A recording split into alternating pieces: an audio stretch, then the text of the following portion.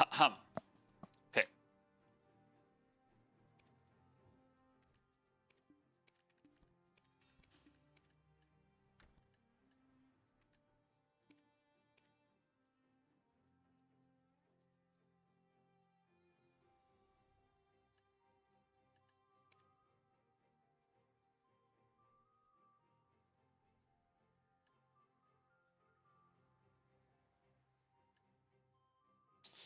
Hmm. Guess I'll do that one. Actually, I need to go do my. I need to do some weeklies because I didn't do them since I was on vacation.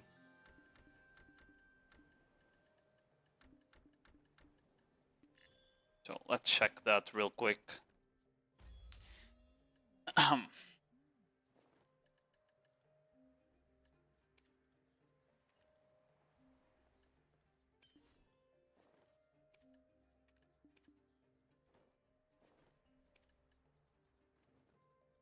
This is Shadow. This.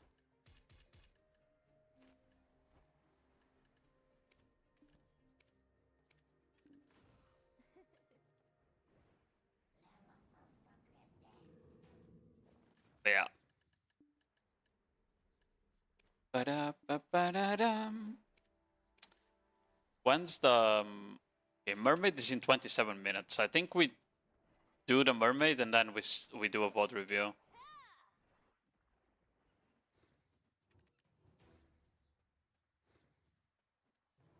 First time here in Ilia Island. Nice to meet you.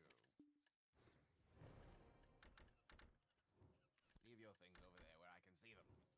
I'll keep them for you.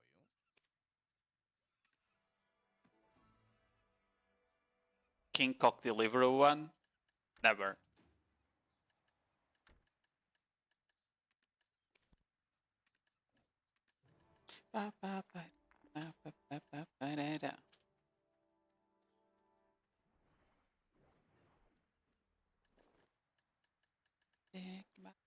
Magic. Okay. Well, the SSs of Dawn keep going down in price.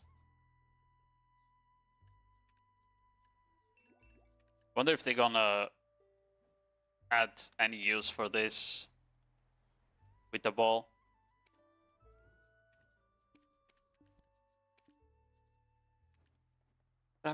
This. Oh, right. I need to buy the weekly shit there. Hold on. 3 of this, 20 of that, or 10 of that, I mean. Okay. Good luck to me. Not the best.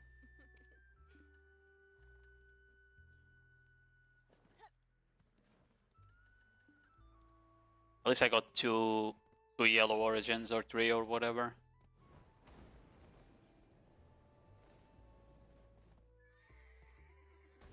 Oh, I slid down the mountain. Oops.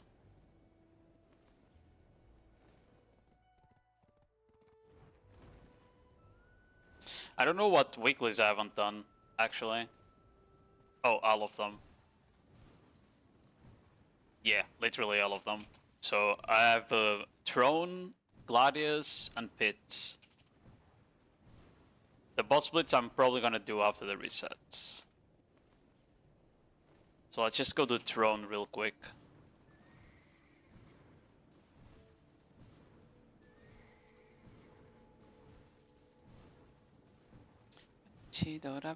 This.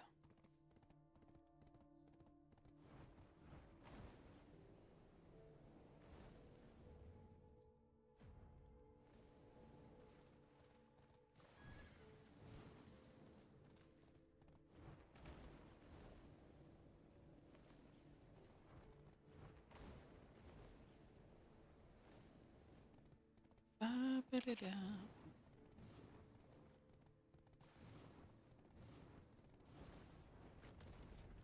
think I have everything.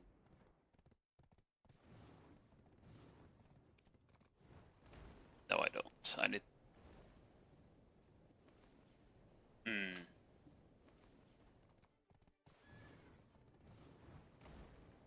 I'll swap when I wanted the drone. I drink my gamer subs.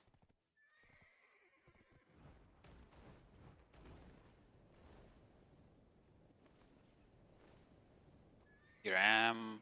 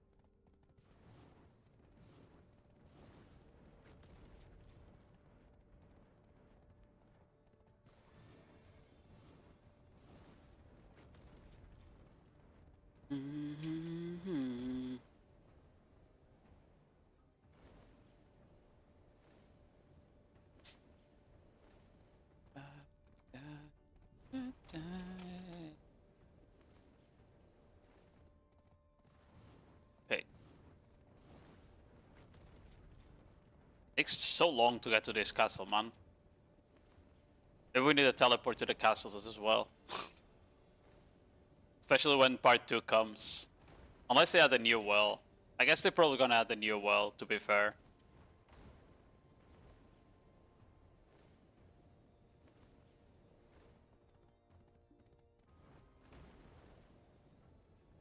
Is there any other town, like... Can't really see.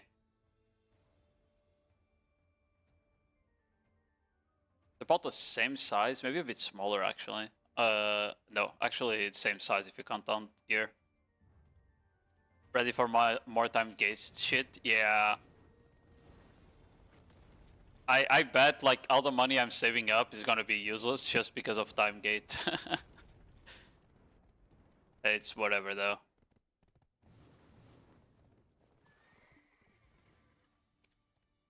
Where is this one?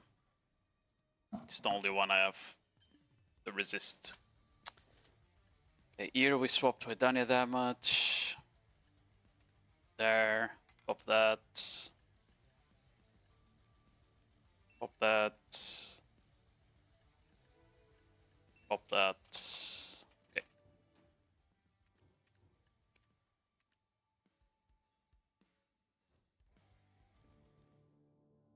Forget not. 'Twas darkness that was first.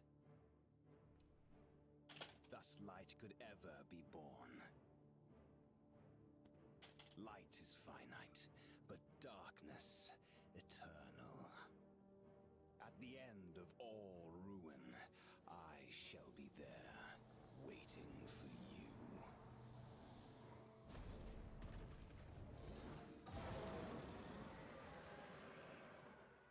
I have 2 trillion save up? That's crazy. Let me show you the true. I probably have like 1 trill right now. I mean, if we get time gated, I guess I can just try and push my last weapon to deck, right? The Awakening one. Even though it will be kind of useless.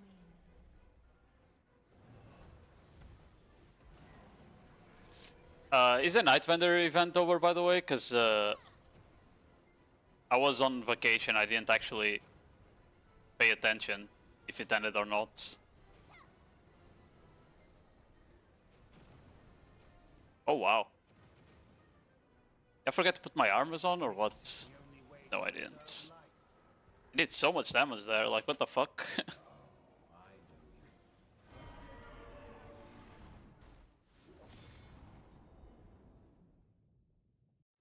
Today, I shall bring you true devastation.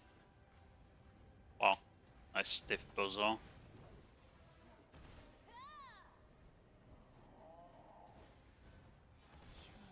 Where are you going, man? Come back here. There we go.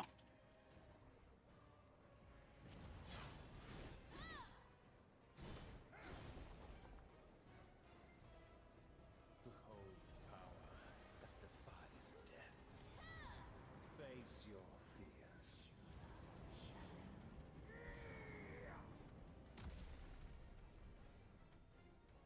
Bear witness to your doom.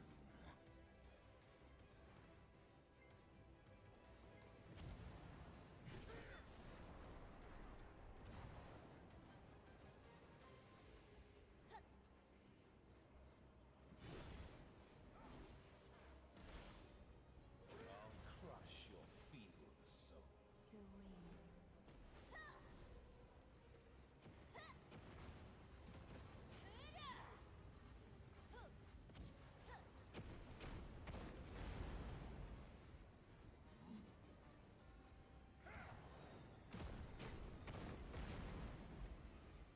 Okay, it's dead. Oh well, I thought the vacuum would get there. It's fine though. Nightwender is over than last week, sad. Nightwender was nice.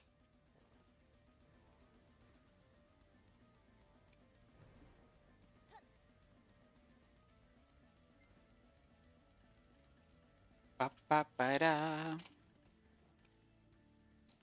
The Nightwender event was nice. Okay. I think I'm just gonna map to town. Just because I'm lazy.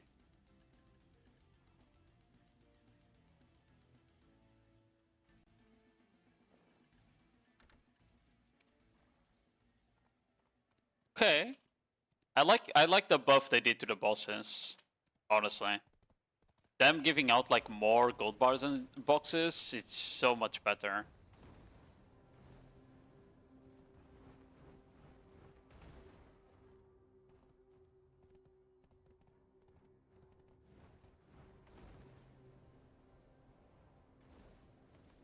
Like,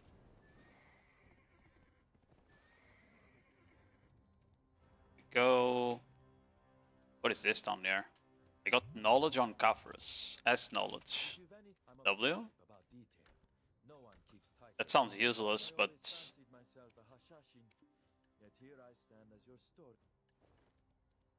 okay. Now I'll do Gladius Pit and then the mermaid boss. Yeah, 15 minutes should be enough. Gladius Pit, mermaid boss, and then we do a VOD review from Hispanic. I just want you here. Da da da da da. Go Idle Fountain for Dome. What does a dome give? This thing here? Oh, it's okay. Yeah, it's one of those. I see.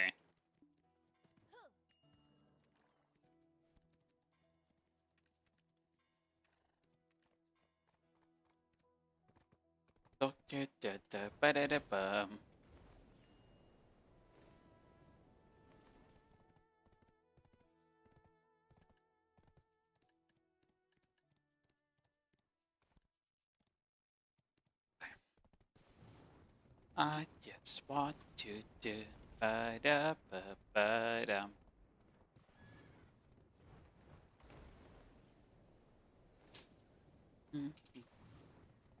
Mm-hmm.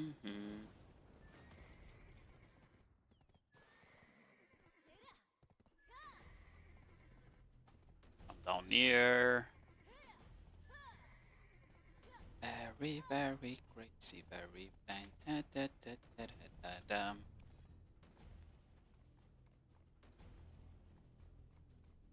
I don't know when the next season of Overlord is gonna come.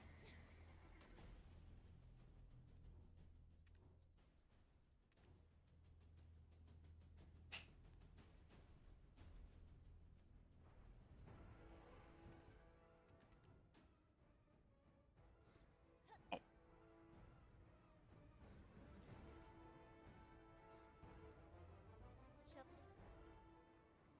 Need you gone.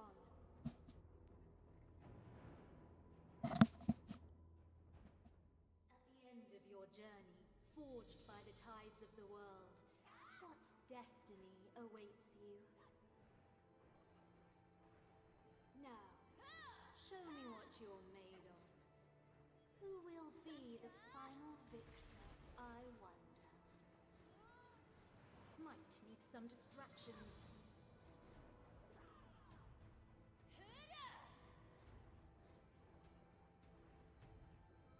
Perhaps this will hold you in place.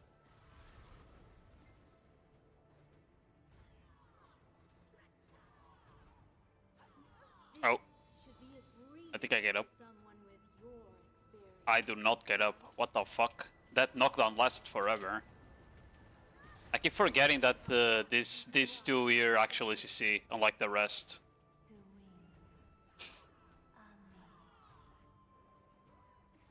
You've achieved far more than I expected.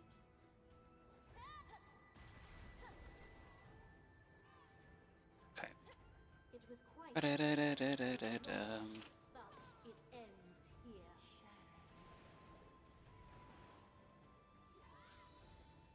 Though you messed up and interfered with my work, I acknowledge your abilities. Okay, did that. We go next. We could have stood together once I'm a more. mess, I'm a mess. Yes,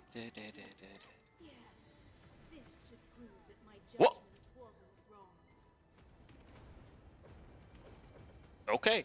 I think I got hit by one of the red beams that I couldn't see because the fucking relic spawned on my face and blocked the whole vision I had. Fuck me, bro. Okay. I hate that the beam. I hate that the red beam still one-shot you, bro. It's legit the only hard part of this fight. It's not getting randomly one-tapped by those just because you got the animation locked or something. Forged by the tides of the world. Like the amount of times I cast my will skills and the red beam just lock in at that exact moment, man. Show me what you're made of. Who will be the final victor? As iframe? Yeah, I could iframe if I actually see it. Might need some But like there was so many red shit on the screen at the same time there that I couldn't even tell that he was casting the one shot. this will hold You you. shouldn't even, I don't know. I don't think that skill should even I don't think those beams should one shot, man. This should be a I'd rather they give like more damage to the shadows or something than the random beams that literally just Let's see how fast you always focus on you, like on the position you are. They have like aimbots. You've achieved far more than I expected. It's the strikers, yeah.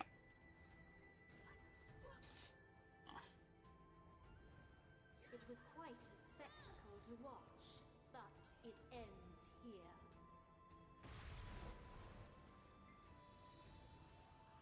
Though you messed up and interfered with my work, I acknowledge your abilities. I'm a mess, I'm a mess.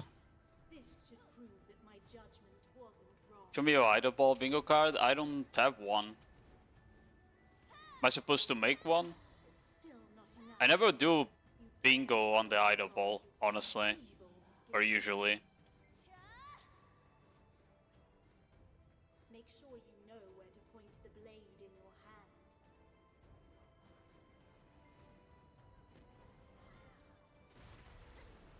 Do you believe your justice is moving in the right direction? Go make one. In my middle square would be shutting down the game. Towards inevitable ruin. Oh, If we can't stop her doom, wasn't paying attention. face the same end.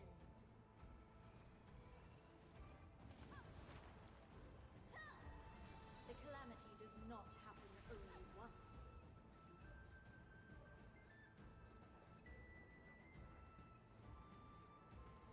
This darkness will not end in 3 days. Is this outside? It is. Fuck. Let me give you a special preview of what the end of the bucket collab? What about budget bucket instead? And they're all orange. Thoughts? You've grown stronger than before.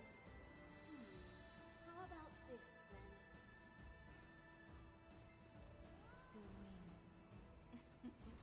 Let's test your endurance. Show me your Okay, limits. didn't reset. It's good for me. Be done with your foolishness. It's not whatever. New. Okay, we have 8 minutes for the spawn, I think, of the flying fish. Yeah. Okay, please give me something that isn't a base demo today. I swear, like the last 4 times you gave me a base demo. It gave me a base demo again. No, wait, no, that's a pry. Okay, okay. I was just blind there. I'll accept a pry. I'll accept a pry.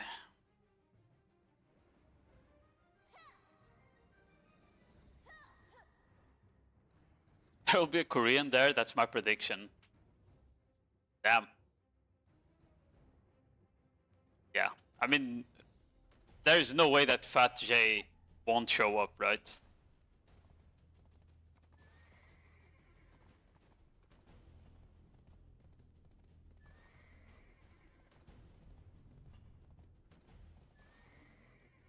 So carried, shut up, yoking gay.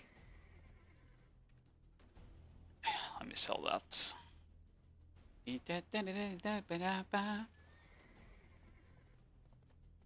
I could do the I could do it on my tamer that's already there. The mermaid.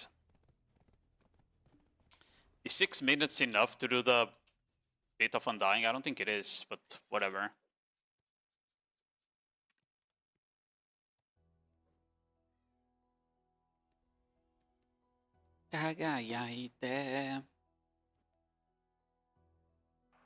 Yo, Spanny, how you doing, man?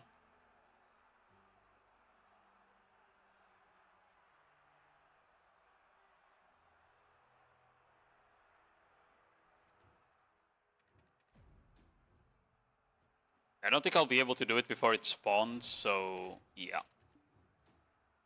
We should be able to do like most of it. Not selling a single demo. I sell the ones I get from those, but I'm not... Because I'm not opening my boss split shit, I have a lot of demos in here, right? Because I haven't opened this.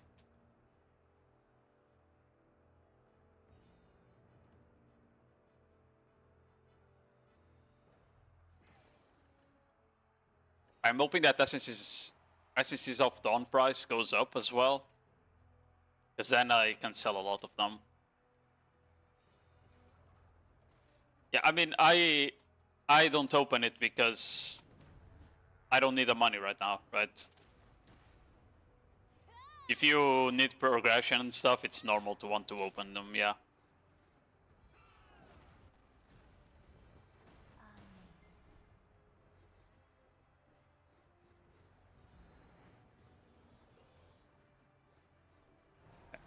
One down. I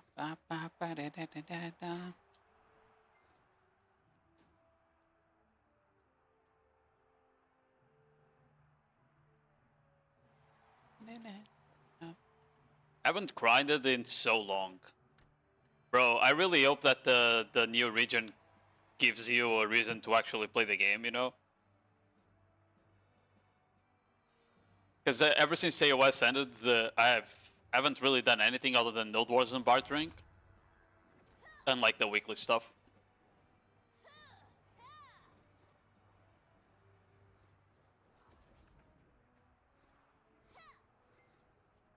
Oh, it's... yeah.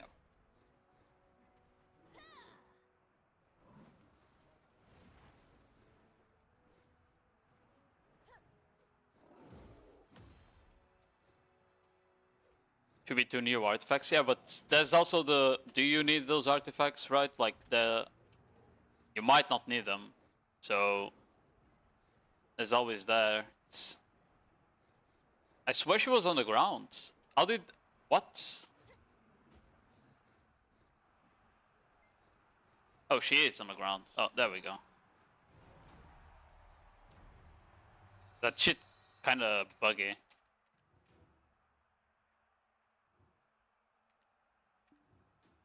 Only the super good people say that.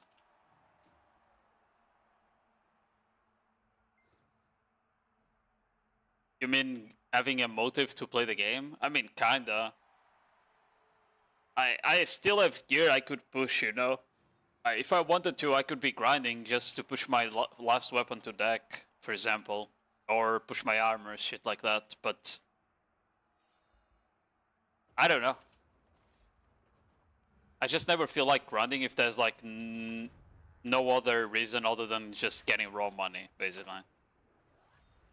The times I grind the most is like whenever we get a new grind spot and it has gear I need to get myself, because it's not really buyable on the market right away, you know?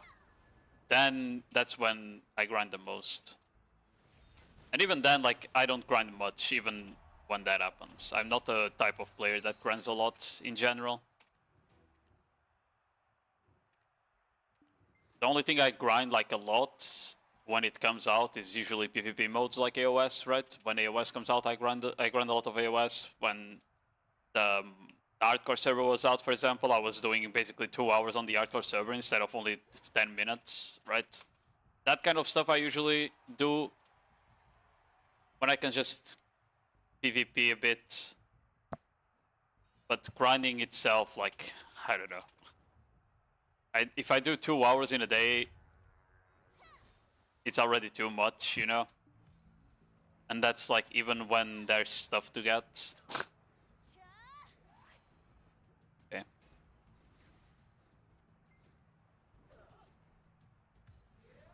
There we go. Actually, I had time to do that after all.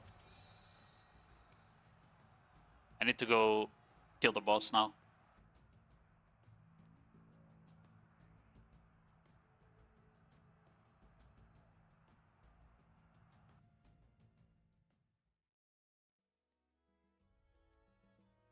But yeah, the new artifacts I'm not excited about just because, like, if it's artifacts that we don't actually need, you know, it's cooked.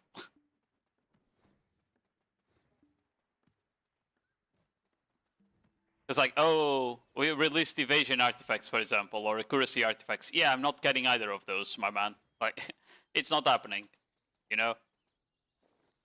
If it's AP artifacts, then I need to do the calculations if you even need them, right? Because it might be better to go for... where's the boss? Is it not spawning? It's like, it might be better for you to go for the human damage set rather than swapping out your DR artifacts, for example. Like, you never know. Depends on the amount of AP it gives.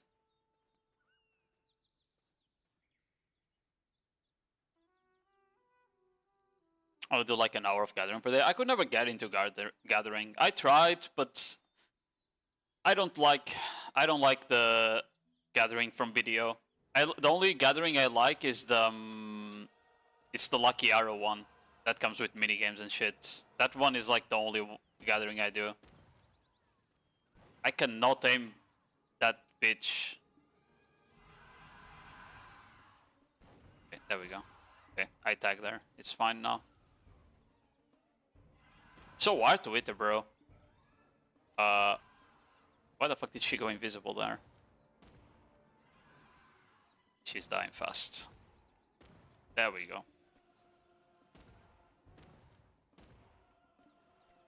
Crazy DPS, crazy DPS. Time to run. Stop body blocking me. Okay.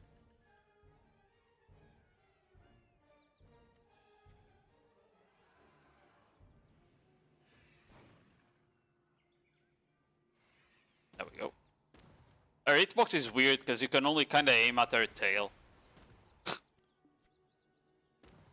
Also, why is everyone hidden besides Mr. Pablo Jr. over here? Literally everyone is hidden besides Pablo Jr.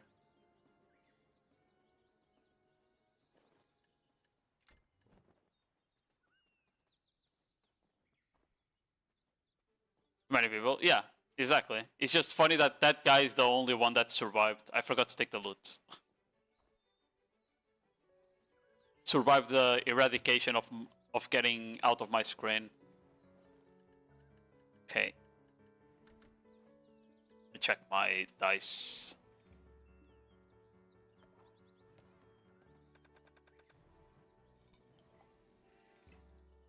Okay, I need blue ones. I need to roll them like eventually, but I have time. Just go accept the rewards, and yeah. We'll do a VOD review now, as I said. I have like 2 or 3 VODs still to review. It was 2, but someone sent me a 3rd one, so... Today we'll probably do 2 more VOD reviews, 1 before Nodewar, 1 after. Maybe 2 before if I have time. Thanks for the follow, Mate.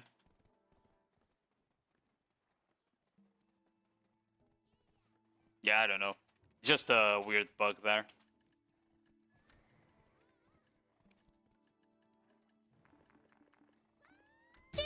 What do I get from this? Fail stacks. Useless. Legit useless. I gave her the lobster. Do I need to do something else? Give the baby whale? Oh, okay. I see. There's another step. I tried FK fishing, by the way, during the night. Not because of like this, right? I tried to FK fish to see if I would get any of the maps. And I didn't get a single box. So, honestly, I think I'm just not gonna bother FK fishing.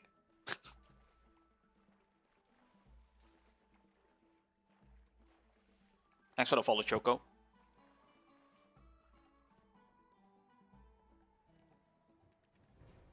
There we go. Now I can go back.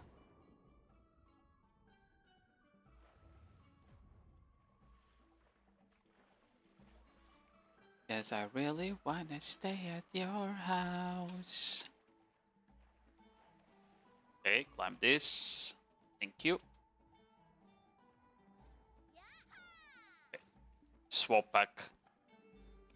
And let's get ready for the VOD review then.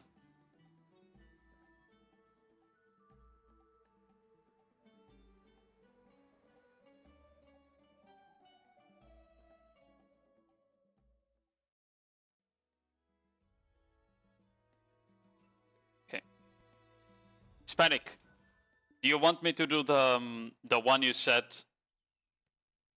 you made mistakes, or the 6v6 one? I feel like the 6v6 one will be like a lot of base hinting, so it won't be as entertaining.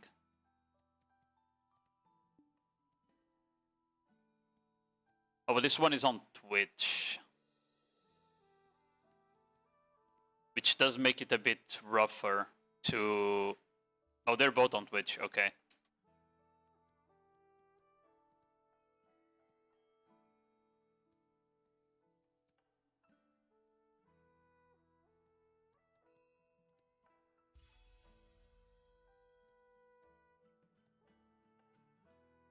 Okay, I might not have a Nodewar slot because we're doing a lot of 40-mans, so we need to have people on the bench.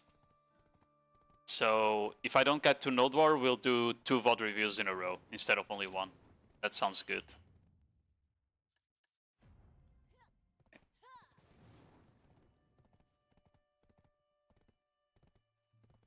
Can I upload? No, it's not needed, it's not needed. It's just because when it's Twitch VODs, it's I can't use the arrow keys to go back and forth 5 seconds. Twitch does like 20 or some shit like that. It's a bit annoying. But this, I can live with that, it's fine. Okay. I'll just do the one VOD that's not the 66. A swap. Browser full. There we go.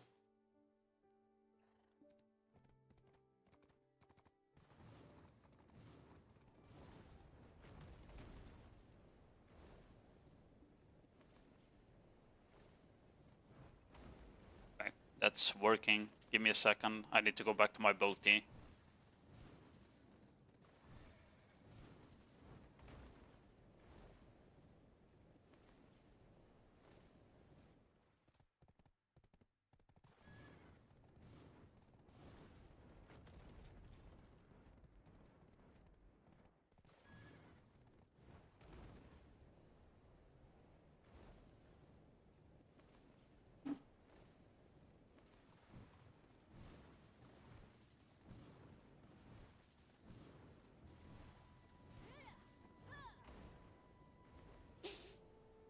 I'm new to Corsair. Is there any updated gear guide for Uncap Corsair for Nodewars? I couldn't find any on her videos or in Discord. Well, I don't really have a gear guide, no. Like in general, it's also because like I don't recommend people play AP Corsair, and I play AP Corsair on Uncapped. And I don't really recommend you do that, to be fair. Unless you're like good at the class already. And making a gear guide for DP, I think it's useless because it's literally just put on DP and face roll your keyboard, you know? So I don't know. If you need a gear guide to go DP, just look for DP builds from other people. But in general, it's just you slot in like 3 DR dawns, 3 evasion dawns, and you're done, you know? If you want to go full AP or close to full AP like I do, I run this, which is DR artifacts with rigid shields. Then on my AP crystal, I run this, which is full AP crystals with 2 bitters and 1 HP. And that's pretty much it.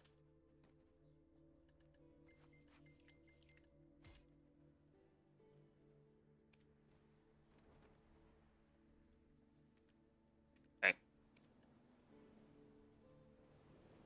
I will be now starting the VOD review then.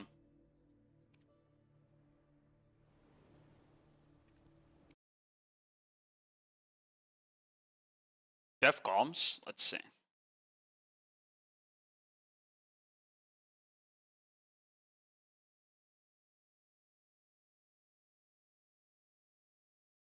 Why are you naked? Is it really hot over in NA?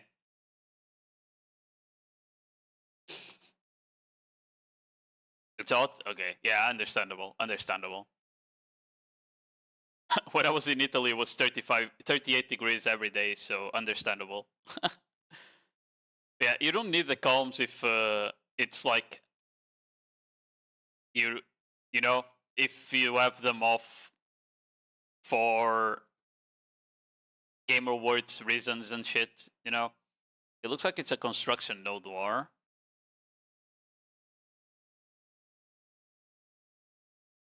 It's starting here. Is it like a 2v2 or something? Do you have like the brief? Hybrid FDR? I mean, you can do hybrid. I just don't like hybrid because the class already does so little damage on AP. When you go hybrid, you might as well just go full DP because you don't do damage legit the moment you go hybrid.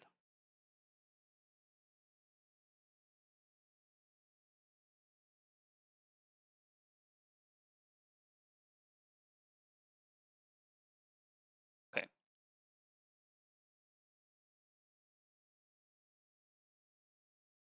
That's simples. A 3v3. Okay, okay. And you guys are mainly fighting impulse. Who's Impulse? It's Pulse and who else? Should be a pretty weak guild, right? I don't think Pulse would be a very strong guild then. Oh. Accidental blasted there, W. Ooh.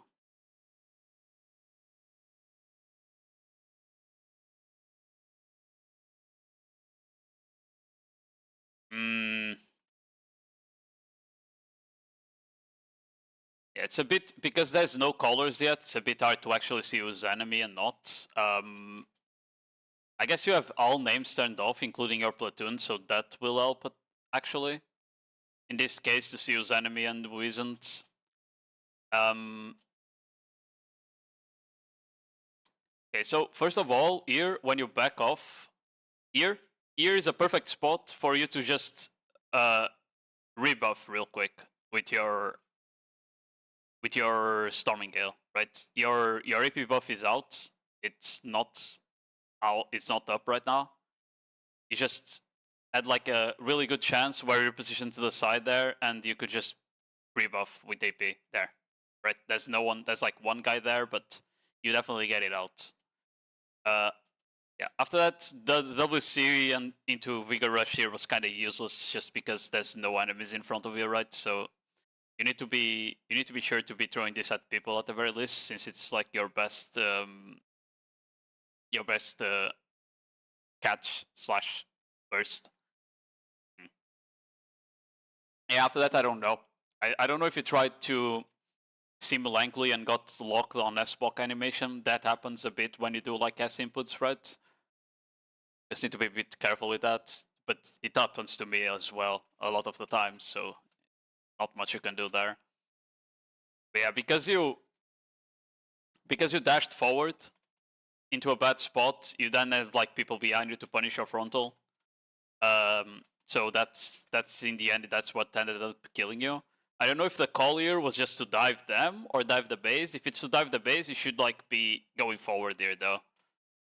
Like you had a shift Q, double RMB up. You could have just used that to go up and dive further into the base.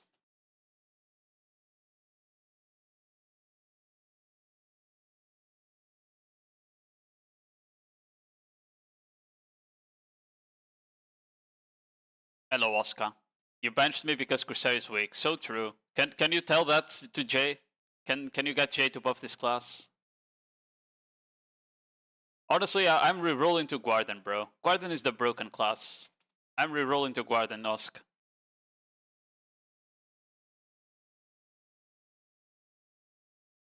I would like if you throw the overflow there. Like there when it jumped up. This is like recognition, right? Here is fine. I don't quite know if you like. I feel like you should be like a bit more aggressive here, because you guys don't have a flag, and the call is clearly to do structure damage. So I would like if you try to be a bit more aggressive into staying inside the barricade range while you have full HP. You only disengage backwards if you go down to like 20 to 30% and you're trying to kite. But while you're full HP, you kind of want to stay, even if you don't have whales, you kind of want to stay aggressive, right? So you can actually do damage to structures. But like here, you missed the WC. But like you see the guy literally S-walking on the Corsair. You had like half a second to a second to react and pop an overflow on this guy. Like look at that. The guy does S-walk slowly and then throws out a shift RMB. You definitely see this Corsair if you just throw overflow there. You had to react faster to that. You need to like, the moment you recognize an animation on a class that you know is unprotected, you need to throw out a CC. Overflow is like instant. If you're not locked in any skill, the overflow knockdown will always come instantly. But yeah. You died there. I mean, I don't know if the call was to die or to disengage there. Without a flag, it's kind of rough anyway. You guys are pushing people with like 5-second respawns. There's not really much there. Like when the war starts like that and there's no raid fight because you're just pushing bases, your objective as a Corsair is, as what I said, you need to stay on top of the base the max you can. without kiting backwards and just throw damage into the Ricos from outside. And just skirmish, basically, like that, you know? Basically, you go in, you throw the whales, you skedaddle backwards, you throw the Fonto Guards on a spot where there's no one to punish them, and you repeat the process until eventually you die, because that's what's gonna happen, because that's the call. You are so fucking lost here. Do you not have a tier 10? Is this like a tier 9? Hey, what the fuck are you doing, bro? Bro, what are you doing? Are you pressing T? It's not fully leveled, so it doesn't have all the skills. Okay, you're just griffing then. Because if this is a tier 10... If this is a tier 10 without all the skills, you're just griffing. Because you just press EQ and you go up like 20,000 meters and you bypass every obstacle, bro. What the fuck is this? I'm watching, it's like I'm watching a woman drive, man. Give me a second. I had to go on my boats.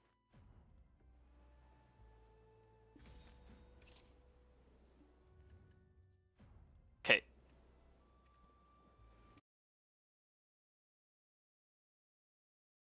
Hello, Alba. Okay, we're going here for the reposition, regrouping. Take our weapon out right away. Yeah, don't walk without your weapons out, because you can get like randomly a Wago engaged. You know. Don't run. You try to regroup. Just run. Throw yourself down the cliff there. Legit, just throw yourself down the cliff and call your horse again. They didn't chase. Like when you're regrouping like this, and you went into the enemy raid, and then you try to disengage. Be sure that you're not disengaging towards the regroup, because you don't want to lead the whole fucking raid to the regroup point, because that's just gonna delay the regroup, because people are gonna have to run. And 2, don't even go near the blob in the first place when you see they're on top of the regroup point. And yeah, as I said, if I was there, I would just jump to the left side towards the sea. And if they want to chase me, thinking I'm leading them to the regroup, I'm taking them to the middle of the ocean. Especially because you're a Corsair, you can literally just dash into the ocean. Yeah, it looks like that's the problem. You see, like there's a lot of retards on your guild that literally did what I said you shouldn't do, which is they led the enemy ball into your regroup. Like the couple of retards that were in front did that. And now your guild is getting engaged while regrouping, which is like the worst possible thing that can happen.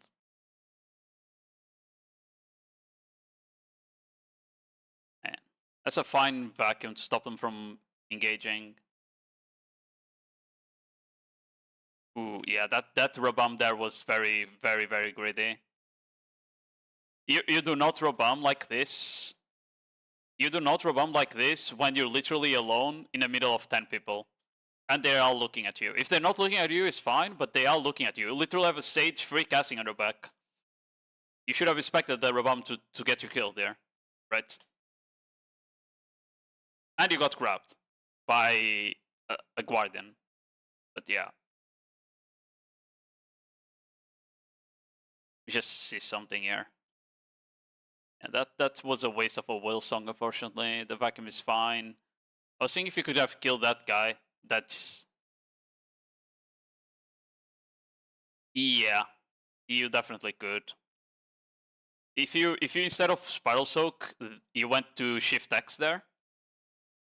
Right? The guy you had on the ground, if instead of doing Spiral Soak, you did Shift X or SF or any other skill, even Overflow on this spot, you definitely kill the guy. Instead of letting someone else steal the kill. You had so many cooldowns up. But you went for like the slowest one, so someone else stole the kill.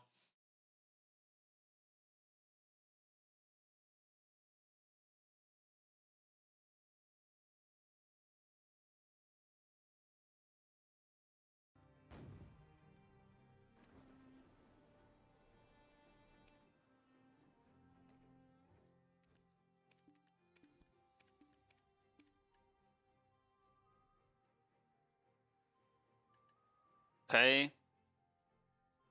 We're regrouping. You didn't get stuck on anything. Your horse is still slow as fuck. So be sure to fix that fast, by the way. Be sure to fix your fucking horse fast, because it's kind of just griefing our guild, having a horse that's this slow. It's like me playing on NA. Chicken reviews any VODs? That's the only VODs I'm reviewing, honestly. Because the only people that ask me for reviews are basically the PvP Academy players. Mostly. I don't know. Corsair is also not very popular in EU. Not a lot of people play Corsair on EU. Because, I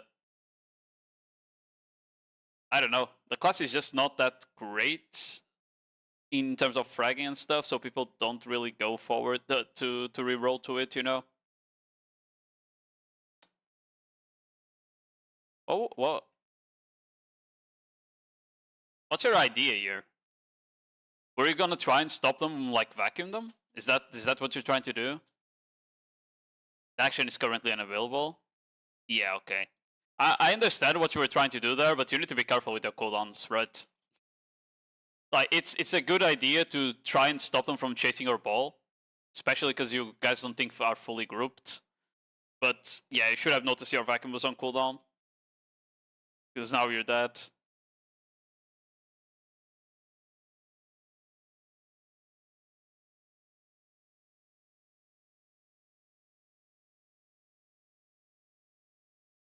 Can you VOD review me?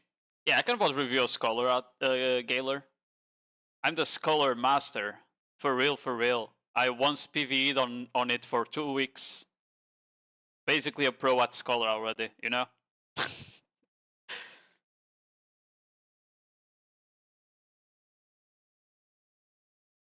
Have you been playing Purga Seraph, by the way? Bro, watching you drive this fucking horse is painful, man.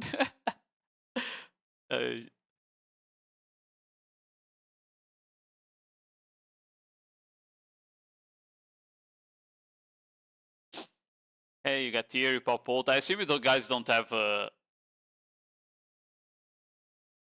Jesus, the fight is so spread right now because you don't have a flag.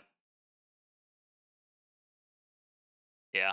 I mean, it's just skirmish central, so I'm just watching your skirmish right now. There's really no call or anything. Oh. Your game crashed. That's another like 10 minutes of regrouping with your horse now.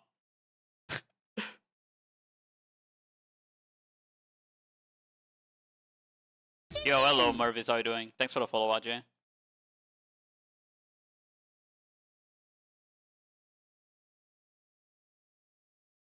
Yeah, I know.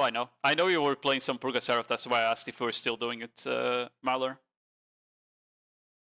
If you want something that does a lot of damage, Purga is way better than Corsair for that, right?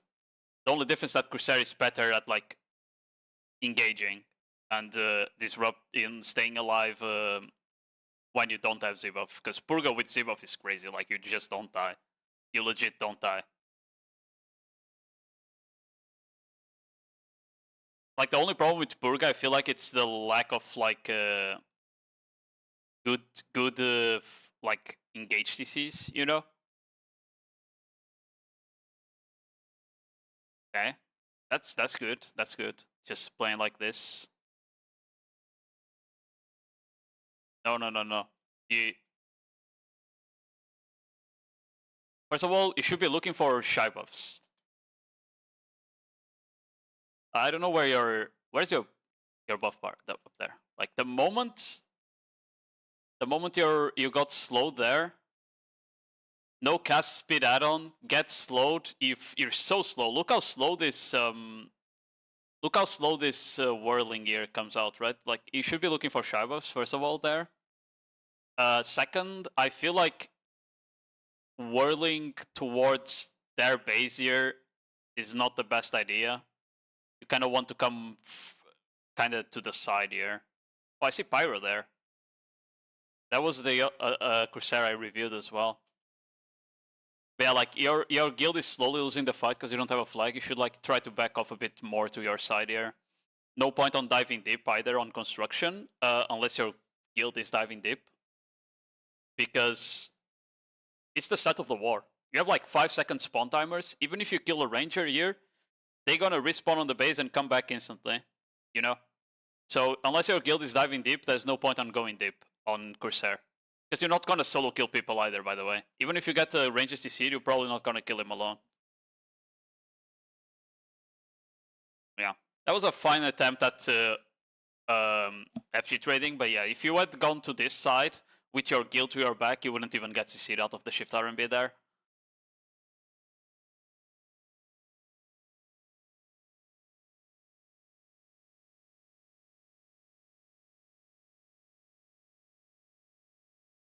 I mean, the problem with Burga Seraph is the same as Sakura.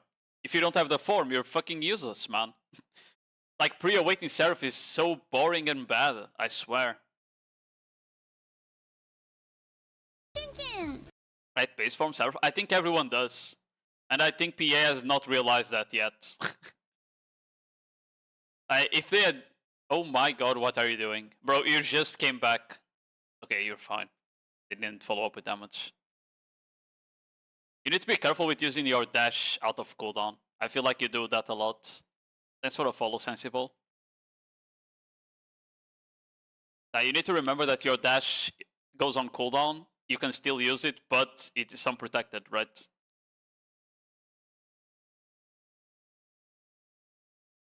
Until now, it was kind of just skirmishing, because you still don't have a flag, so you don't have like any full raid fights here.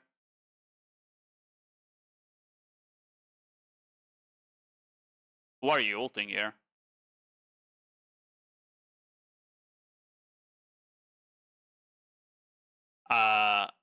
Yeah, I'm very confused with this ult. You popped the belt and then you instantly ulted, and you're literally alone in the middle of the whole raid here. The vacuum still I was fine there, yeah. You're gonna die if you commit to damage. Yeah. Yeah, you see what the problem here was? I'm gonna tell you what the problem was here. Doing a vacuum here to stop them from both engaging and from you not dying, right? This is fine. Why do you cancel it with Skedaddle? Why do you cast the damage and then cancel with Skedaddle? The flow. Use the vacuum flow. I've said this multiple times. Every VOD review that we do with every Corsair, I see it underutilized. Use the vacuum flow. If you vacuum flow towards your ball and then you Skedaddle, you get like so much distance in iframe instead of being left here in the middle of enemy territory, you know? Or then you can just not use the Skedaddle at all, and now you would have Skedaddle, you know?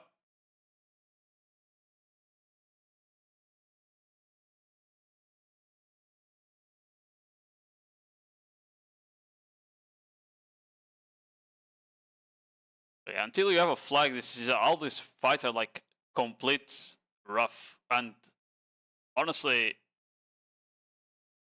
I feel like your guild shouldn't even try to do this. Until you have a flag up, if you can't like win fights convincingly 1v1 against the ball, your guild needs to pull them away from the base and then backdoor the base, you know? Or then you just push another base that doesn't have the enemies in there. That's what you do until you have a flag up on construction. If you can't like just completely wipe them 80% of the ball with only losing 20 of yours, right? Because right now they're literally just catching you on the regroup every time, and you're fighting like for 2 minutes, you know? It's just weird right now. Main thing I see on both specs on Corsair is that people get better at the movement. Yeah, I mean most of the skill expression on Corsair is the way you use your movement. Yeah. Well, we have a bit more skilled expression now because of the combos we need to do. Because of our whales not doing any damage, you now need like really proper positioning, you know, to get kills and get your frontal guards out and that's like other part of the skill expression now the class has compared to how it used to be, where you could just kind of knock down into whales and you would be able to kill people most times. Yeah, now the whales don't even kill people at 20% HP, so it's a bit cooked.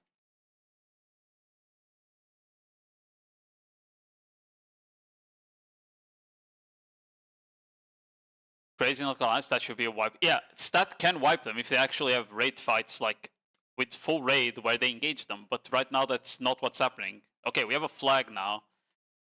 But now we don't want this flag to get backdoored, because that would be very annoying for, you know? Why is this ally bombing into you guys? That guy retarded? Oh, he plays Meiwa. He definitely is retarded, to be fair.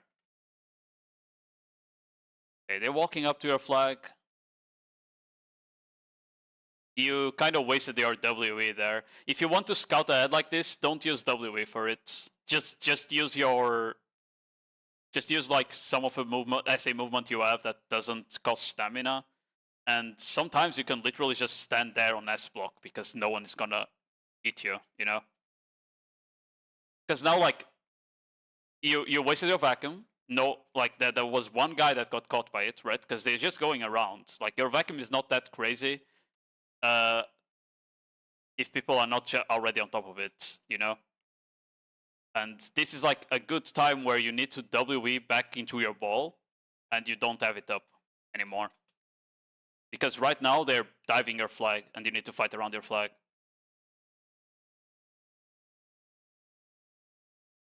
Because, like, here you're not really hitting anyone. There's like one retarded Muso that for some reason is SA trading your whales. God knows why. Like, you're not really getting a lot of value because you didn't have mobility to go back to your ball.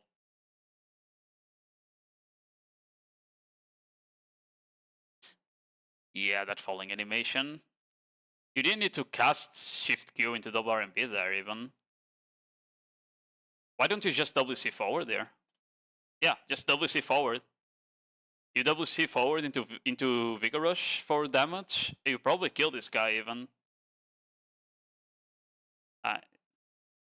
You honestly deserve to get it staggered there and die. Just for doing that downhill. You kind of don't want Stormy Surge downhill because it increases the chance you get it staggered and get falling animation.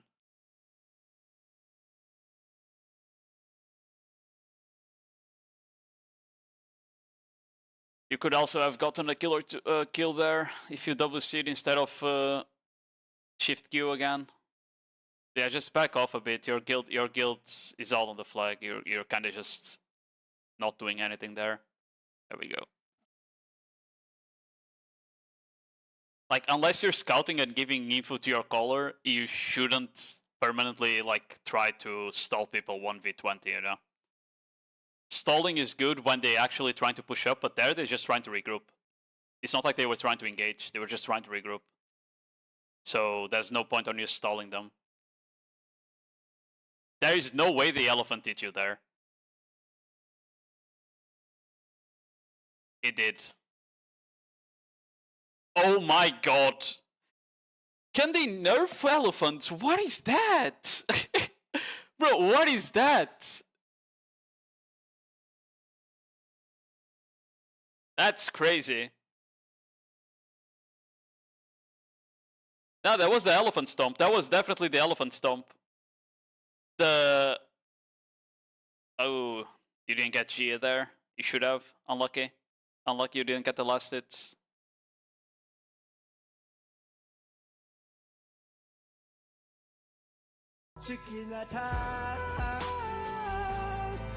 Second. Before he fades the black.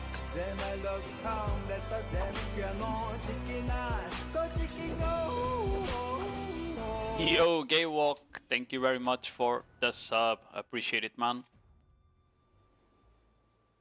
How's the Ash Shark going? I need to stop double RMB. Yeah, I've been using that a lot when not needed. I know a lot of Corsairs use double RMB to like stay in SA and protect it. I just don't like the skill. I feel like it's too slow And if you get used to double RMB as I say rotation, you're gonna start casting it on the enemy ball and just dying on it, you know? It's fine like when you're just on the sides and skirmishing, but inside the enemy ball, the moment you cast it, you die. And I feel like a lot of Corsair just learn one SA rotation and then they repeat it, and then they start dying because of that. Don't full cast the vacuum there. The flow, the flow, the flow. Especially because you were under a Valcult, bro. Like, you literally, by full casting the vacuum here, you're under an elephant and a Valcult. If the Valk drops on you, you're gonna get wounded for like half your HP, even on whales, right? You got lucky, she actually jumped past, and this elephant wasn't stomping anymore, but here you just flow out. Like, there's so many people for you to fight on this side that you can just flow into, you know?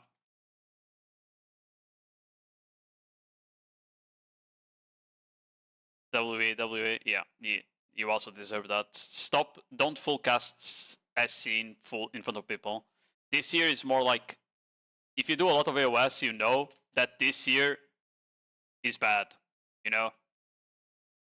Just dropping SA into this is you literally asking, are you guys stupid enough to not press the grab button? And the answer in this case was, this Guardian is actually not stupid, you know? Corsair is a very easy class to grab if you know the animations. Very easy class to grab. Especially if you play it like this here, you know? So the things I would do different here, you flow out into like where that ranger, where that archer and GM Monty is. Now here, for example, you are whirling in the right direction, but then you WC in the wrong direction. You're trying to CC a Corsair. Your target here is the Sage. Your target here is the Sage. He's doing a frontal guard skill, I'm pretty sure. And if that's not a frontal guard, doesn't matter. You don't want to be in front of the Sage, you want to be behind it. So you don't take damage, because that class is a class that can just 2-skill you, right? You don't want to take damage from him. So here you're whirling in the right direction, but after that you either simultaneously back through the Sage, or you WC behind him. And if you WC behind him, you might get a knockdown on his back, right? And you get a wall in your back, so you can throw frontal guards safer, right? You put your back to this wall and then you throw frontal guards. You need to abuse the terrain like that. And yeah, here, the moment you do this Spiral Soak here is not for damage. It's just to stay protected. You need to cancel it with WE instantly. You just cancel it with WE. Spiral Soak into WE and you go backwards and wait for the rest of the guild to show up. Because you're not gonna 1v... Well, there's 2 people here or 3, but you're not gonna 3v10, you know? On full SA classes on top of that. Yeah. Where are you going? Half of your ball is on the flag and the other half is in front. I don't know what's going on here.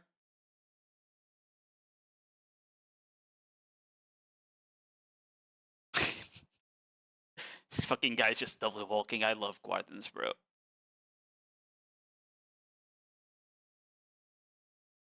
Yeah, you got grabbed again. Yeah, you did. Again, this here is just you being greedy with whales again. I think this is a good lesson to learn eventually, because like Corsairs at the start, this is the steps of Corsair gameplay. They start by just dying in SA, then eventually they get good enough to not just die in SA, and they start getting grabbed all the time because they realize that they can't commit for whales. And the next step is a step where you just stop greeting whales in bad spots so you don't get grabbed. You know, that's the next step.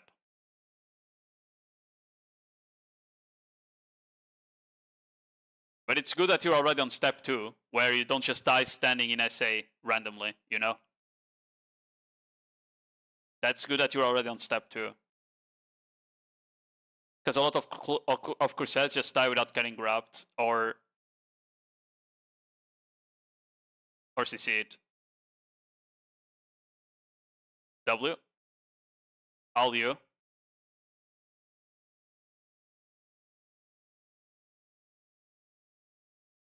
Please cancel with the vacuum. You're doing the same thing, man.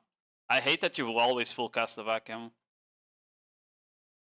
The only time you want to like cast the damage part of the vacuum is if people are already low and you want to get a last hit, you know? But they will have full HP there. There's no point on you casting it.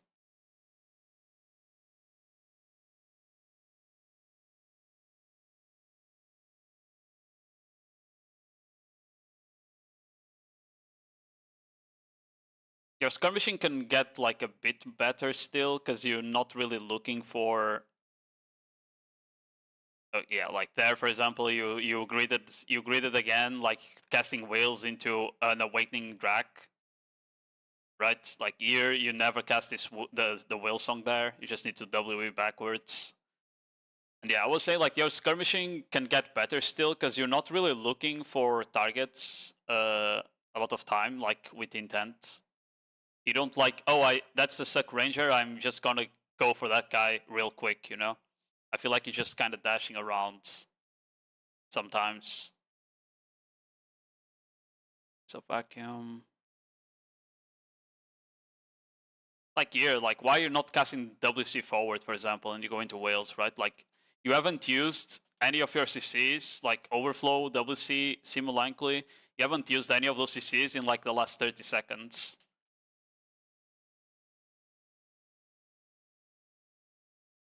Okay, use the overflow now.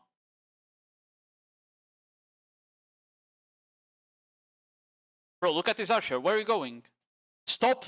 Okay, stop perma looking at the full SA classes. I feel like you're doing that a lot. You're just perma looking at the full SA classes while there's targets that are actual DPS classes that you need to hit. You're going after a suck Corsair, man, when there was an archer. Even if you don't CC this archer, right?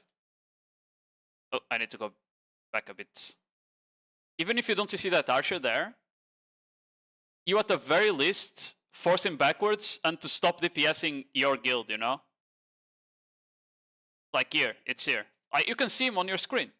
And you have a perfect whirling behind him. You go behind him and you try to punish a frontal. If it doesn't work, he runs away and he doesn't hit your guild. It's a win-win. You don't go for the Corsair there, right? You don't go for the Corsair there. That's just wasting, because you're never gonna CC her. You need to zone the range. W shift X skill. Okay. More of that assassin's instinct. But the thing is, like, on Corsair, you don't want to think like an assassin because you don't want to, like, just solo dive the backline, right?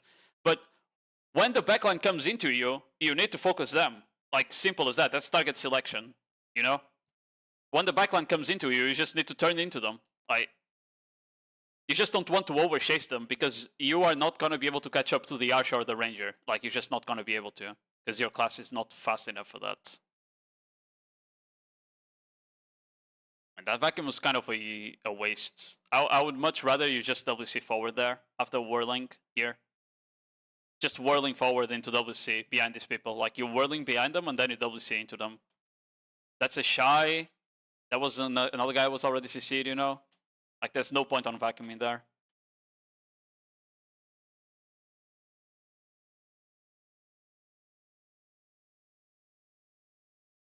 Okay, your guild is disengaging, so just start disengaging already. Your guild is disengaged, just disengage. You're not doing anything here. You're gonna get grabbed again, probably. It was a suck line, not an awakening. Okay. If you want to be behind them, at the very least, throw out the CCs, you know? WC, not overflow. If you're gonna do what you're doing here, at least throw out the CC. Like there. Get in the habit. Whirling slash WC, whirling slash WC, whirling slash WC. You reposition behind their back, you throw out the WC. Every time. And now you grab because you're casting whales on their back. Like that. Okay? That's what you don't want to do. The whale skills, the best time to cast them is when you're going in with your guild, because no one is going to grab you out of them if you have your guild around you. But if you're diving in on the back alone, you don't want to cast the whale skills like that, because that's when you get grabbed easily. Yeah, WC is a skill that you're kind of casting just off cooldown almost, because whenever you have whirling, you have WC, and whirling is perfect to get you behind people, so you always try to knock down them after, you know?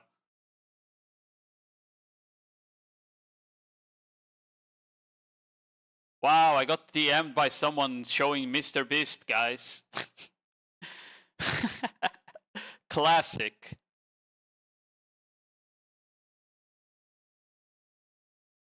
Okay, here we finally getting to see the base, so let's see what we do here. That's fine. Just whale bombing, that's good.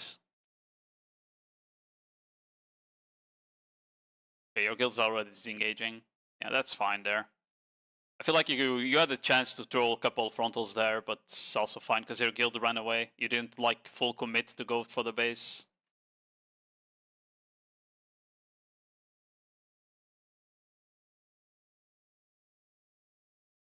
Okay, that's a good vacuum. That's good. Would have flowed out, used the flow instead of skedaddle, but that's whatever. Where are we going? Okay. I feel like a lot of times just go too deep for no reason, you know? Like, what are we doing here?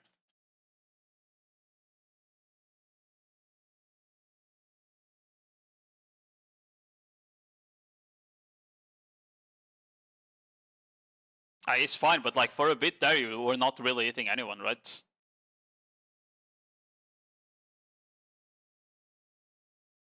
You could get wiped, otherwise there are only like 10 of you here. Oh, they're still regrouping, I see. Yeah, I mean, Impulse is just much weaker than you guys, to be fair. Yeah, like after this vacuum, right? After this vacuum, you purportedly went to the spot where there was no one, literally. Like you went after no one, right? Because even after your vacuum, they can just keep going forward, which is what they did.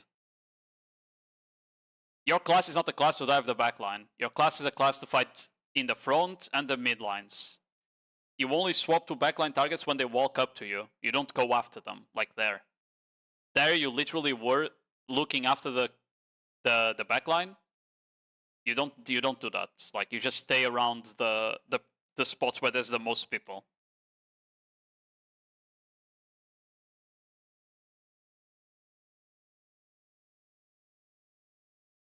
Then okay, we already saw this. They're gonna back off now.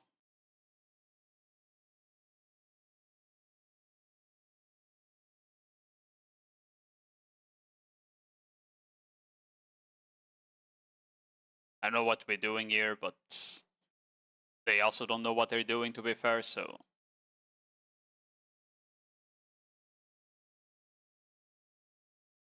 Your guild is engaging. Yeah, you kind of didn't participate in this engage because you were too focused on this guy. Like, the moment this engage is being called, you ignore this guy completely and you just WE forward, right? Like, it did get CC'd, but still. You should already, you're in a great position to get a Giga engage off, you know? You're already on a great position to get the Giga engage off because your guild is going from the south and you are on a flank position. You should already be WEing forwards as you see those greens going through, right? You should already be WEing forwards. And you wouldn't even be able to react to this guy being CC'd if you did.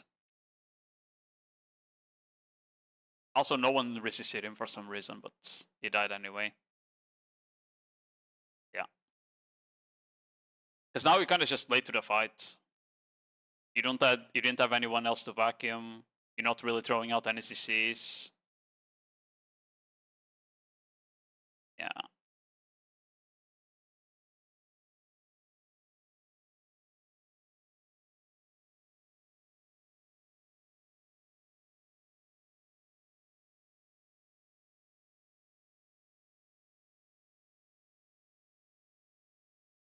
Just get out of there. Your guild is like regrouping.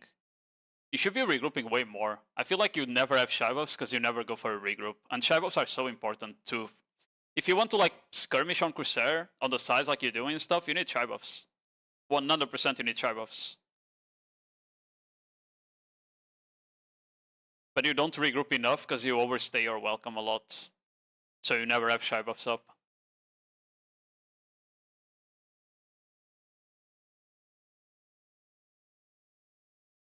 It's a good vacuum.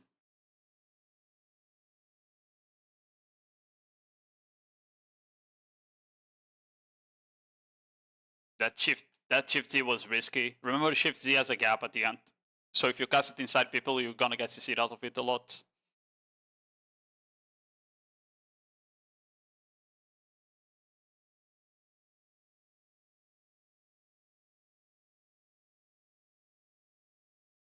You are kind of diving in alone here for no reason. Your guild is just regrouping on the road. They're not going in yet. Your vacuum is down now, so you don't even have like that. And you're gonna get grabbed. Yeah. Okay.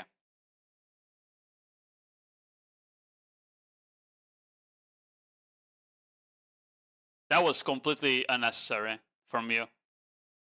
Because you weren't even like trying to CC check people or anything, and your vacuum was already down, so it's not like you were gonna set up an engage, right? The way you were playing. If you want to like be in early, at the very least, you need to be throwing out CCs and shit. You can't just be doing that to rotate SA. Because Corsair is not threatening. Like, you rotating SA in their faces as zoning is not really threatening to anyone. Like, you're not gonna kill them, you're not gonna CC them, they won't care about you, they'll just throw damage into you. That's it. So if you want to do that, at the very least, you need to do it as like a setup to a re-engage, you know? So you need to like hold on to your skills until your ball comes in, for example.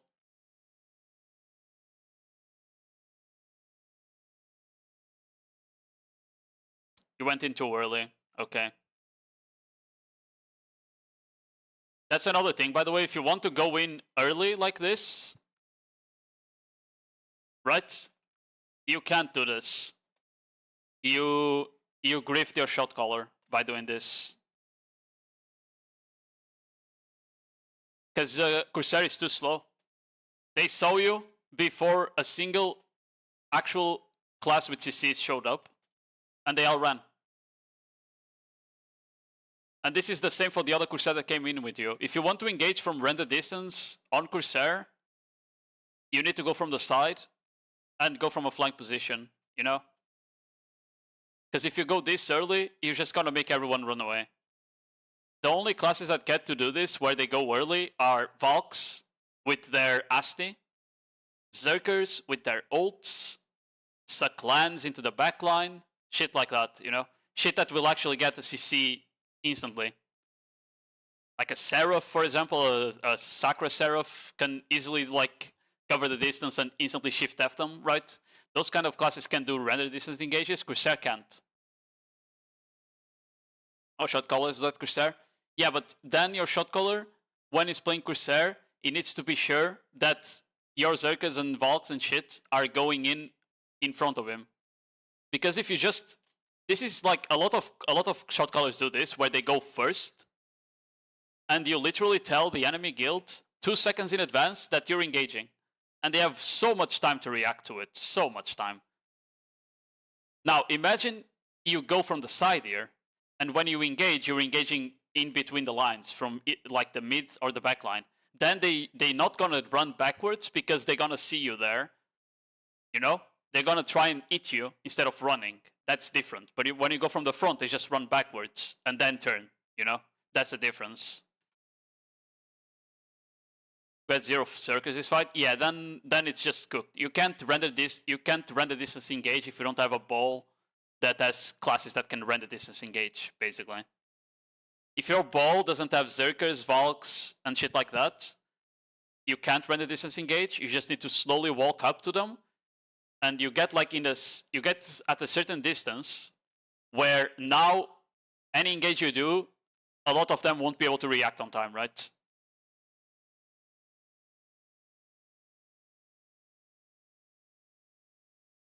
Because now, like, the fight just spread out a lot and people ran backwards, you know, like, and pulled you into the FTs and the watches, and instead of you guys just blue feeding them convincingly, as you should be able to, because you're much stronger than Pulse, it kind of just went 50-50, right?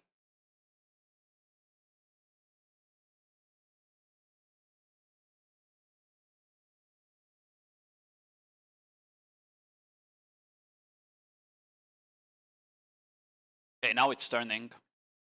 Because you're not really fighting on the base. You're not really getting any damage down, which is a bit annoying. I don't know how the rest of the fight is going, if you guys actually need to make progress on the base or not, but I feel like your guild should be like strong enough where you could literally just push this south side of the base and then like do damage, you know? If you actually get like a good engage where you wipe like half of them. That's the difference. Like when you get a good engage, you wipe half of them and you don't have like 20 seconds where you can just get control south of the base or east of the base and range into the structures. And after you manage to base lock these people once, it becomes hard for them to get out, you know? They don't get to regroup like this and push you back if you manage to actually, you gotta watch it. Yeah. That's kind of how it goes. Like that's why you want like a really good convincing engage on these fights, because then you can make a lot of progress out of it. Keep disengaging. I feel like this. Don't go in. Please don't go in. Yeah, you got grabbed. Yeah. I don't know what you're doing here. Here you just go for regroup. That's what's being called. If you want to do this, you don't cast the wheels on their face either, because you're literally just asking to get grabbed again. It's a really bad habit you have.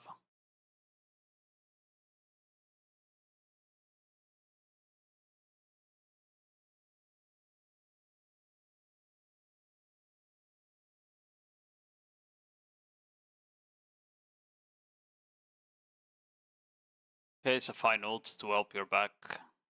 I think they died anyway, but it is what it is.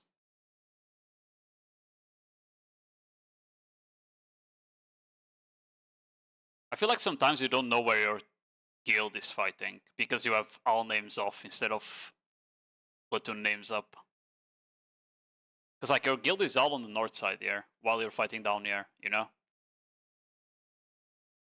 You should be fighting on the north with them.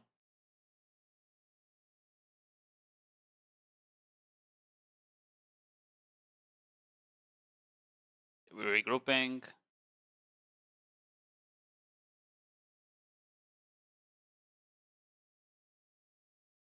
Yeah, this was a bit better as an engage, see? Like, you weren't on render distance. You can see them already. So now if you WE, they won't have time to react. Like, you see the difference compared to the other engage? They haven't run away yet. You could definitely have gone, like, even a bit further and vacuum there, right? You had time. Like, that's the difference between engaging when they're already visible and engaging from render distance on classes that can't do it.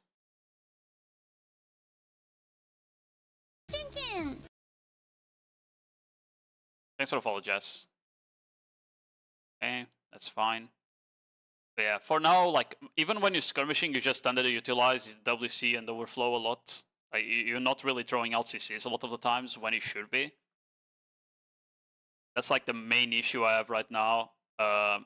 Besides you like gridding whales into grabs and shit like that, and it's like when you skirmish, you don't fish for CCs enough.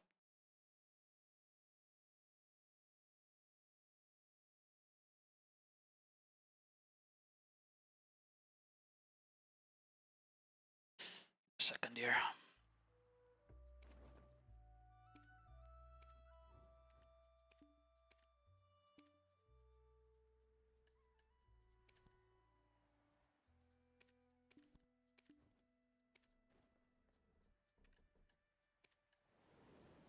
Who followed? It was Jess. I already said that. Okay. Yeah. Besides that, like you need to go regroup way more. Unless you're a scout giving info to your shot caller, like saying that they're about to engage or they're moving up, stuff like that. If you're not doing that, you don't move up like you're doing here, you know? I feel like a lot of times you're way too early inside the ball or don't disengage, stuff like that, where that's like, you only do that if you're scouting for info. Where are you going?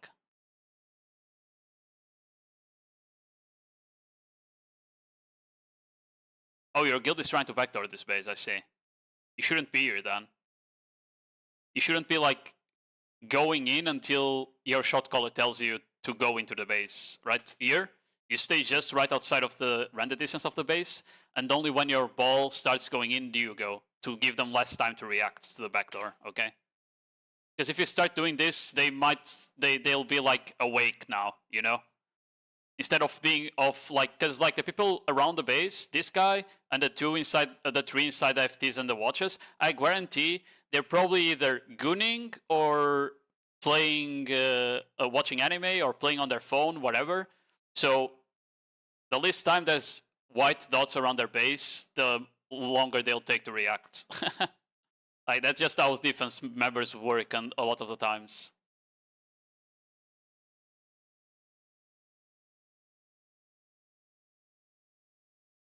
Here it's fine, you're doing DPS on the Ricos, I like that. You don't need to be there. They don't have anyone to do damage on you yet.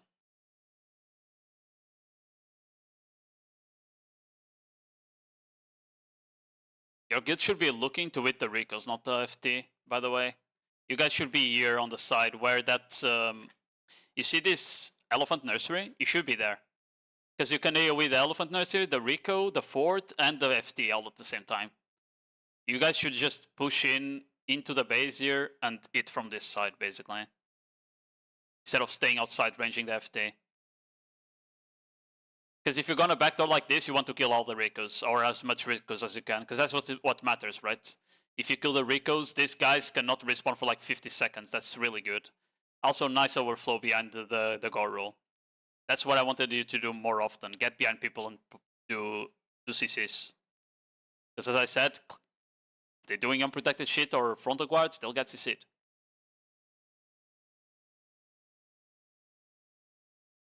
Yeah, here, for example, you didn't need to go into the FT.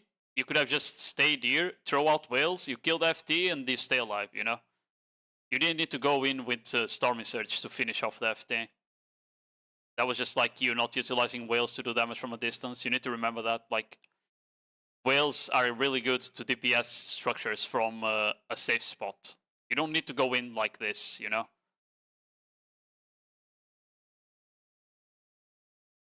Seem likely backwards sprays. Like, you're slowly edging up to a bad spot, which is that FT. When you could go around and hit the Rico on from the east side without being near the FT. Oh, there's a Rico we ready to. Okay, then it's fine. I didn't see the Rico behind the supply. Then it's fine here.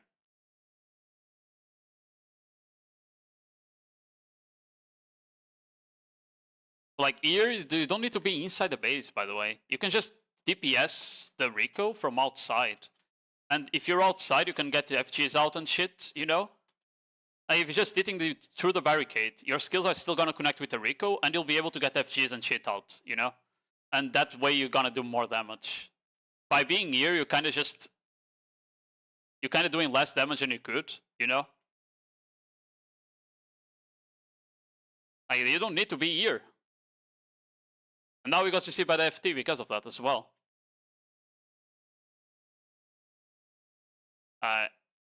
That was just like a bad decision. You don't need to be inside the base to do damage to structures. You can do it from outside, like through the barricades. It's so much better.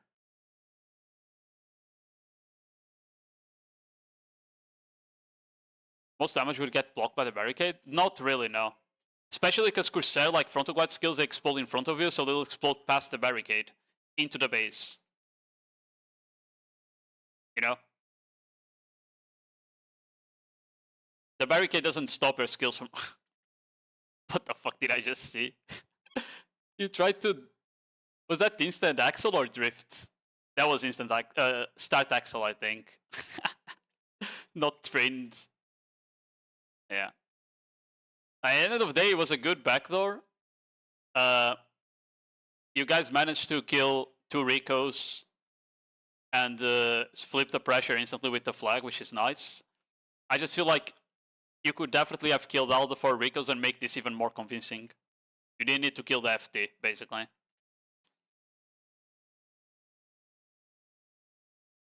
Yeah, there you just got the watch it.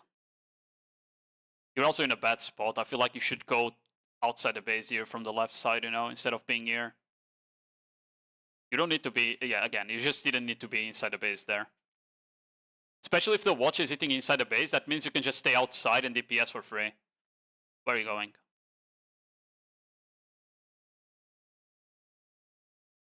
Okay, I don't like what you're doing here just because you should have engaged the Rico rebuild. Frontal guards, please.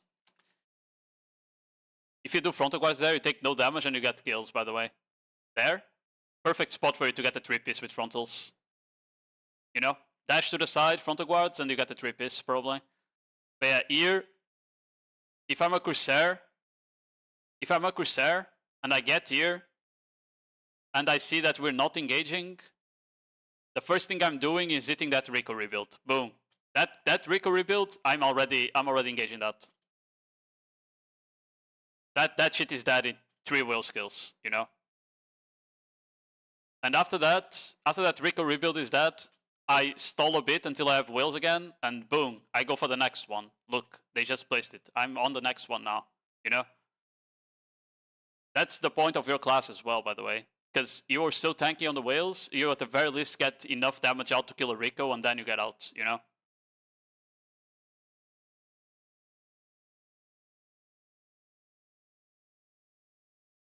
Yeah. Here, that's the FT. You go to the side, you kill the Rico through the barricades. That one. You should be killing that one, not throwing damage into these guys. Like right now, you're not gonna kill anyone because you're alone. So instead of DPSing players, just DPS structures. Because you're not gonna solo kill anyone on Corsair. Don't ult inside. Oh, that's FT. Okay, that's fine. That's fine to ult FT. I'd rather you kill the Rico because this is on the side of your guild. Your guild's gonna kill that anyway, you know? But that's fine as well. You should have vacuumed FT. Your vacuum does damage while you're under the water to structures because it's PvE damage.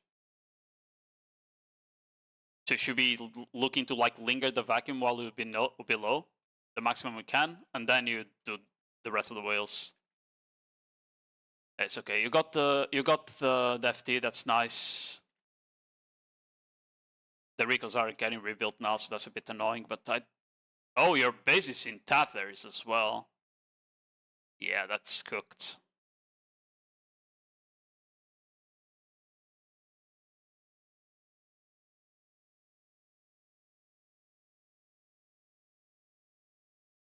Oh, you still have Ricos though, so maybe you're fine.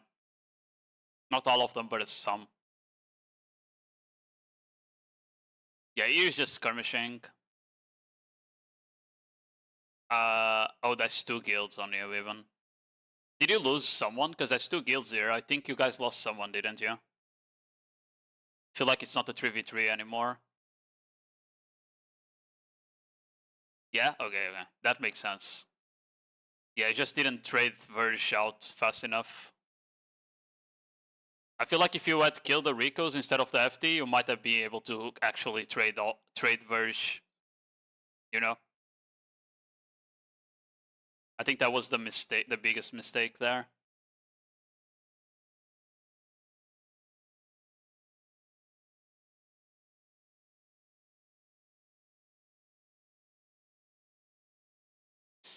Yeah, here is just skirmishing. There's not really much for you to do, right? Okay, I think that's pretty much it for the VOD. I'm going to a bathroom real quick, and then I'll give you my final thoughts.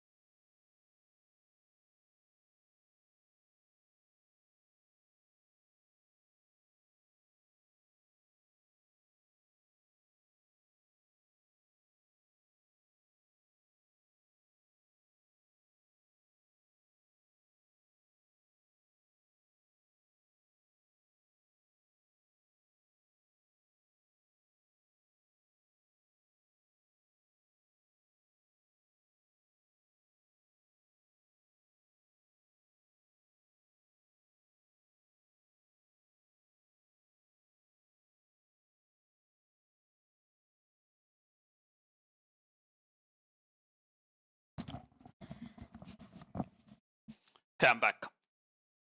Keep going for flame towers. Flame towers are good to go for at the start of the war. You know? Like, flame towers are good to go for at the start of the war. I just feel like 40 minutes in, or 45 minutes in, or whenever you fucking backdoored, I don't remember. At that point, recos are just more important. Because if you kill all the recos, the guys have like a full 50 seconds respawn timers. And then you can just melt the FTs for free, if that happens, you know?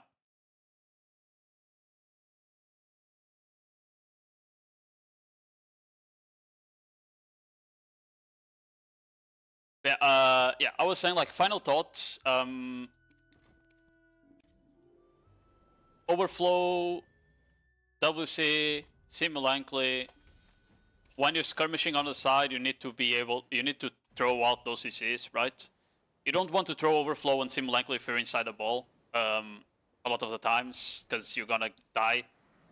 But in general, more CC usage is one of your issues when you're skirmishing. The vacuum flow, you need to use the vacuum flow, this skill here, Dream Swirl, this shit needs to be used more to reposition and to extend the time you're in iframe and being annoying. As for the whales, you need to stop casting whales inside 20 people alone without your guild. Because you're literally just asking to die because you're gonna get grabbed, you know?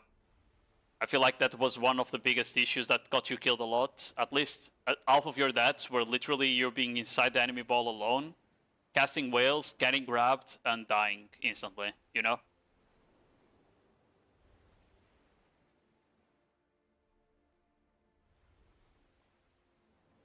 You can cast whales, as I said. You can cast whales freely if your guild is with you, because no one is going to press the grab button, because they're going to be scared of getting grabbed. Of getting CC'd out of the grab.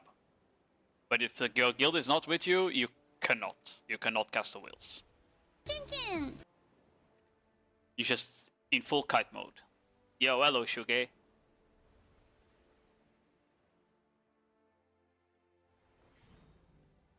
Ulukita. Macro, Yokai, Azura, Ra, Brojob, Butter. Who the fuck is Butter? Yeah, I still don't know if I'll have a Nodewar slot. I'll see if I can yes up at 55.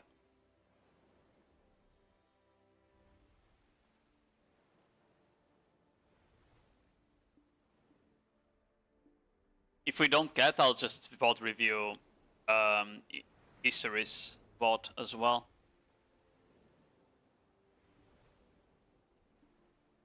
W with dodge GA again.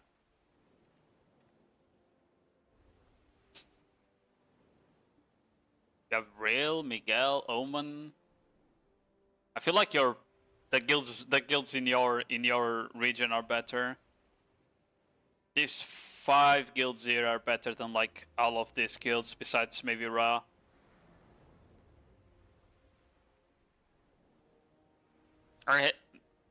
Also, like, Ra and Brojob have like a full fucking ranged comp. It's so annoying to fight them, bro, because they just run away. they never take a fight, they just run backwards. Review these nuts. Okay. 0 out of 10. Very soggy nuts.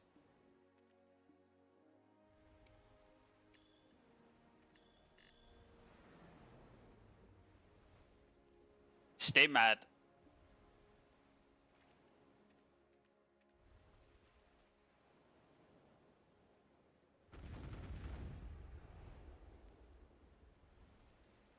But review my Valk.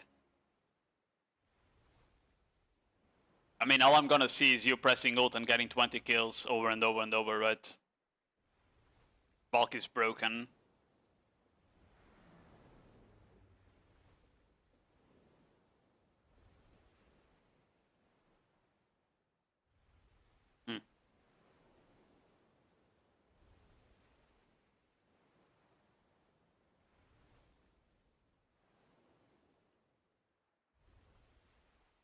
Let me swap channels real quick.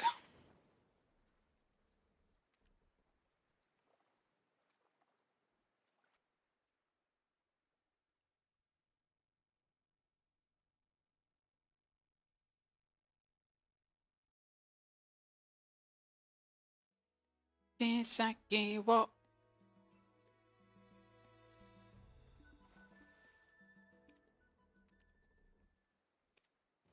Oh, I didn't see your stats at the end. I didn't see your stats at the end. Let me think.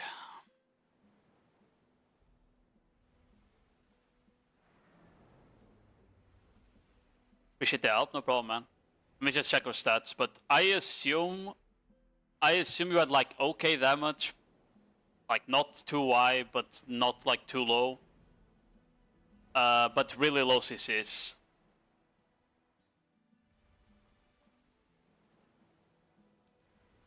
And I would say it probably ended up like maybe negative or like close to negative. I don't know if you show the stats actually. Yeah, we're probably negative. In terms of like kill death ratio. Yeah, I couldn't see the stats. I thought you were gonna show at the end. Level 19 with 572k damage. Yeah, I feel like the damage was like fine-ish, right? I definitely see you pumping out way more, like maybe 800k on that war, cause like my go-to is that like if I have a full hour of Nodewar where I'm fighting the whole Nodewar on tier 2, probably around 800k damage per hour, you know, on minimum. Otherwise I had a bad war, you know. That's how I feel. If I do like less than 800k to 1 million something damage, then I had a bad war. Or we didn't fight like at all. It was just standing around doing nothing, you know. As for CCs, I feel like 1 hour of Nodewar, you should definitely have around like 60 CCs, something like that. Check. If I go here.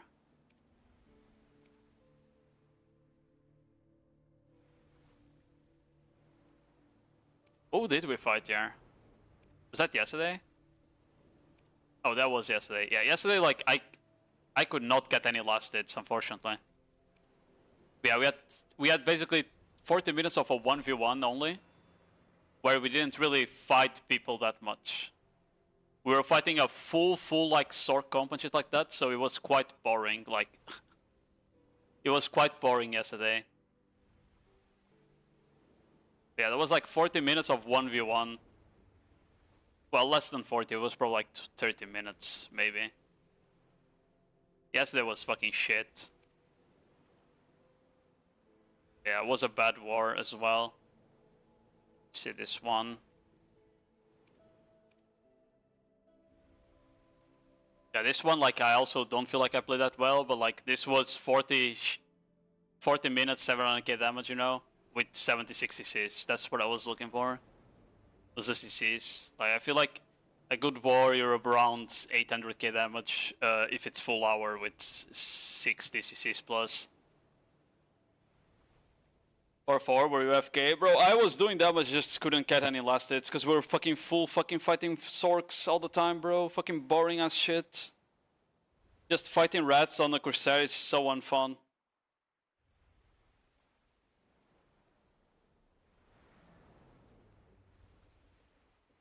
Pico getting outflanked by Valk. Valk is broken. It's normal. You need to nerf Valk.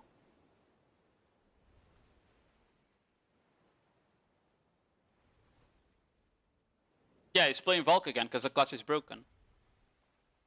You just press ult and get kills. I told you.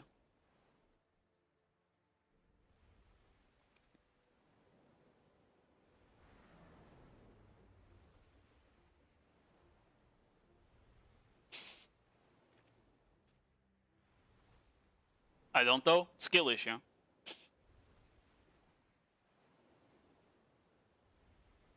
Ult is overrated, I swear.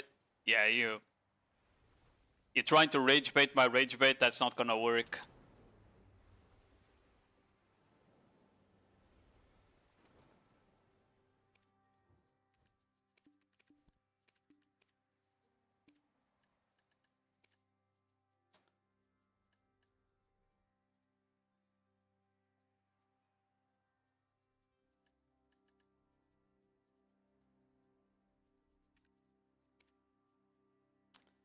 Ba-ba-ba-ba-ba-bum.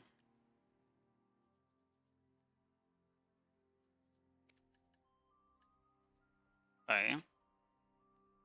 So I do that. That.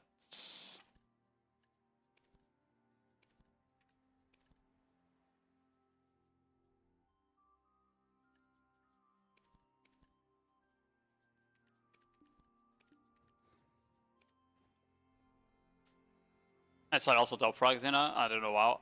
I mean, I've just seen the clips he does with the ult, bro. I don't know. I don't feel like Valk does that little damage either, by the way. I feel like Asti is incredibly strong, right? Asti is just an incredible strong tool for engaging. The Volt is like really fucking strong as well.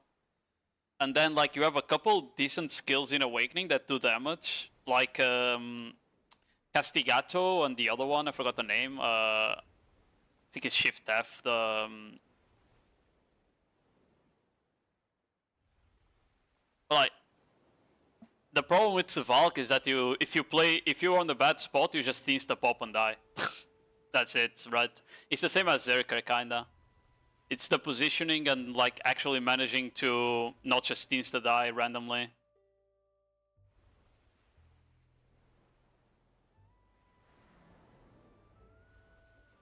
Was this Casti in Nodewar? Aren't you supposed to use? Yeah, but Casti is still good damage, right?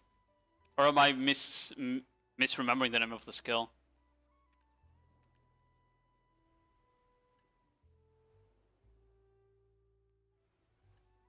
Oh, I see. It gives SA. I thought it would give a CC when you put the core on it.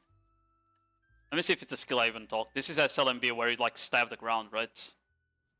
Yeah, that. I know that shit does a lot of damage. I just don't know. And shift RMB flow, but it's slow, right?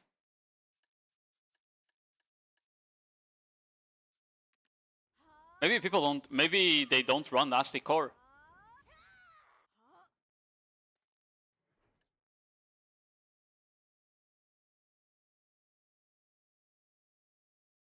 Yeah, maybe people just don't run nasty core, you know, because surely you can like Asti into something else for like an initial CC, right?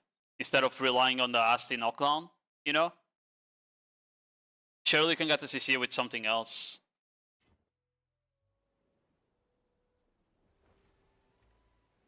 Okay.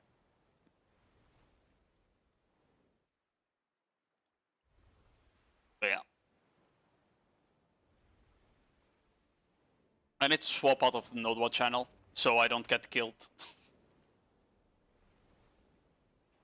Good luck on yours. Oh, I'm on the bench today because it's a 40 man and we need to rotate players. So I'm just gonna VOD review someone else now. I have another VOD review to do.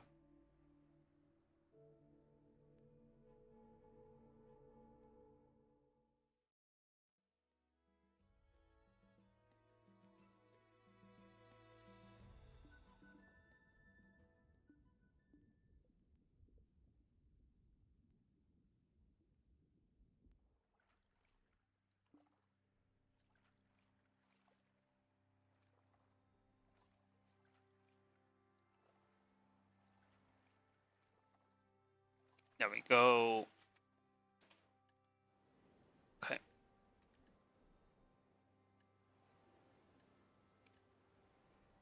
Para sa onda, setelah si Shaknai, papadadam.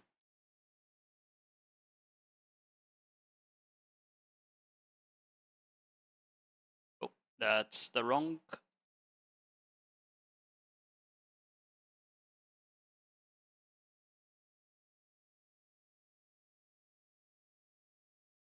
Okay.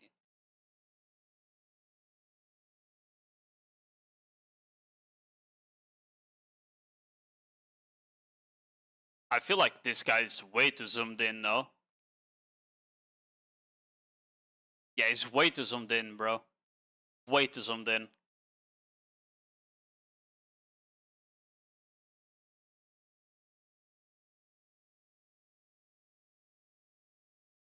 Maybe he has like he hasn't moved FOV.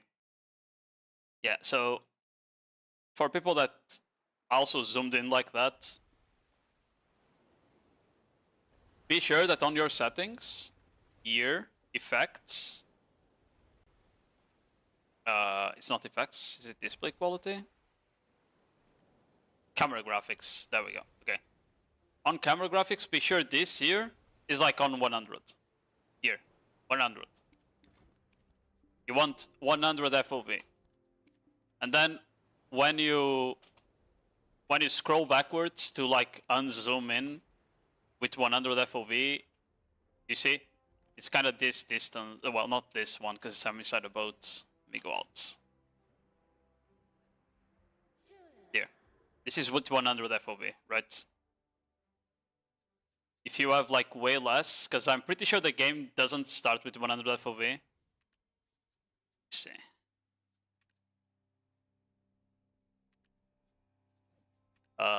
What?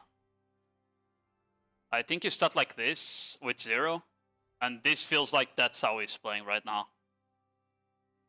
That literally feels like that's how zoomed in is. So you want to have 100 FOV and scroll out all the way to the end. Otherwise, like, really hard to see people behind you and around you. Makes PvPing way harder.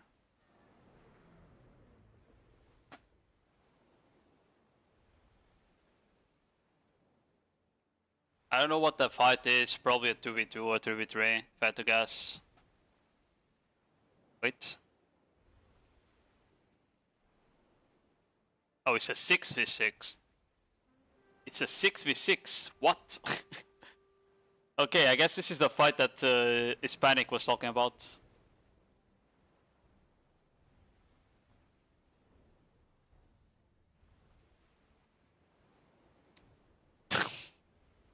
Well, what happened here? Oh, okay, yeah. You should have dropped the horse on the rock, and because you had already used shift Q. Anyway.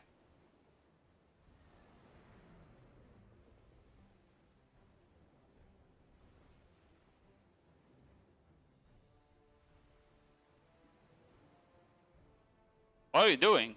Bro, what the fuck? I swear your guild is in there doing damage. Move up, bro. Hey, just go into the recos. Like, what are you doing? You're not even DPS in the base. That's the point of like the rush at the start. It's not to fight outside, bro. Hey, you're just being you're just being useless, by the way, doing this. The objective of rushing a base at the start is to hit structures. So the moment you dismount here, especially because you're late, you go for the base instantly into the structures, because your objective is to do damage and die, not skirmish outside. Is this quality just terrible? Yeah. It's just the quality of the VOD.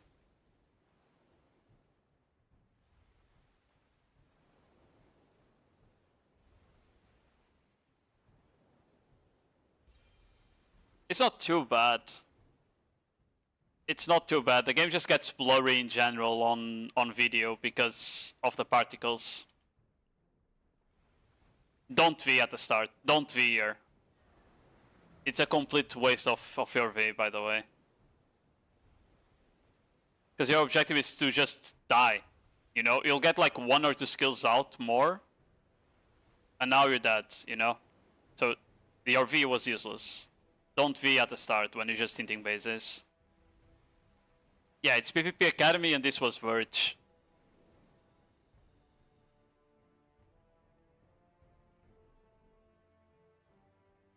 I feel like he's less zoomed in now, by the way.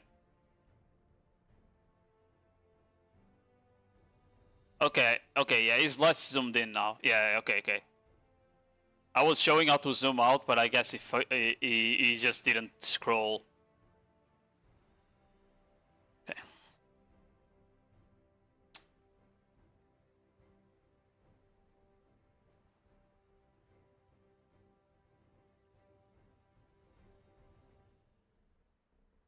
I think it's the size of his UI as well. He has UI like really small.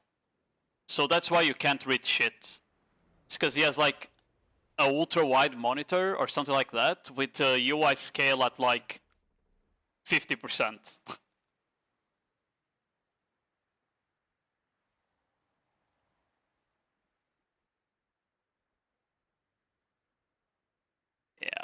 Yeah. Okay, let's rewatch this. Okay, you need to go back to base because that's a call, because that's a guild trying to hit your structures. Okay, point number 1. You want to AP pre-buff Storming Gale. You press the F button to AP pre-buff before fights. So here you quickly do 1 AP pre-buff and then you engage, because you want the AP pre-buff before you go in. Assist roll is fine. You drop some damage here, that's fine. Like, you need to remember that your whales don't hit downhill though. You're not gonna hit any of them now. You go to the sides. You need to whirling there, by the way. You need to use whirling slash a bit more. Storming Surge at that distance, complete int, by the way. Do never do this, but I don't know what you're doing. I know you're just trying to stay in SA, but like, this skill here does no damage, it's very slow, and you can easily just, if you do this into 5 or 4 people that are hitting you, you're gonna die before the skill finishes casting. You know? It's almost what happened as well. Like there, you just need to reposition to the side before you throw out all the skills. But yeah. Back to whales.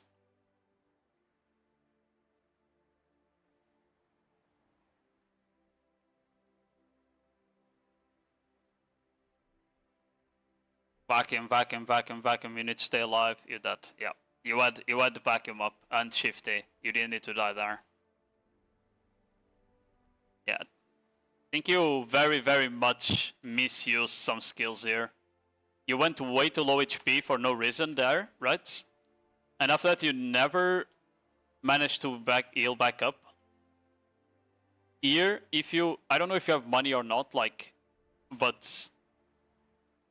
Oh, you already used the whale. I was gonna say, like, if you pop whales, in general, that you should be looking to pop a whale, but it was on cooldown already. So, yeah. If you want to wheel up here, you just can't, like, go in, you know, like that.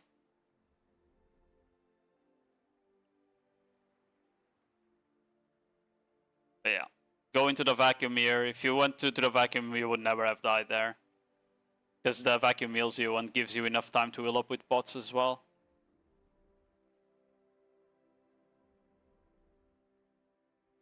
Like you're staying protected and your SA rotation is good for now. So at the very least, you're like not just getting randomly CC'd, you know.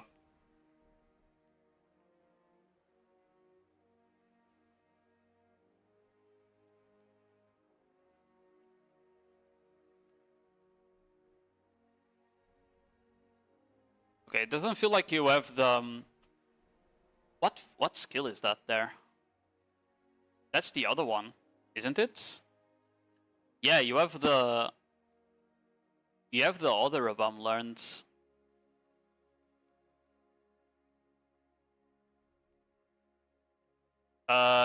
He doesn't have the belt on the hotbar, no. Only the HP, which is kind of weird for sure. The belt is better than the HP.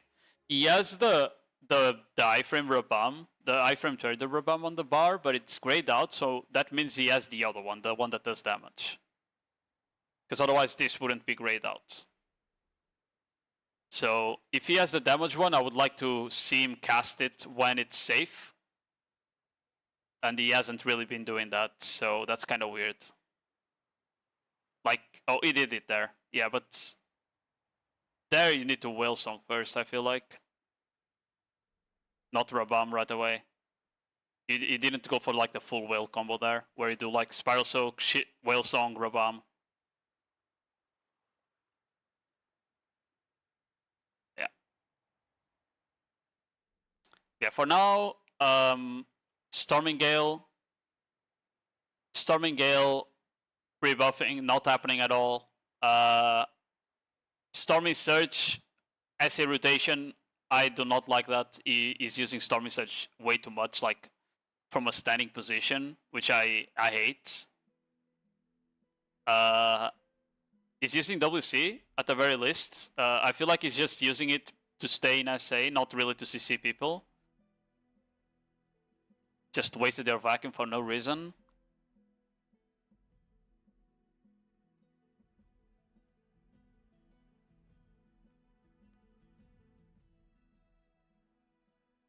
Yeah, I feel like right now he's just like trying to stay protected. But I feel like when he was fighting, that's also what he was trying to do, just stay protected. Not really much else.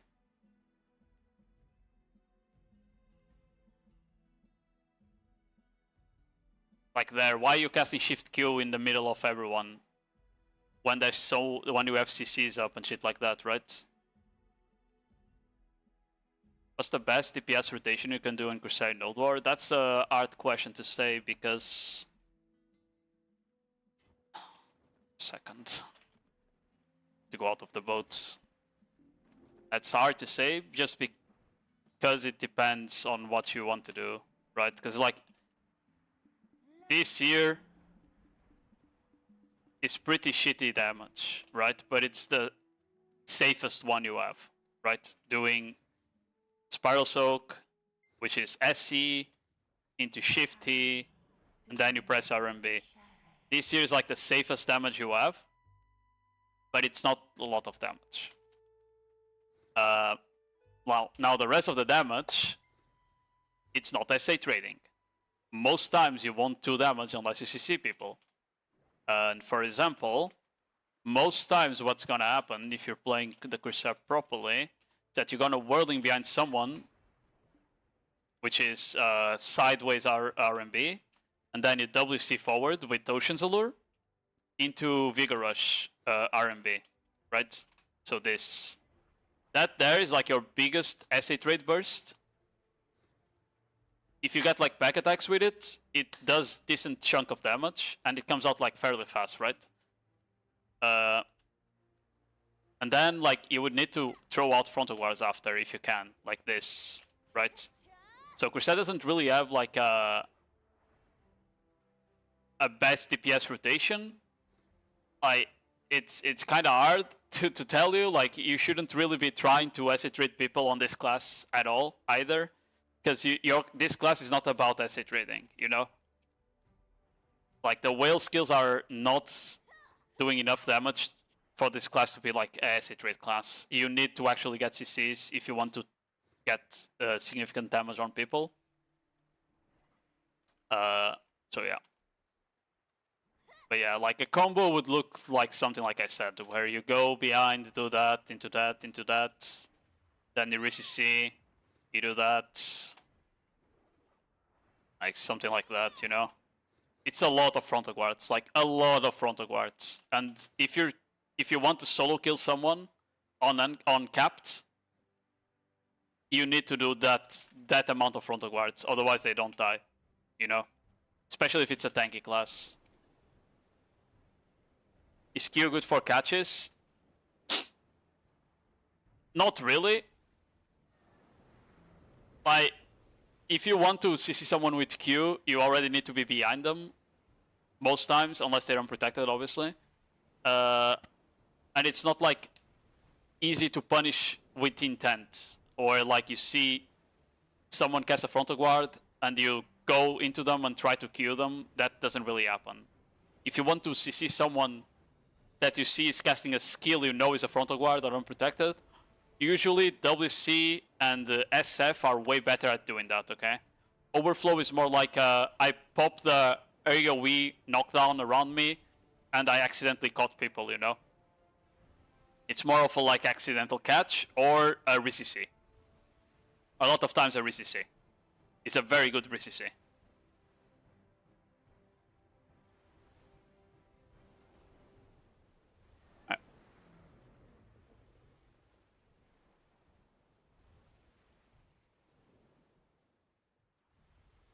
They are so spread, by the way. I guess they don't have a flag yet. Yeah.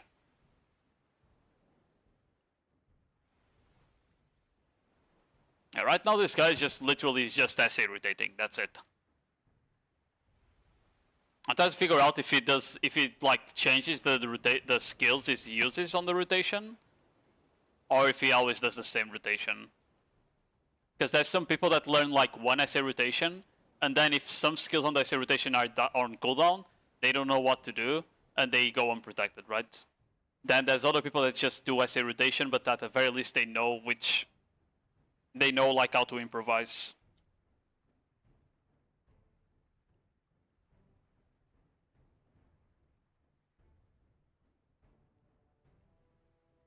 Bro, just shield. You don't need to like be spamming skills right now. There's no one around you. Like right now, when you're waiting for a regroup, by the way, what you should be doing is AP pre-buffing and getting shy buffs first of all, which you don't have. Like right now, you should be standing still, holding S block on top of a shy to get shy buffs. That's what you should be doing. Not like running around trying to stay in SA like this when there's no one bombing you. Crazy. The moment he stopped saying, he actually got to see it. Because he was dashing in cooldown. What the fuck? Yeah. Yeah, you need shy buffs, shy buffs, shy buffs. Attack speed, BSR, that's what matters.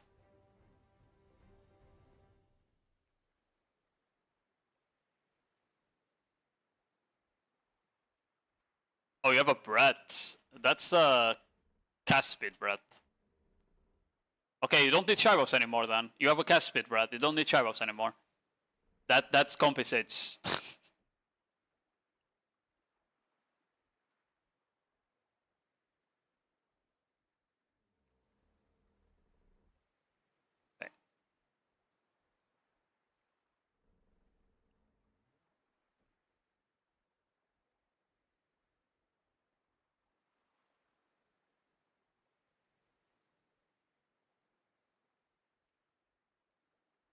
AP pre-buff. You need to AP pre-buff. So he's literally saying, we're gonna hit north.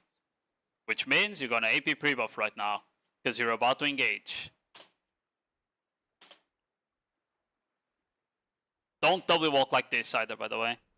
If you want to like move... If you want to move without using a lot of stamina, you do spacebar into LMB. Hold on. Okay. Movements.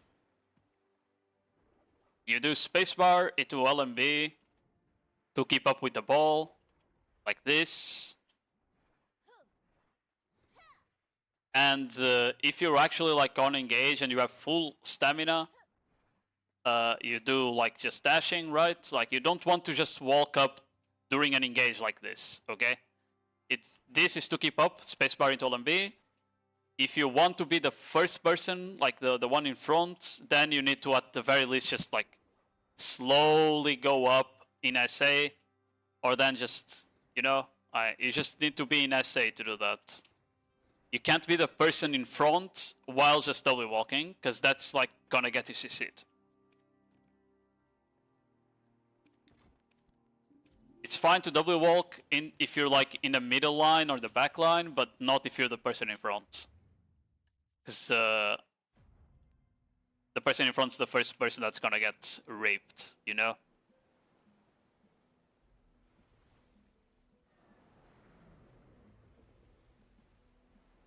Oh, hold on.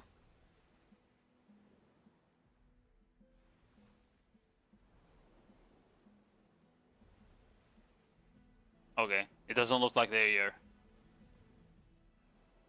Did you just ult? I guess you forgot to lock your rage. Unlucky.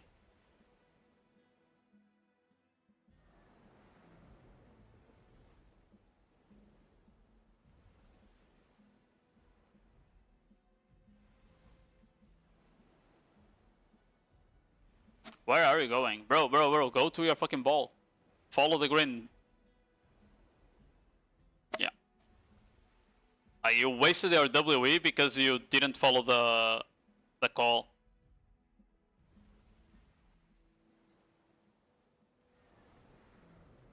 Wow. You need pre-buff again, by the way. Storming Gale should have pre-buffed.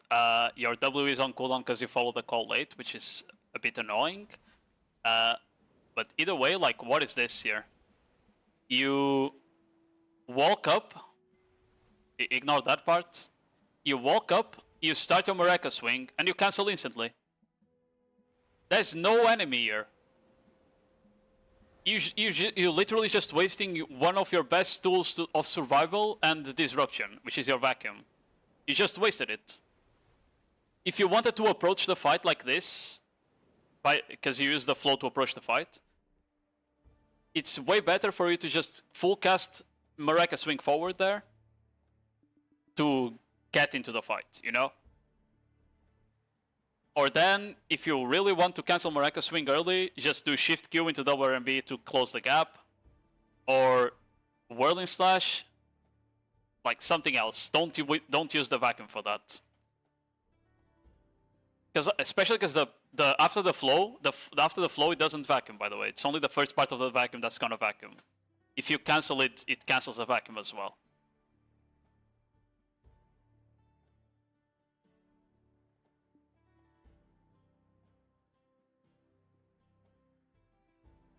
Okay, you just full, okay. I see. Your problem here is that you just learned one SA rotation here, and that's what you're doing, right? You learned one SA rotation, and you just do it without thinking. Like here, I see 8 people. 2 of them CC'd, a lot of them with my back, with their back to you. And you just reposition with, you know, like you reposition to the side to then start casting random SA skills that do no damage or don't CC. You did Whirling into Storming Surge into a dash in cooldown, by the way. He almost got CC there. Into Shift Q after. Up to here was fine. Besides the fact that if it was me, I would overflow at the end of that. At the end of that will skill, I would overflow to try and knock them down, right? But the reposition is fine. But if you're gonna reposition, is to throw out frontal guard skills, okay? So once you reposition to the side, especially with the 3-year, you throw out your frontal guard combo. Shift RMB, SC, into RMB, into Shift X, for example, right? You don't just reposition to then jump in again with the Whirling, to then cast Stormy Surge with just no damage and no CC, you know, to then cast Shift Q, which also does no damage and no CC. Like, Stormy Surge and Shift Q are dogshit skills. Double RMB and Shift Q are dogshit skills. Stop casting them inside the enemy ball just to stay in SA. That's not how you play Corsair, okay?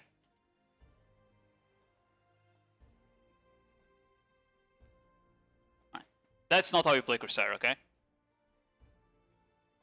And I'm saying it in this way because I've seen you do it every fight, just casting those skills inside permanently. And you should not get into that habit because it's just gonna die.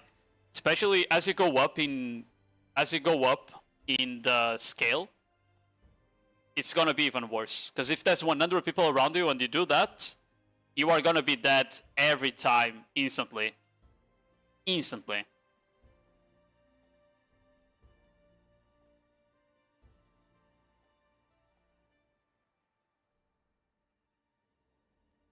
Also, you spam your dash on cooldown a lot, and you need to be careful with that. A skill. You need to reposition with Skedaddle. Yeah, you're dead. Are these enemies? Why are they colored blue?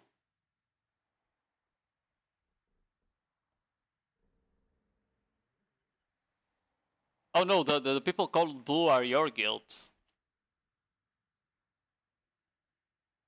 Oh, you guys colored your guild. Okay.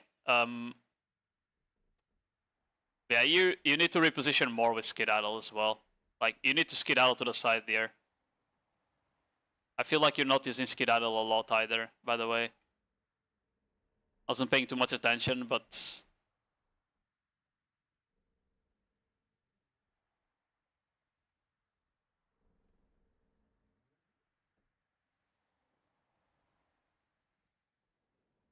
Let's see how you approach this fight.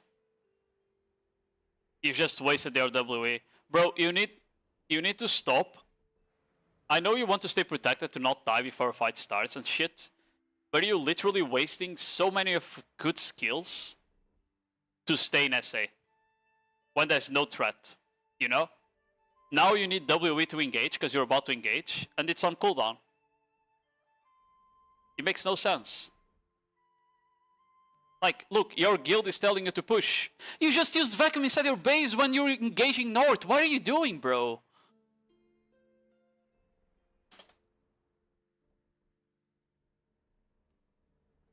I'm flabbergasted, bro. Bro, your guild is engaging and you're just role-playing on the back, you know? You WC'd your ally. Now you shift Q forward into that.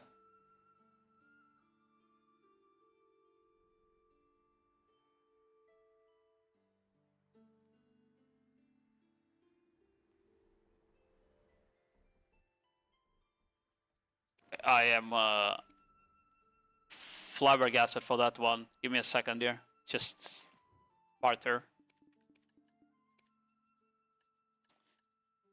Okay.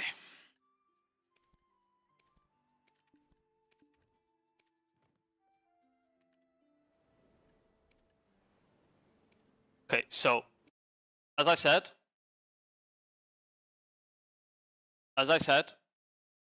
you can't be wasting your good skills before a fight starts.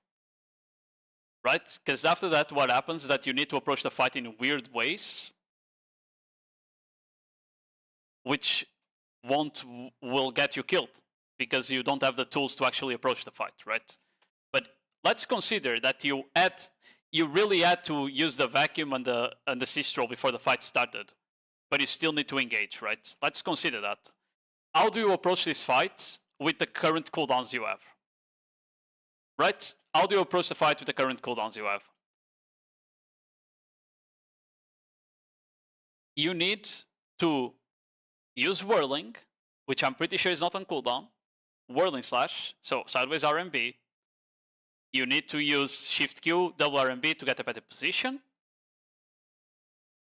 Anything but just WRMBing into nothing, into then Shift Qing inside the ball and dying, right? Because like you're not trying to get a good position to engage, you're just trying to stay in SA and died because of that, right? So what I would say you need to do is this. Hold on. Let me swap.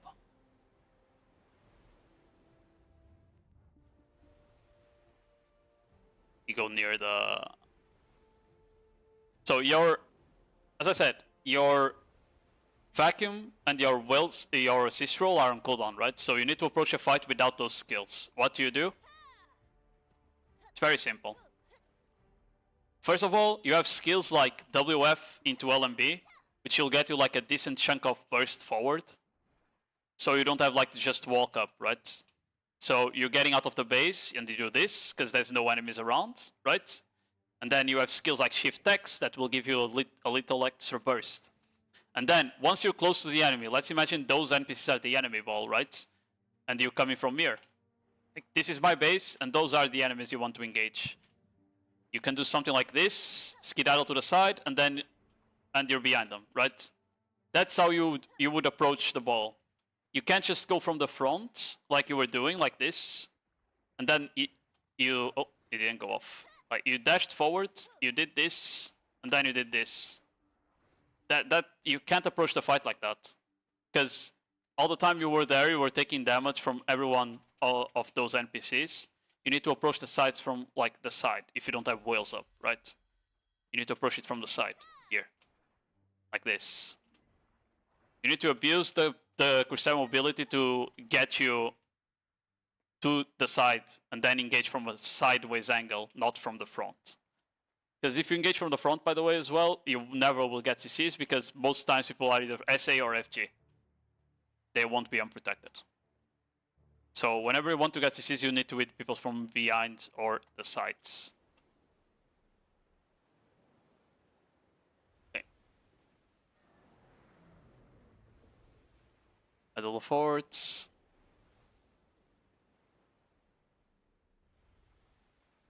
Skedaddle. Yeah, you should have skedaddle there. Dash skedaddle and you wouldn't have got CC'd. Ult, that's fine.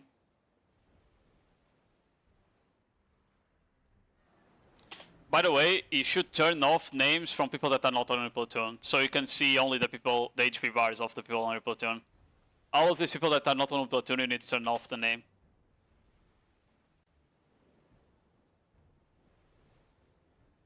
Nice try with the FG trade there. I like that. It was a bit risky, but I like that you're trying that. You have vacuum up. You have spiral soak up. Yeah. You took way too much damage there for no reason, by the way. You have vacuum up. You should be vacuuming here. You know, you took like easily a third, more than half of your HP bar was gone because you didn't pass the vacuum there.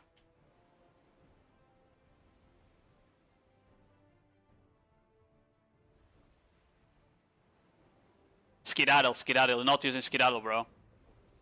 Like here, skedaddle, skedaddle, skedaddle, skedaddle, and you're dead because you didn't use it, right? Are you low HP? And skedaddle should always be on cooldown. Every 4 seconds you cast in this skill because it's just that good. It's our best iframe after the vacuum. Like skedaddle and the vacuum are the only reason Corsair is as slippery as it is.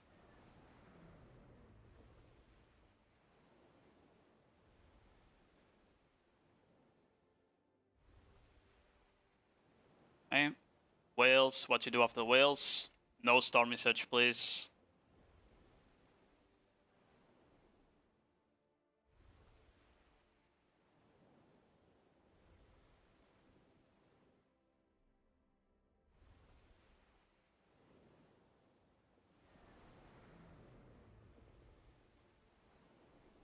You're gonna die. You got lucky you didn't get... The bongo didn't register beyond your FG there. Yeah.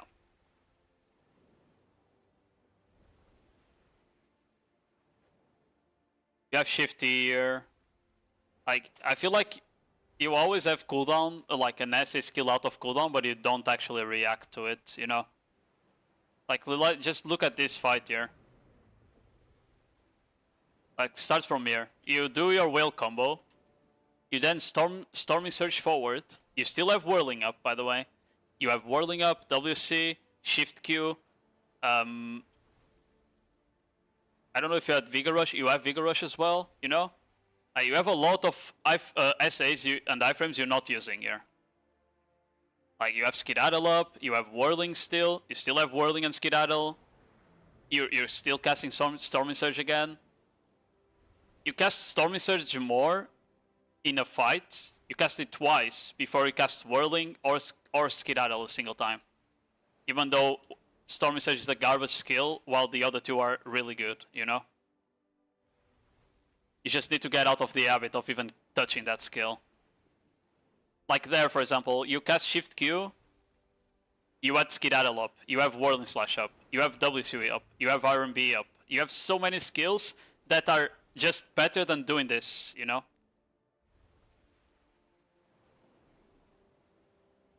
Still have all of those skills up, by the way. Still have R&B up, still have a Whirling Slash up, you know?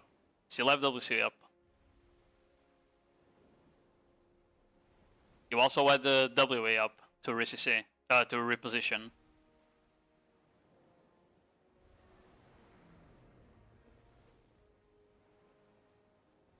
Yeah, I mean they pushing into the FT, so I assume that PvE Academy can get some kills. Is that India here?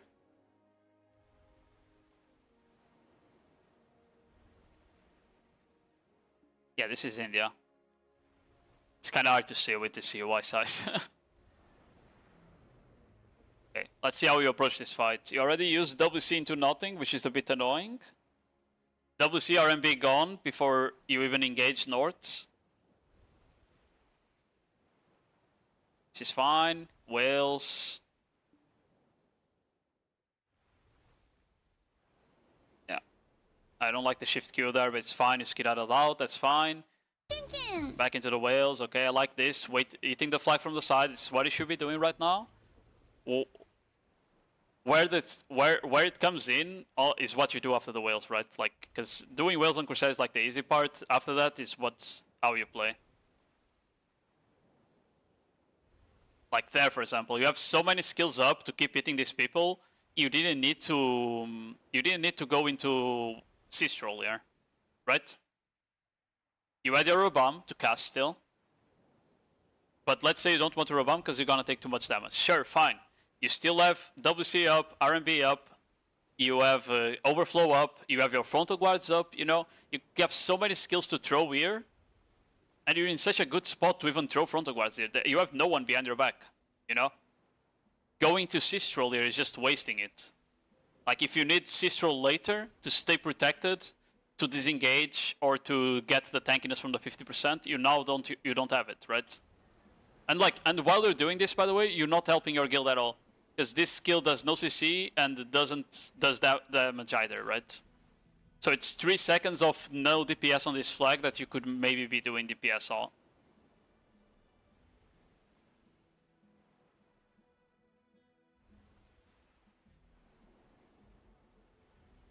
You had Shifty up. It's fine. RMB, yeah. Now we're going for the vacuum. Vacuum, vacuum, vacuum. You need to vacuum the flag there for damage and then you back off. The call is to hit the flag. You should be looking to do as much DPS as you can on this flag right now. Okay, it's a good ult. I like this ult.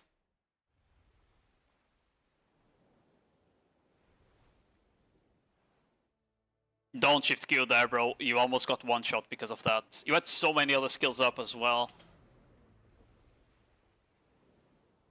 Hear that, yeah. You shouldn't have RMB either. There you just skedaddle out and you reposition to the side. Like you reposition there, for example, or there. And you throw out more skills from there.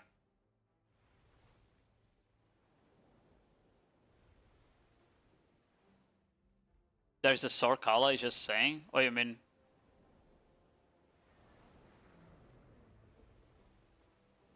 Okay, let's see more.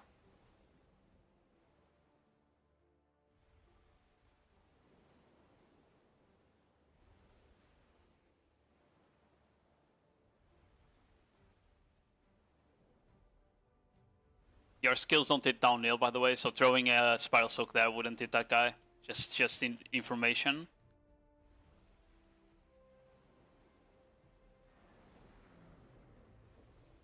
You're gonna die.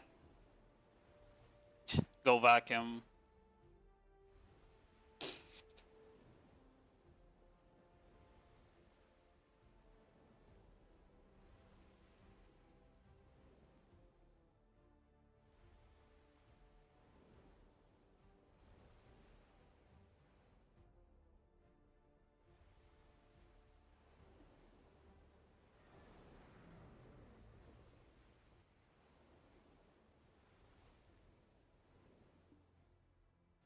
Let's see the next fight.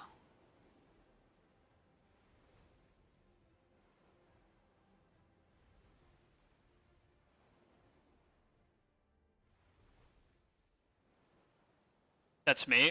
Wait, were you on screen? Oh, come on, man. You had the guy. You could have killed him.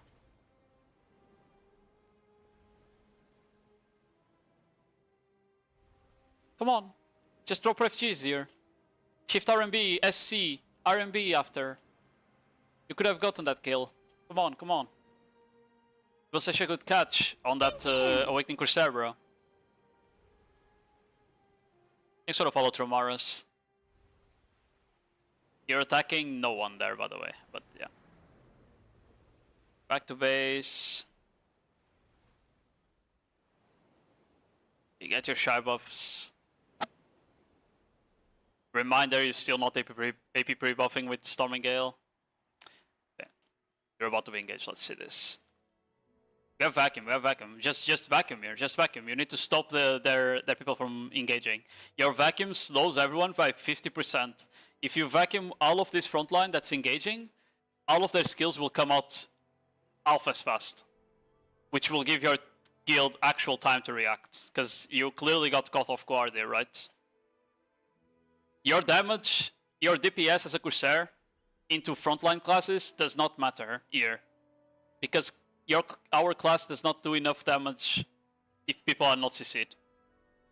You know, like if these guys here all have like SADR and shit because that's how their classes work, just like yours. So trying to SA trade them with the whales does not do that much damage, right? So your vacuum here is way more important than trying to drop damage.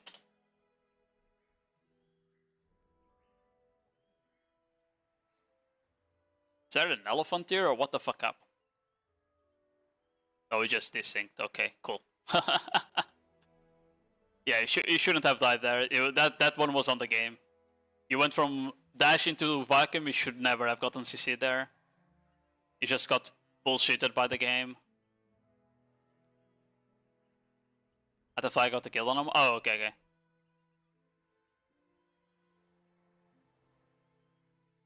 Yeah, what did I say?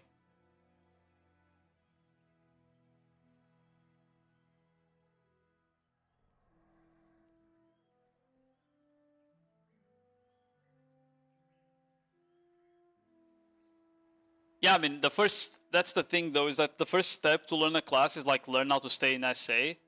The problem is that if you just think that staying in SA is enough, you basically learn one rotation and never adapt, right?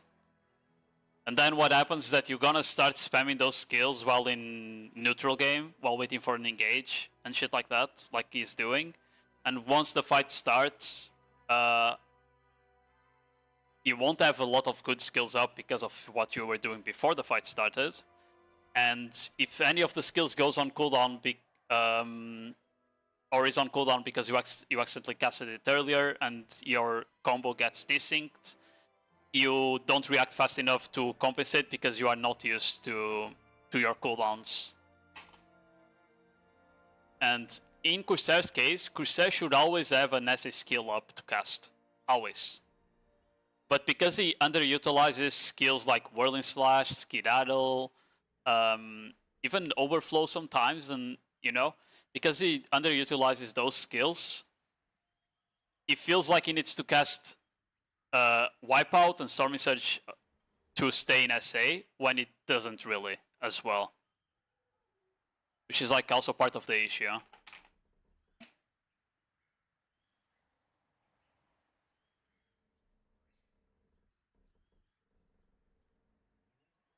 He also has like a lot of times where, like, for example here, right?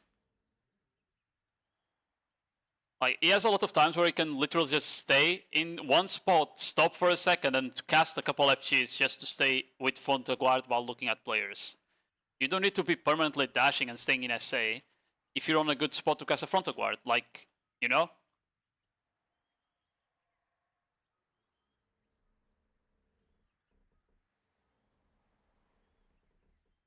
Like here you just chill and cast some FGs, right? You don't need to be dashing around, just chill.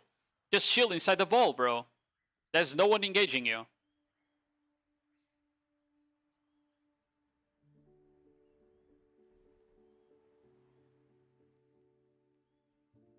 You can't be doing this, you know? Like, I know you want to stay in SA, you're just wasting your skills. You're just wasting a 20 seconds cooldown for no reason.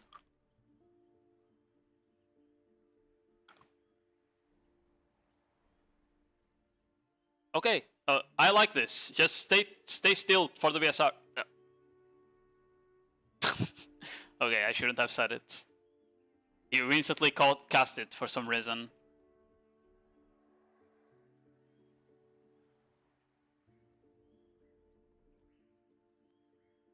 I think north of you is allies.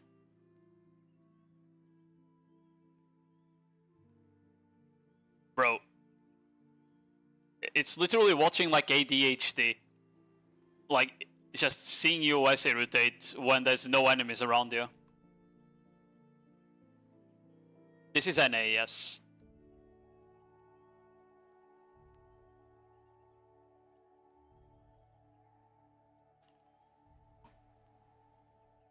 I mean, he's a new player, right? He's a new player. Or at least new to PvP. And to the class. So it's normal that it doesn't... Like, it probably just doesn't feel comfortable staying unprotected inside the ball. But like, you're more than safe in this case, okay? You have a minimap, you can literally see anyone besides... Unless it's a stealth ninja. You can see anyone approach you and react on time. You don't need to be permanently just casting essay skills and shit, okay? It's fine if like the enemy ball is like in render distance, then you should be. But in cases like this, you should just chill, you know?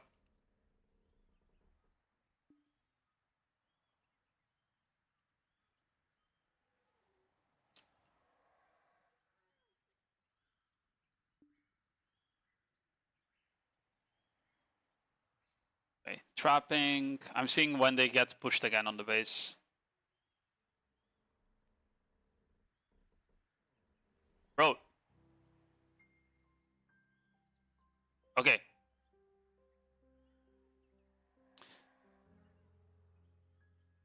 Here the call is to go with the ball forward. First of all, you're wasting skills. This one is fine, even though it's slow.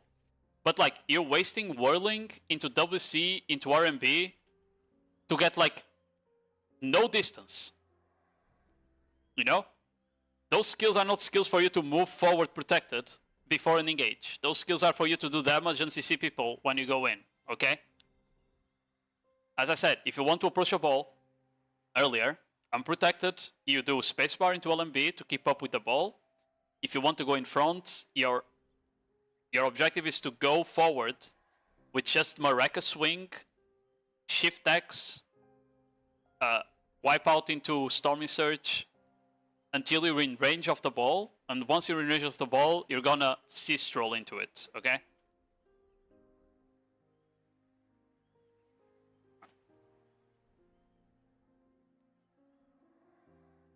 Okay, let's see how you approach this fight now. Okay, this is fine, like... It wastes a lot of stamina, by the way, spamming the dash like this, but you were too far backwards, it's fine. Like, it's better than wasting good skills, though. Okay? Like, just dashing forward. Oh, okay, like, perfect. This is perfect. Spacebar, LMB. There we go. This is perfect. No wasting skills. Good.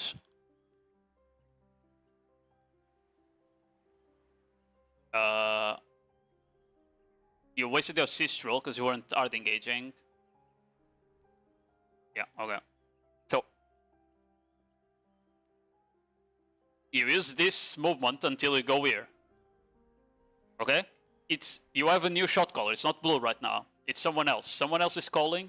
Someone that's less experienced than Blue. You guys are gonna have to stop because you have a massive tail. You're gonna have to stop to regroup. So here, the moment you see a red dot, you stop. You stop. You stop and wait for the ball. Okay? And you're gonna engage soon, so you don't want to waste any of your cooldowns. Okay? So you just start doing FGs. You know? Because they're not engaging you either. You just stop, wait for the ball, do FGs, and then once you get told to engage, then you C-stroll forward. Okay? But like, wasting the C-stroll before the engage actually happens is really bad for you. Also, you're super low stamina because you didn't stop to regroup. Like, you're starting the fight with 15 to 20% stamina, which is really bad, right?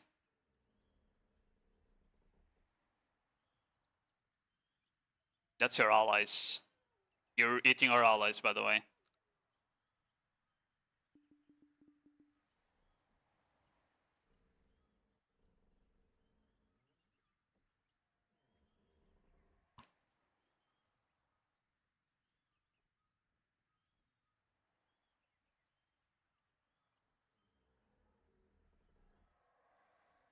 You don't have stam anymore. Yeah, it's cooked.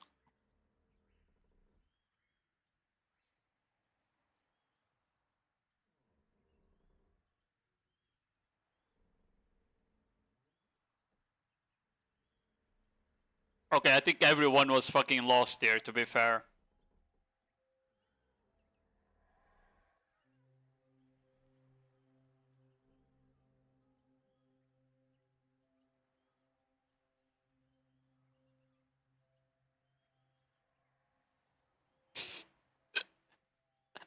I'm just listening to Blue Call.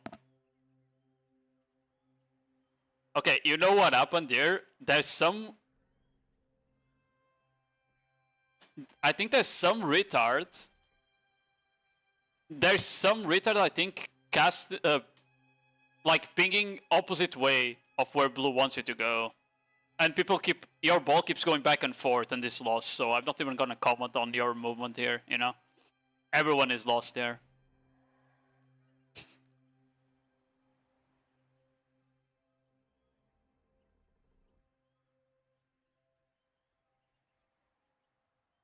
Are they allies?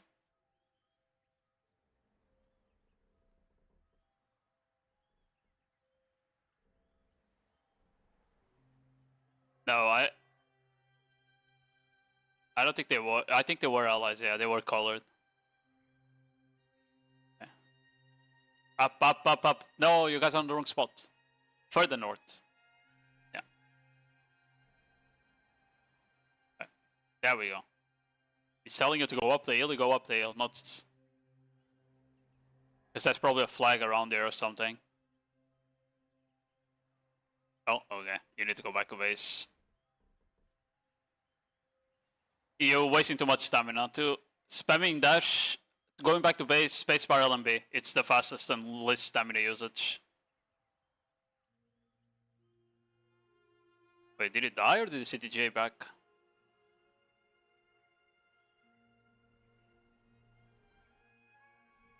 You just don't have stam. Wait, okay, you got relocked because of rebuild. Okay, okay. Coupled, that's fine.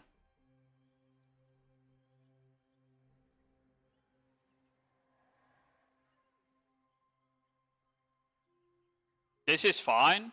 This is fine. This is fine. This is fine. This is fine. WC is fine here for VCC. But you didn't cast anything after, you know? Here you just... Here you either go... No, here you first do RMB, obviously, for damage. But after that, you just go into vacuum, for example. Or you try to overflow, stuff like that. Okay?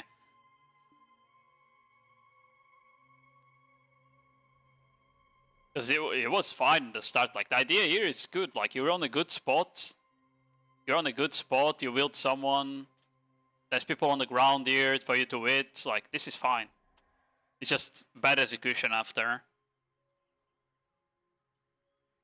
I felt, at least on a list there, I felt like you were trying to do something, you know? I feel like you saw someone on the ground and you were like, okay, I'm gonna kill these guys, you know? I'm not just gonna rotate SA randomly. I'm gonna actually try to re-CC them and then do damage. It's just the execution didn't come out after.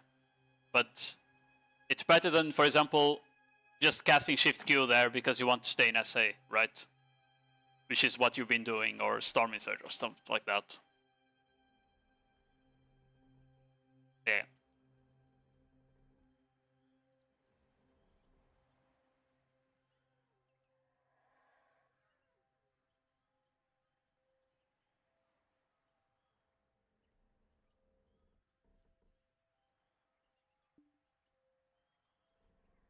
Skedaddle, bro. You're taking so much damage for no reason when you have like so many cooldowns up.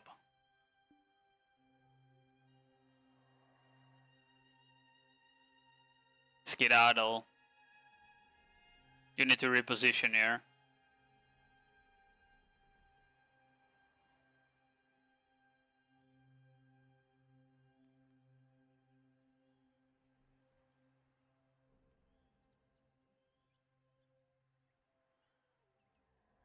You could have gotten that one.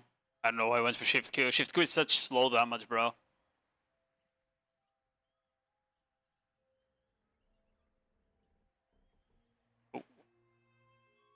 Someone put a rebuild on top of you again. That's unfortunate.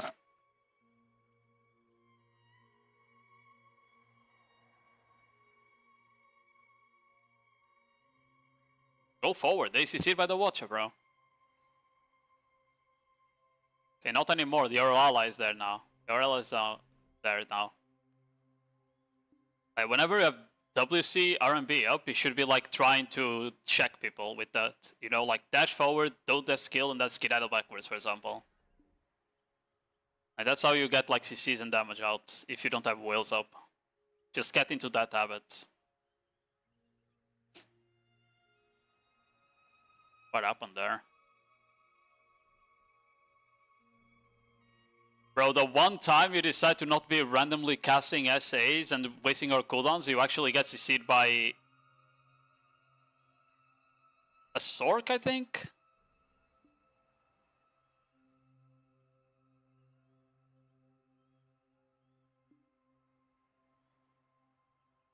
Yeah, that's a suck Sork. Well, like, you could see them coming from the minimap, right? And either way, here, you don't... If you're casting frontal guards there, you never get CC'd, right? If you're casting F... Okay, hold on. I'll show you how you stand around on a ball. I guess I haven't done that. This is how you stand around on your ball without casting SAs. Okay? So, let's say this is your ball and you don't want to cast SAs. Or you only want to cast like the shitty ones, like Shift Q, right? Shift Q is horrible. You can cast it inside. You can do like this, spacebar, like sure. You can do this, stay protected, right? You see how I'm not using any of my wheel skills? I'm only using like the shitty ones. The problem with doing that is that you whiz up a lot of stamina, right? And that's why you feel forced to use the whale skills, because you're using up too much stamina if you're doing that. That's why you need to look for opportunities to just do this inside the ball. You know? Hold S. Hold S and walk backwards. If there's a wall, you do it against a wall. And if there's no wall and you don't want to walk backwards, you have this instead. Hold on, because I'm on PvE add-ons. I need to lock this skill here. You have this. You hold F. Look how long I was in FG there, right? And those are bad skills, like you can use them on combos, but for the most part you're not really gonna get them out on ball fights. And you get the AP pre-buff out of them, by the way, right? So you just do this, then you dash backwards, and you do that, which is SLMB, you see? And you can just stay protected like this. Like that. Like that. Then you do that. Then you do that. And you do that. You know, like... There's so many ways for you to stay protected that doesn't involve you use any will skills, or Vigor Rush, or WC, or Simulankly, or any of the skills that are actually useful once the fight starts, okay?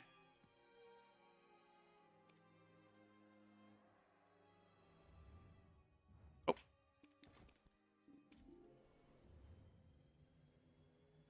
Did Nodewar end yet? I assume it did.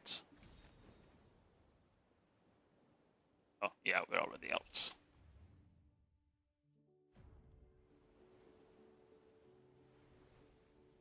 Let me go back here.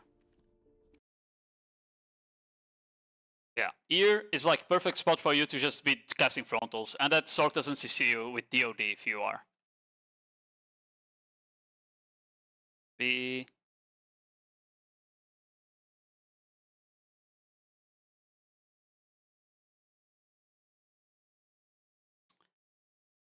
It's kind of unfortunate. You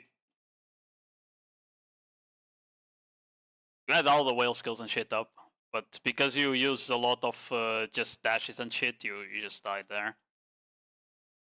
Yeah, you had like all your whale skills up to not die there. You also need to get out of the habit of casting your Maraca swing and dashes inside enemy balls, because those skills have 10% SADR. You are super squishy on them, okay? In general, when you're inside the enemy ball, you want to dash as little as possible. You do like the normal dash. Most times you don't cast Maraca swing because you're gonna skedaddle out of the fight before casting it, okay?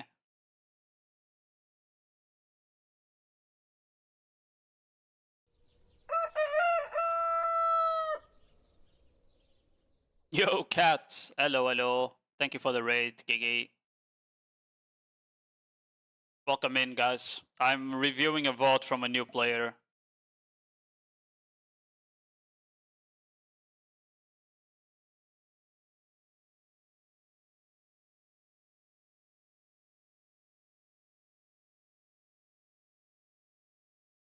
Chicken! Timkan. Up in the fort. Is there no enemies coming? Doesn't look like there's any enemies coming.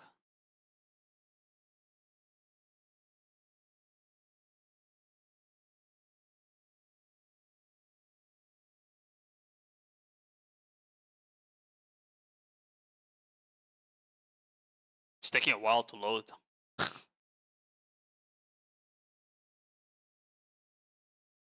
What happened? Why are you on the wrong side of the fight? Let me go back and see.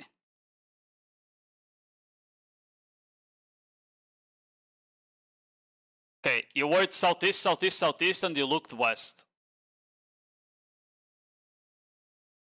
So that's why you're on the wrong side now.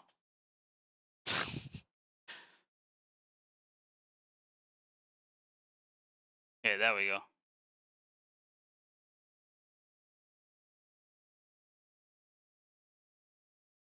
Overflow. Oh, that also works. Overflow, please. Receive him. No. Evid.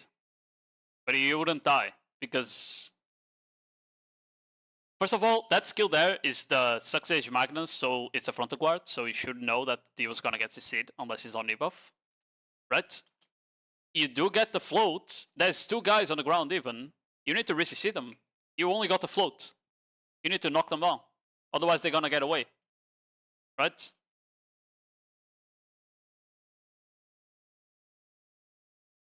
That's just knowing how CCs work and combos work there. Besides, that was a good catch. It was a good catch. I like that one. You just need to actually get be sure you CC them there to make sure that they die.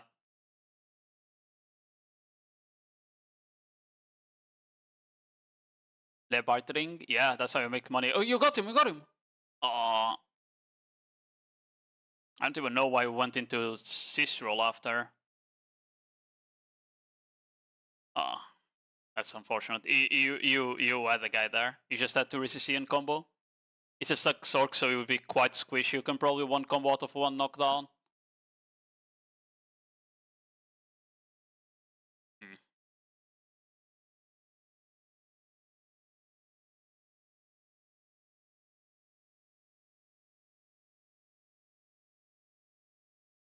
Follow the ball.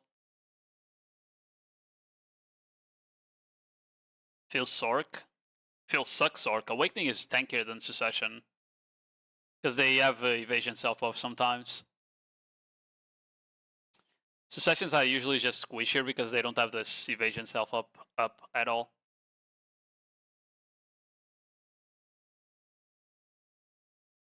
Does Suck Sork debuff give you evasion? I think it does as well, right? It's not only Awakening.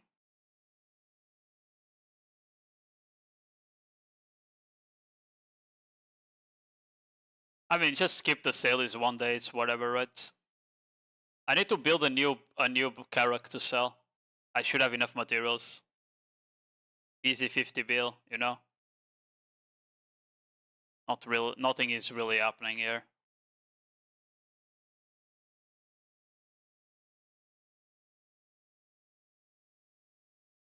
Come on, let's see this fight.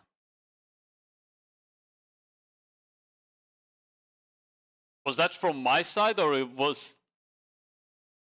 Okay, it was my side. I thought this guy had like a huge FPS break.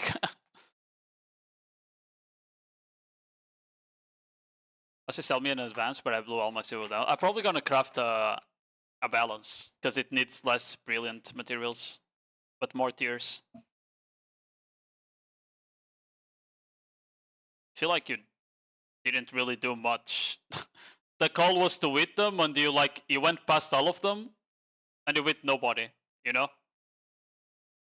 Because this guy is downhill, you're not hitting them anymore with the whales. You can see his HP bar didn't even show up. Yeah. Now you need to move forward. You have vacuum up still. Just move forward. Well.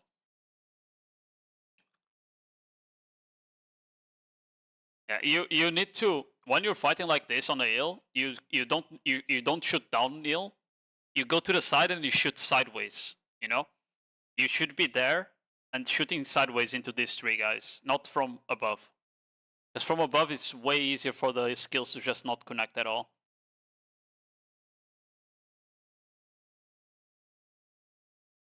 Yeah, you should have thrown an CC there. You got such a good spot, by the way, here. Such a good spot you had. Behind like 5 or 6 people. Overflow. You overflow here. If any of these guys are in front of guard or unprotected, they instantly get CC'd and die. Right? It's actually a good spot for you to overflow here. Because you're not gonna die on it, you know?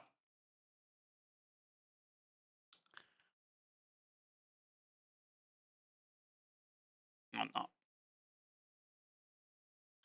Yeah, you use your Mareka swing way too much, I feel like. Way too much. Because you underutilize Skedaddle and shit, you end up using Mareka swing way too much.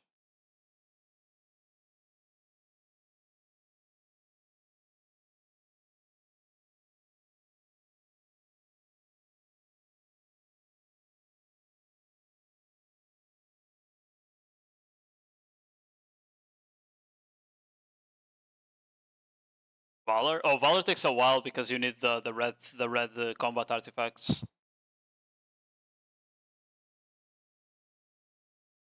The combat boats usually take a while. Go, go, go, go! You need to engage there. Come on. Your rebuff is useless, by the way. The e-buff is useless on this class. If you need to fast engage, it's way better to engage than to pop e-buff and then engage. Because the e-buff is useless anyway, okay? So if the call is to fast engage, you need to fast engage. You don't stop to e-buff, okay? The only thing it's okay to stop to AP pre-buff because that's like really fast. But stop to e-buff, I wouldn't think that's good. I wouldn't say that's good.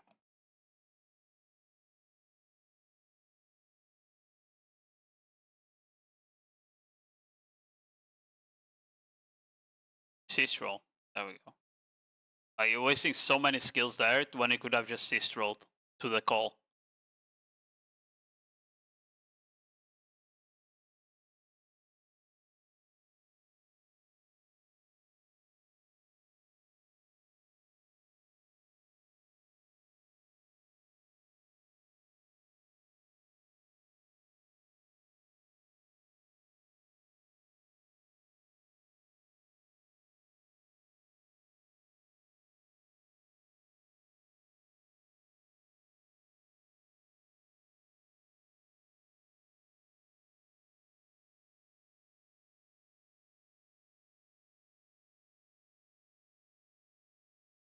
Okay, we're going in with ult, that's fine. You literally use your ult on nobody. If you're gonna use your ult as the engage is called, it's to go on the ping. That's the only time you ult at the start of a fight. Otherwise, you always save your ult for the middle of the fight, okay? There's 3 ways of using the ult. After a fight to resustain in case someone else decides to engage. At the start of a fight, and you push exactly where the ping is, so you can heal all the Zerkas and shit that are gonna engage on the ping. And then middle of the fight to sustain yourself and Shies and whatever, okay? When you ult at the start here, when I see you ult here, it's because you're going all the way to green. There's no one else you're gonna stop. You're going all the way to the green ping. You don't turn around here to, because there's no one here. There's only red dots here. You're not healing anyone. It's not a good ult to do that, you know?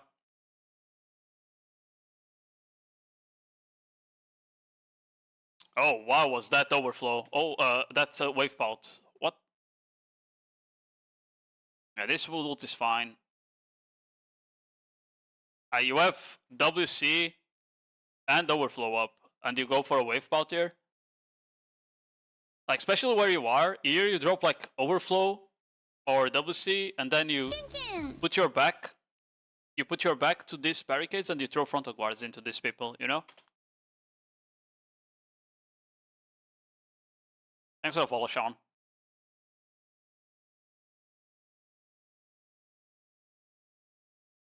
Yeah, it's okay. Now you are.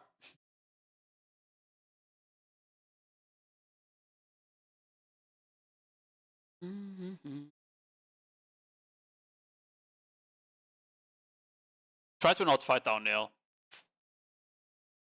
Yeah.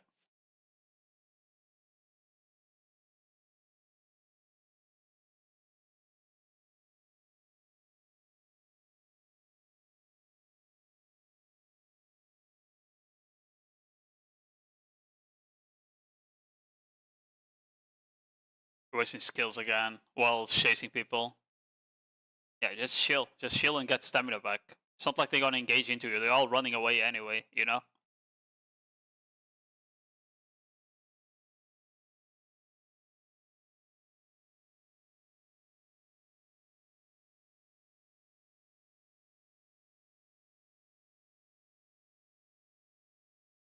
What happened here?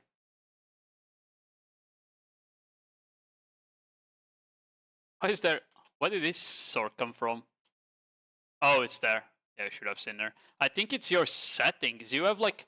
Because your screen is so big, I feel like you can't see people sometimes. And your UI is so small, like you should have seen that sword there if you were paying attention, right? So it should already be protected.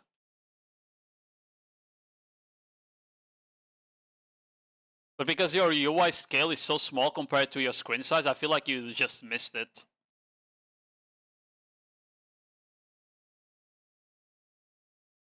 Spacebar LMB, spacebar LMB, spacebar LMB. Spacebar LMB.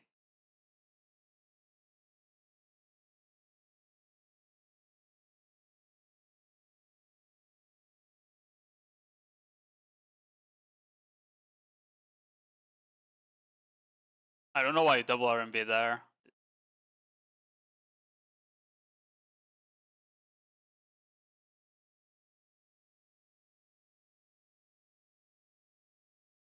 That's crazy, by the way. That you got 2 kills with your ults.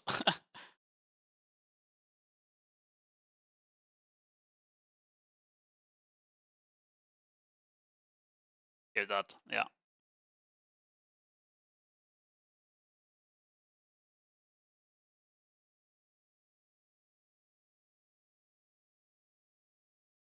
That was a good feed, but it's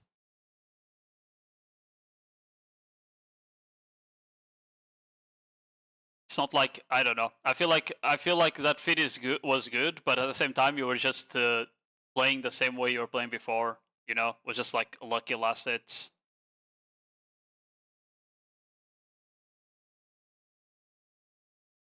Because look, right after you didn't need to die, right? For example. Do that.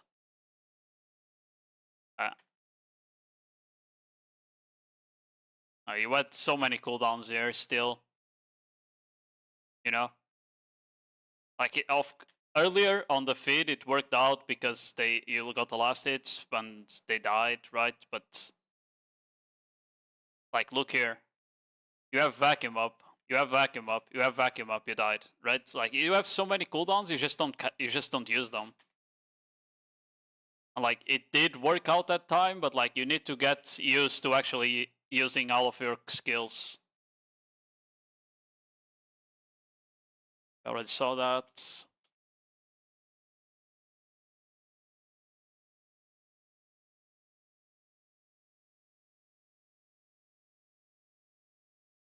Where's the next fight? It's fine.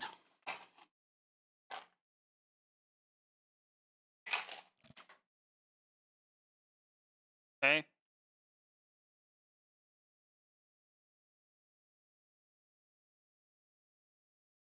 Where are you going?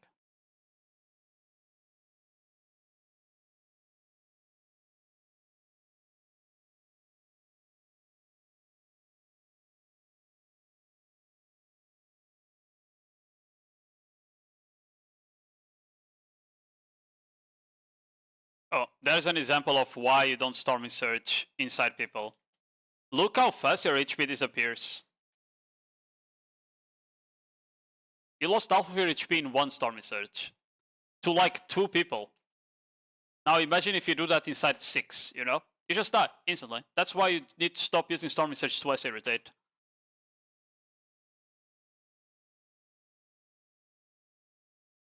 Well, you'd, yeah, you need to be. Not to worry that.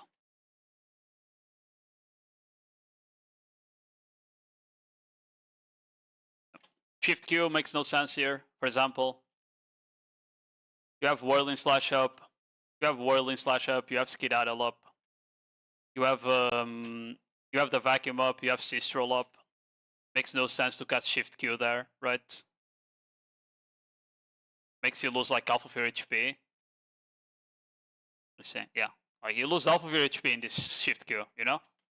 And then you simultaneously backwards, giving your back to the enemy. So you're gonna take another half of your HP and do that, right?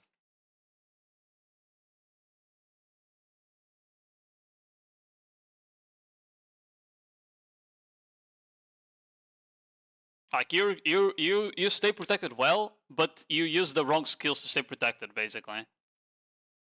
Because it's the easiest way to stay protected using those skills. But if you play like that, you just die standing a lot of times.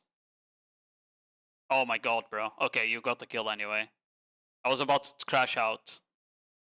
It's like, look there. You see them on the ground, you go in, you don't resist them with WC, you miss your Vigor Rush, you Storming Surge forwards, this skill has no damage, and then you resist with Simulankly when you have both of your knockdowns up. Why do you float here when you have both of your knockdowns up? It makes no sense.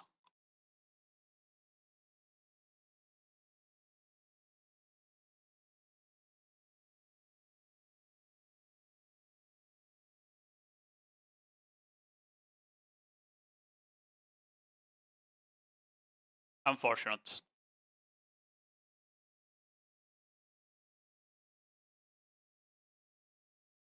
Yeah, the first time you got the frontal guard there, you got punished unlucky.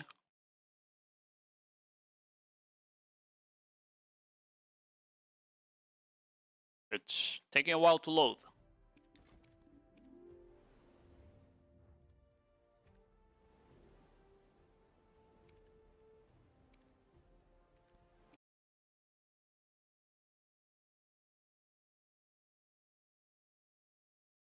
I think it's over now. I don't think there's any way they get stat off you. You guys have no buildings. 50% no buildings. Even if they manage to kill a stat, I think you guys die anyway, right? So the fine ult. I feel like you shouldn't use it there though. You're full HP. You're full HP. You have all of your damage skills up. Both FG and SA skills up. Don't ult. It's too early. You know?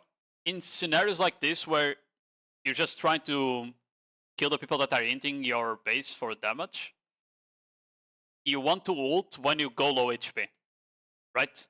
You pop your ult to sustain you back up so you can DPS again. Because right now, your spawn timer is like 50 seconds. So you want to get as much damage and CC out while surviving as long as possible. So ulting while you're full HP instead of when you go low HP, it makes no sense in this scenario, right? Also, like you were on this corner, that corner was perfect for you to throw out some FGs and CCs, right? Because you had so many people with their backs to you. Yeah.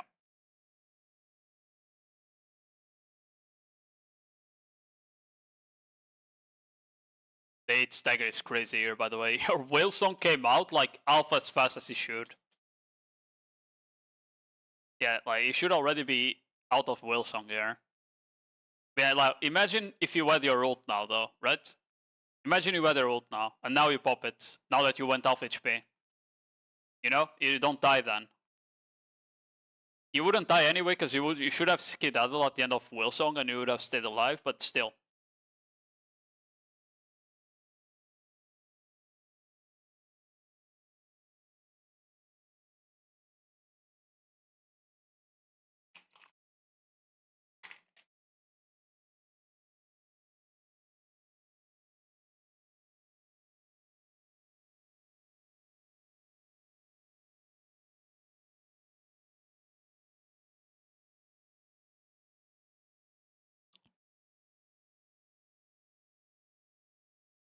Yeah, I think at this point it's just cooked though, because you guys don't have any recos, you're just getting bombed permanently by other guilds. I don't think you can really do much. It's fine maybe for us to see your skirmishing on the side, but I don't know if you're even gonna try to do that. It's taking too long. Let me swap back to...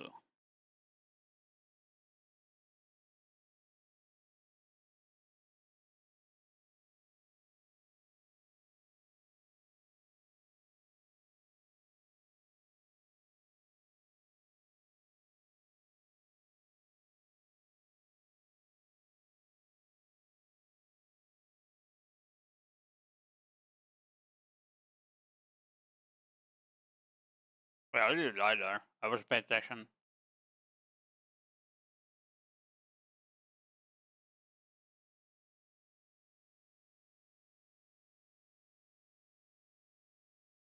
I mean, yeah, just another shift Q inside everyone.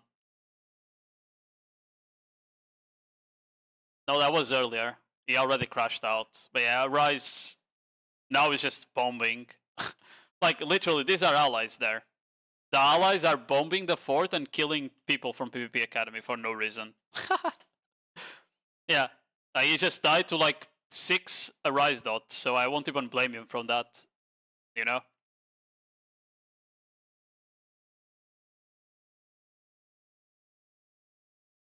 Yeah, I would need to see a Rise pop to know if they were throwing or not.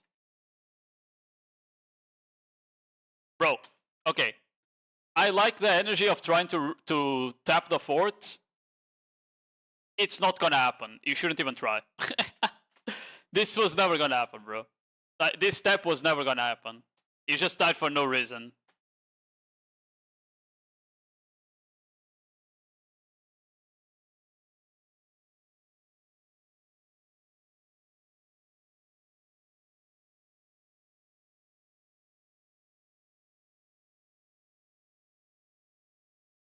Yeah. Season was like bombing and shit there, I think.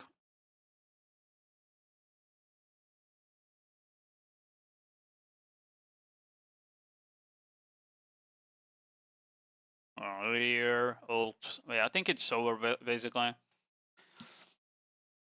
Okay. Final thoughts. Let me.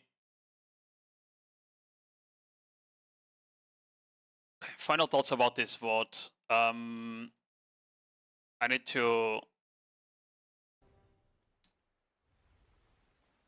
So,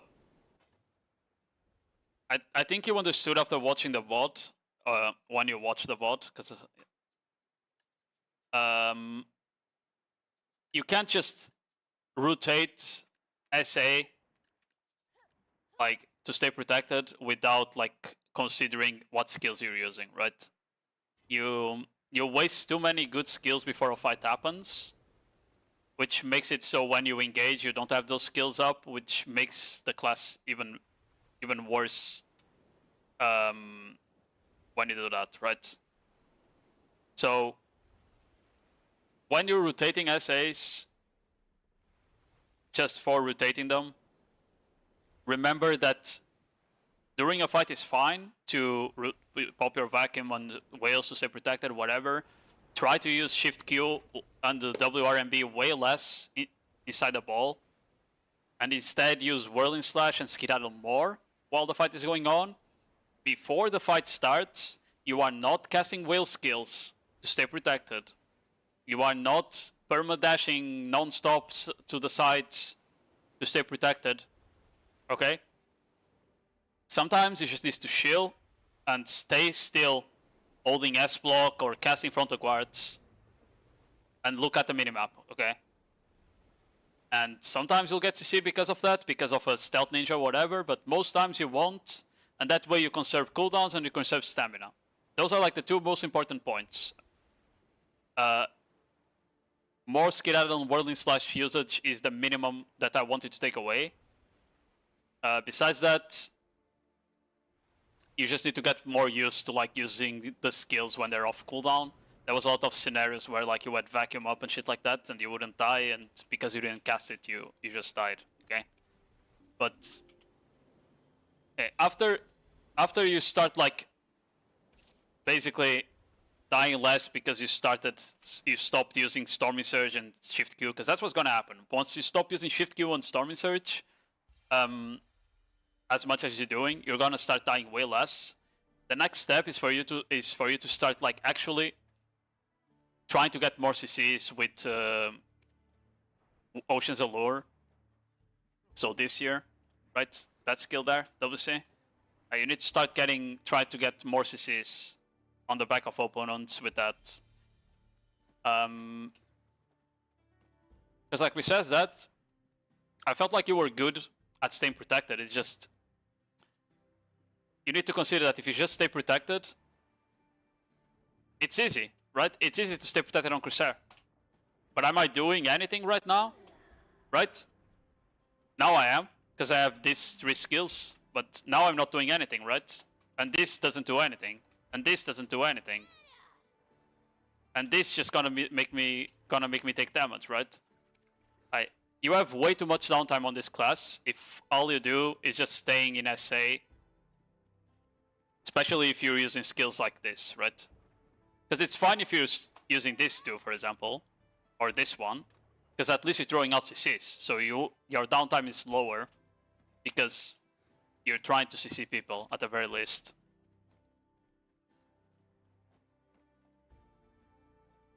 Tapping the 4th on a Virus got the soul, yeah. Honestly, that was just int though. I respect it, but at the same time, it was never gonna happen. It was just int to try and repair the 4th there. But yeah, I wouldn't worry at all right now. On the state you are at the class, I wouldn't worry right now at all about like trying to combo people, right? The only notes I'm gonna give you on that is like the same I told yesterday when I was reviewing someone else. You can abuse terrain, right? You can abuse walls to throw out frontals like this. You can abuse terrains, even if it's not just frontals, abuse the walls and the terrain to like avoid damage, right? So like, if you're around a structure like this, and there's people there, and you want to hit these people here, you can throw damage from here. This way, the people on the choke won't hit you, right? You're just abusing the terrain, and the structure is to your advantage. But yeah, in terms of combo, as I said, like for now, I think the only thing I wanted to be more aware is like re-CCing people. If you see someone on the ground, I wanted to do this. Or this. Okay? If you see someone on the ground, I wanted to re-CC them. Because then you give more time for, if you get a knockdown into them, you give more time for your guild to follow up. As simple as that. There was a lot of scenarios where there were people in front of you on the ground that you didn't even try to re-CC. And once you get used to like re-CCing people and getting more used to PvP, then you can start getting your own CCs and shit like that, okay? And starting to get combos out during Nodewar and stuff like that. Because I feel like Corsair is not an easy class to get combos out on Nodewar just because half of your combo is frontal guards, right?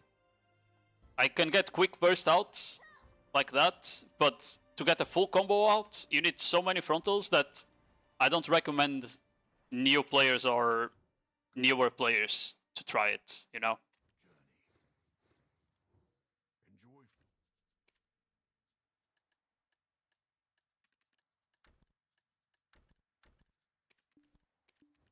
It was the call? I don't think it was even the call, because he was the only one tapping it. I think he just did it for himself, by himself. That's why I said it was int, because I'm pretty sure Blue didn't tell to tap the 4th.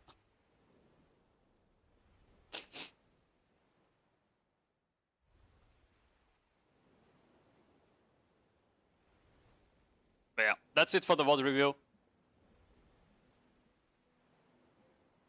I'll be sending the VOD to the guy later.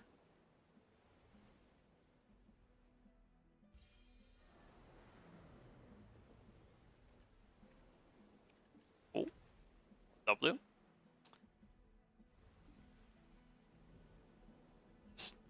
Bro, I have another VOD, but I think I'm gonna do this one Thursday probably. Because I still have another one to do. I'm probably gonna do that one tomorrow or Thursday, bro.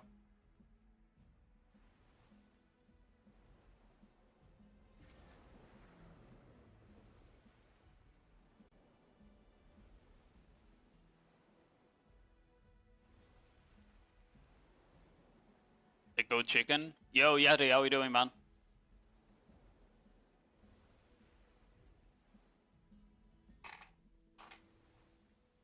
Yo, tag me on Discord. Give me a second, guys.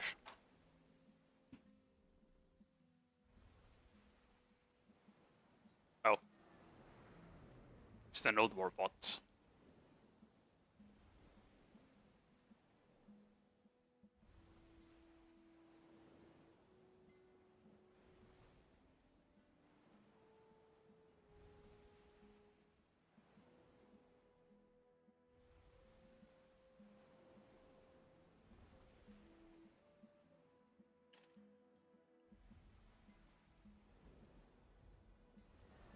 My guild starts war tonight, excited to call and learn. Wait, you gonna call? You gonna be shot calling Yeti?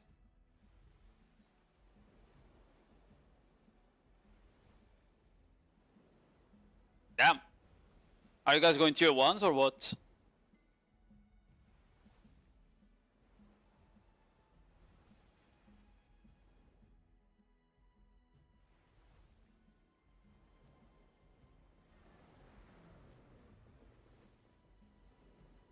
You want to start and get into poly for tier 2? Yeah. Sounds about right. Tier 1s is nice for you to start just to get used to ball fighting and stuff. Because once you get into these fights, like the construction fights, then you also need macro on top and shit, and it can be a bit rough if your guild is struggling already with like ball fights and shit, you know?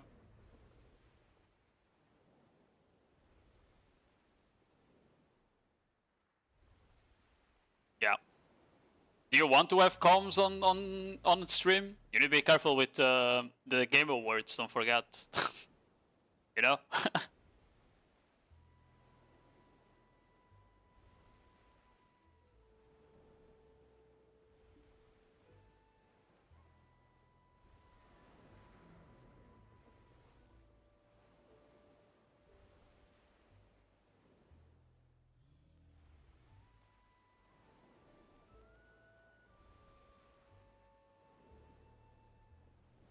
We good? Oh, okay.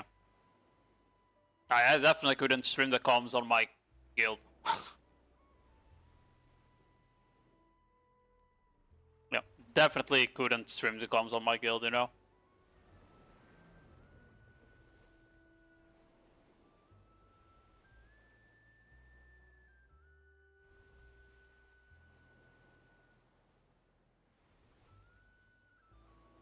Could have the same year.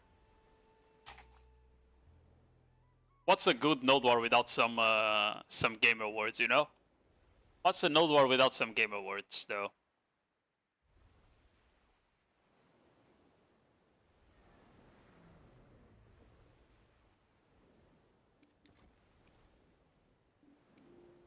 You approve that behavior? I will not comment on the situation.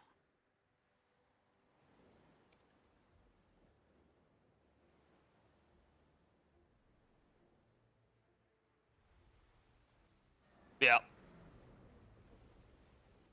I assume that's also why you want to play Corsair, huh, Yete?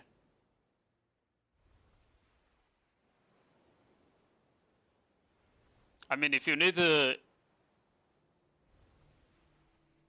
help you asked for yesterday, we can also don't forget like to DM me.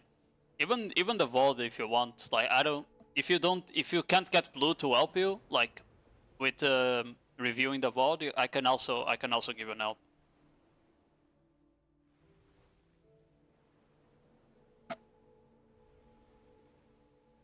Go inside strike track, see some cards a little bit. Okay, makes sense. Is he like N is digital? We are second strongest, not first strongest. So we're more like Erm.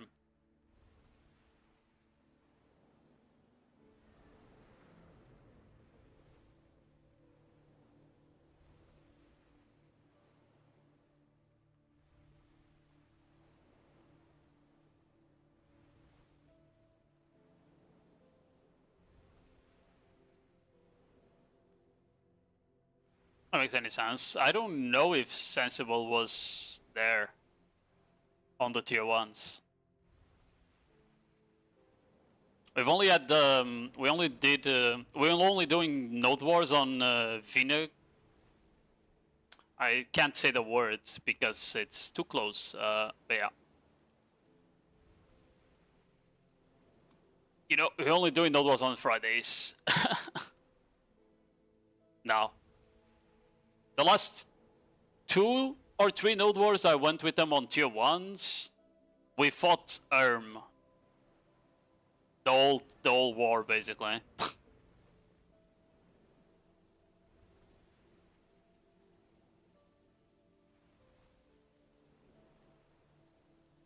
The only problem we have right now is we stopped going because it started becoming unfun because people were just dodging us. Everyone was just leaving. The moment we went to a fort, people were just leaving, ripping the setup and leave. So we stopped doing Node Wars completely on tier 1s because of that. We started going on Fridays only because Fridays there's a lot of guilds and stronger guilds as well, because Friday seems to be an off day for the strong guilds, so they go tier 1s for fun. Like guilds like Erm and the Rise and shit like that. So we started doing Fridays because of that, because that way we always have a fight on tier 1s if we go on those days.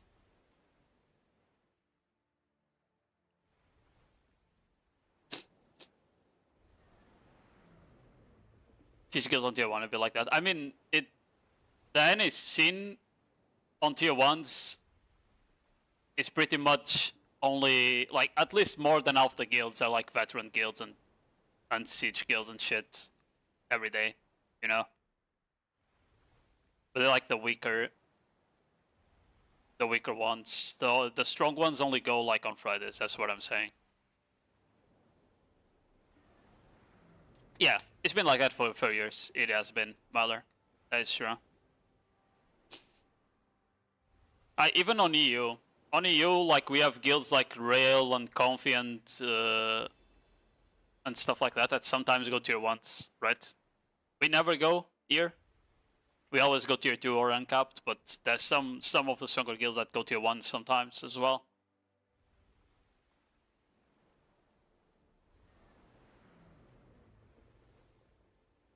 Yeah, I mean, people will always dodge, right? The problem to us that, like, we would go to a fort and people would just, like, randomly rip the flag and go away. Even if they had the fort, you know? It's fine if there's like 2 or 3 guilds on that fort, but like when it was just 1 or 2 left, we didn't want to just like sit there and farm one guild completely, you know? Because that also gets boring and they don't have fun, the other guild, obviously. We just wanted to look for the fiestas. But this is not a problem with our guild, by the way. I got asked by Czane. That's sort of a lot. I got asked by Czane like 2 or 3 times if I wanted to merc for a Rise for tier 1s with Czane calling. So it's like an off day for them, right? So it's Czane calling, off day, and he asked me if I wanted to come. Basically the same issue on a Rise. They would go to a fort and everyone would leave. And then they would go to another fort and everyone would leave. It was the same issue. That's just how it is.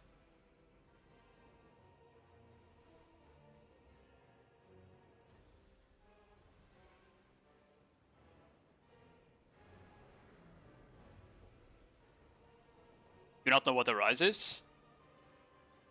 Rise has no business being in tier 1s. Yeah, but that's what I'm saying, right? It's the same.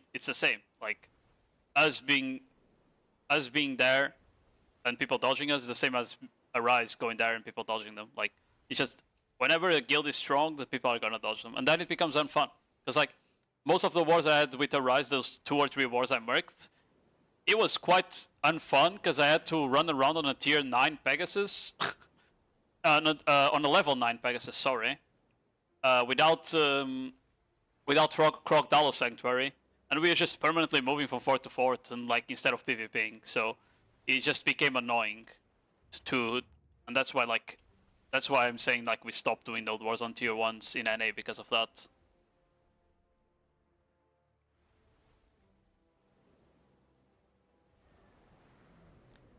But like in general though, even the weak tier 1 guilds, like the weaker, like middle of the pack to or so tier 1 guilds, have so many veteran players. Like I see names whenever I, because I'm merking for tier 1s sometimes, right? I merc for Splat, I merked for forgot the name of the other guild. Was China? I merked for China, for example. I merked for a couple more. Seals. You know, like I've been merking for like tier 1 guilds just to go and run around and have fun. And in general, like a lot of the names I see in every guild are people I know the names in NA. I don't even play NA, and I know those names for like years and years and years and years, right? I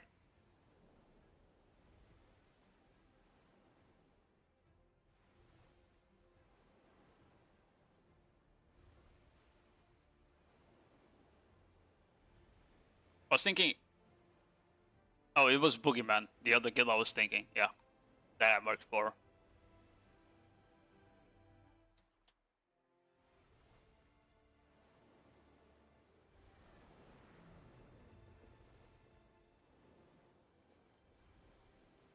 But yeah, to me it's like I play a class that can't really solo kill people that easily anyway. It's not like I can just go in and farm a guild alone anyway, you know? So, at the very least, I'm not abusing some broken shit to just get 20-man fits like an Archer or a Sucksage, you know?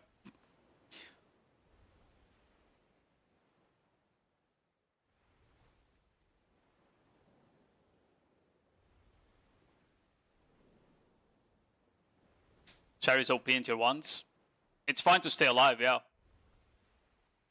But you're not gonna solo kill people most times, unless you have Z-buff up. But even with Z-buff up, I would need to solo kill someone. I need to throw a lot of frontal guards. If your guild is letting a Corsair throw like 5 frontal guards and getting a kill in the middle of like 10 people, maybe you deserve to get farmed by the Corsair. You know? Maybe you do. It's a good lesson for you, you know?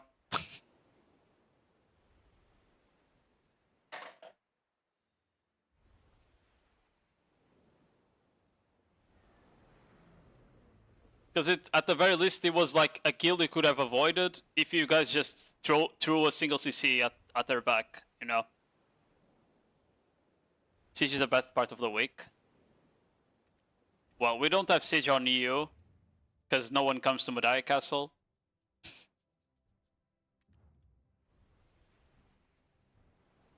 I don't even know, I don't know. I merked for any sieges, like Serendia, Balenos. I merked to Soaked, Arise, Antrix.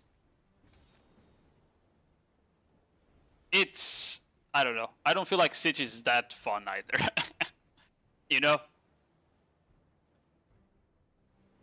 I feel like there's still some issues with the capped meta that make the game be a bit unfun, unfortunately. And those issues start with classes like Archer and Sucksage, you know? But yeah. It is easy to counter. It's not even being easy to counter or not. A class that can literally pop out of nowhere, because you can't really keep track of it on a ball most times.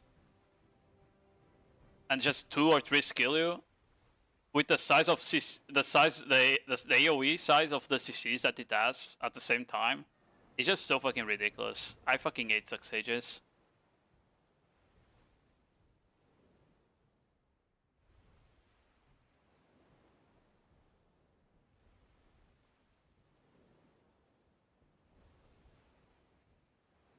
Yeah.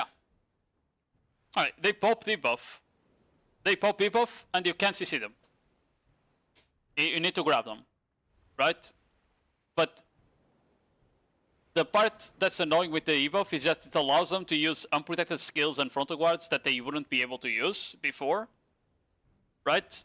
And for some reason, every fucking skill on the Sage kit does immense amounts of damage. Every random skill they touch, I swear, does a third of someone's HP, man.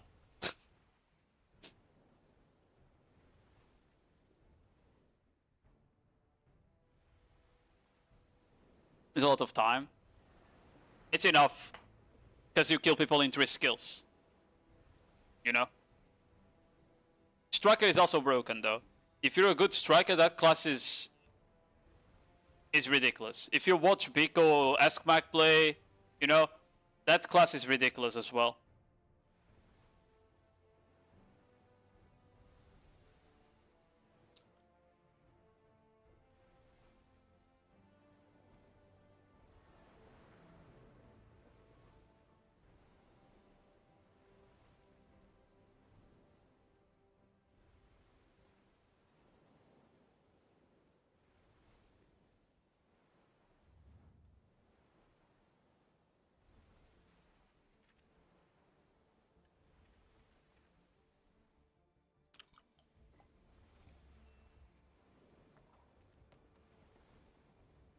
Yeah, I don't know if PA is gonna do anything about the state of PvP, like in large scale. I would really like if they did something about the uncapped state at the very least, the DR meta. For capped, I don't know. I just feel for capped that the moment they made like self buffs work past the caps, that's when like some classes started being complete menaces, you know? I want Siege to be capped at 75. They should have capped Siege at 75 in so fucking long ago. Like this game, 2 or 3 years ago, they should have gotten rid of alliances, like 150 man alliances, and capped Siege to like 75. So long ago.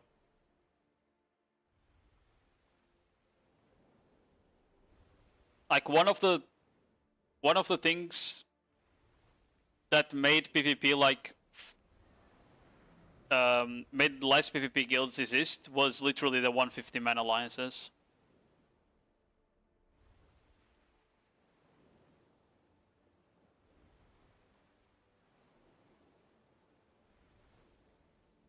I stop pay to win for this toxic game. I mean, there's no reason to pay to win anyway. Uncapped is completely dead on both regions, you know? I think the only region that still has uncapped PvP like every day, and apparently it's not dog shit, it's Asia. Apparently over there they have like crazy uncapped occupation fights every day.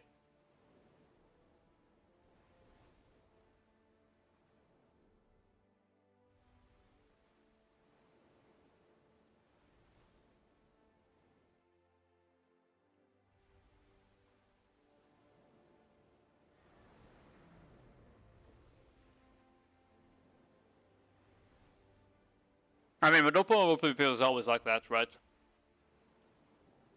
Open world PvP was always like that. People like, if you're losing, you call more, and you zerg. Right, that always happened. No, we don't have any. We don't have almost any Arsha action here anymore. We used to when open world PvP was a thing, like guild wars and stuff. And construction as well. Like when construction was, node wars were good, and open world PvP had a lot of guild wars and shit. There was a lot of beef, which then resulted in a lot of open world PvP in Arsha. But I think Also because of the current state of the meta, where people just build tanky and stuff. Most guilds don't want to do open PvP when you're just fighting DP cackers, you know? It's just not fun. I used to see someone and the guy just carpets you, you know? That's never fun. Like, there was a time where our open world PvP scene started dying when our Valkyries figured out they could run around with 2 Cadres, 2 Narcs, you know? When they figured that out and they started doing it, open world PvP started dying in EU because of that, for example. Because the Valk started doing it, then the Zerker started doing it, and then like they were so tanky that people were like just didn't want to fight Conquer, and they're like 5 Valks plus 3 Shies, you know, shit like that. Because it was just unfun to fight a comp like that on open world. Yeah, full resist, special evasion, right? Like, the game was super tanky back then. Let's not forget that. Like, special evasion with resists and the Cadres, that shit was ass, man. That shit was fucking ass. Sometimes you would do some damage, other times you would like low roll the special evasion and do 0 damage. Like, it was so bad. It was so fucking bad. Yo, hello 80s, how you doing? Like, the game balance right now is better, yeah. Until you put the gear balance on top, you know? Yeah, exactly, Myler. You had Misty back then. My only problem that I always had with Misty was that it made people that were on like damage builds go from like 2 to 3 skills to a complete one-shot, which was really bad because I feel like if you're playing AP, you shouldn't be getting like one-shot completely, okay? But yeah, that was very easy to fix, because instead of like reducing the R and evasion by a percentage, they could just cap the amount, right? Like, oh, if you get it by Misty, you get your DR cap to 700, your evasion cap to 1,000. I think 1,000 was a lot back then. But yeah. But because it like reduced the DR and evasion from everyone, it made it so if you were playing an AP class, you just get randomly one-shot, and that wasn't fun either. Yeah, the nerf to Misty was PvE target, not PvP. They just didn't really think about it, to be fair. But yeah. Either way, Misty was like the only thing that could counter tanky metas, and PA didn't do anything to fix that, so yeah.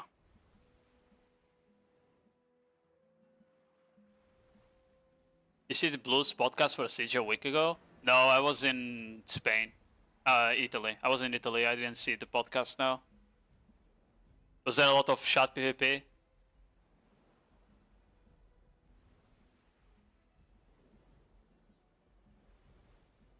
So we have a DR tank with flag. If you're full DP, you shouldn't be able to kill structures though. I don't think we have enough AP to kill structures on Corsair. Maybe rebuilds, but not structures.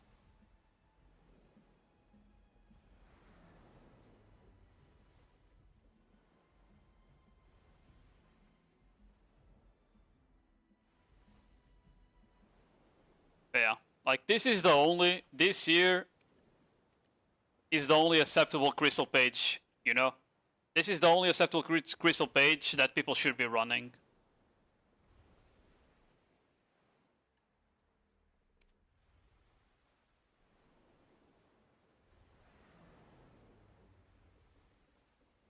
Yeah, Myler. Like, there was issues back then as well, you know? After they got rid of special evasion though and shit, like the game was in a better state for a while, you know?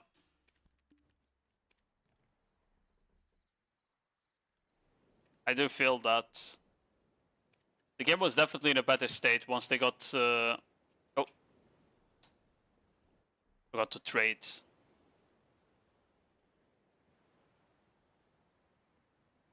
Usually if Soak's on the node, they have to ban politics, ban stairs. Bro, did you see? I murked for Soaked Monday on the 3v3. Corsair cannot do shit against like proper guilds, you know? Like go ask Soaked if the Corsairs that we had were doing anything against digital, you know? Stacking 11 Corsairs isn't really gonna make your guild stronger or anything like the swords. You need like Archer, Ranger, and Suck Sage as DPS classes, like a lot of them, to support a ball of Corsairs. And even then, you're gonna lack so much render distance engage potential if you stacking Corsairs instead of Zerkers and Valks, you know? Because that's also a thing people don't realize, that against guilds that have 2 brain cells, having Corsairs makes your render distance engage complete dog shit. Because you can literally see Corsairs come in. Like, it's so easy to see them engage, and you just run backwards, you know?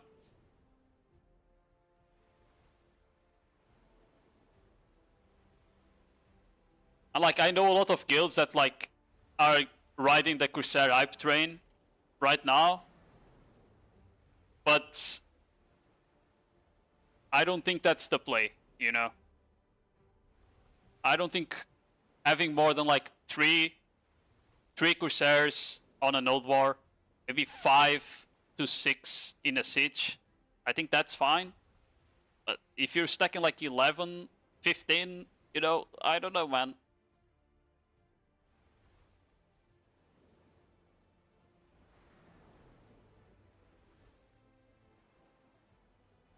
They nerfed again for sure. I mean, if they nerf anything about Corsair, they better just revert it, you know? Put back the damage in, take some tankiness out of the whales. Problem solved. Because if you literally... Because like, what else are you gonna nerf on the class right now? If you just nerf the tankiness, the class is just gonna be useless. Because it already like struggles sometimes, right? To do much.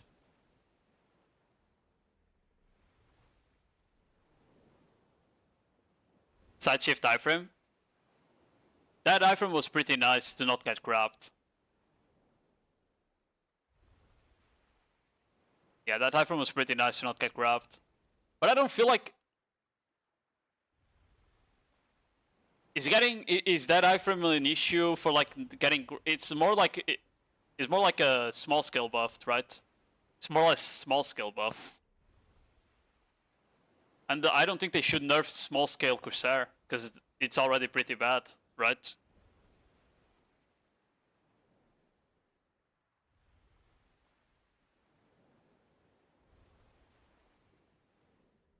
I save a friend by the way from going 7 PvE. If he enjoys it, it's fine. Corsair is like a average PvE class. If he enjoys the class, I think he should just grind on it. I don't think this is that bad. I straight grab that. Yeah, exactly. I feel like it's not like it wouldn't be a large scale nerf. Like the only realistic large scale nerf that Corsair can take is them deciding we're gonna nerf the whales from 50% TR to 35, you know? Something like that. But I feel like if you do that, you need to put some damage back on them. Because otherwise you just leave the class in a way worse state that it was before the initial buffs, I feel like.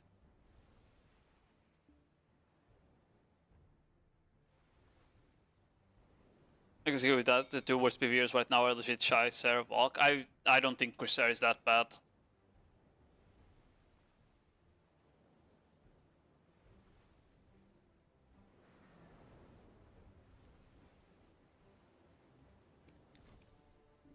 I think if you play PvE on Corsair to a decent extent, you should be able to do like average numbers. Like, the PvE is not that bad.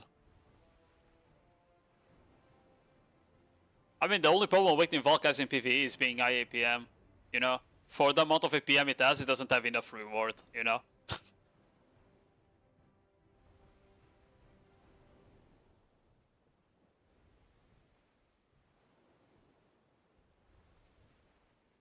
And yeah, I know Soaked has like a lot of Corsairs, Archers, Casters. Like, I do think that there's guilds that are trying to replicate that and recruiting more and more Corsairs and stuff. And NA is like on a Corsair craze right now.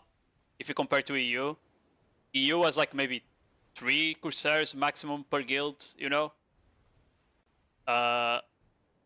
While NA is like going on a craze. There's so many guilds that like are recruiting like crazy. And like, I don't know.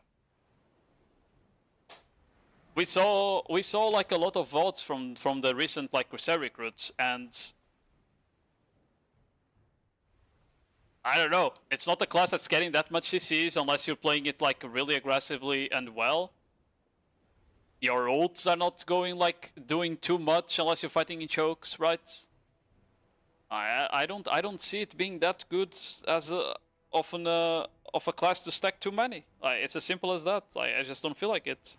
Stacking too many archers and 6 sages, I think that's fine because that class is legit broken. Stacking too many Corsairs, you start lacking CCs. You start lacking like engage, you know, shit like that. Soak versus Arise, and Soak will win in a 1v1 without a double pull bunny on it.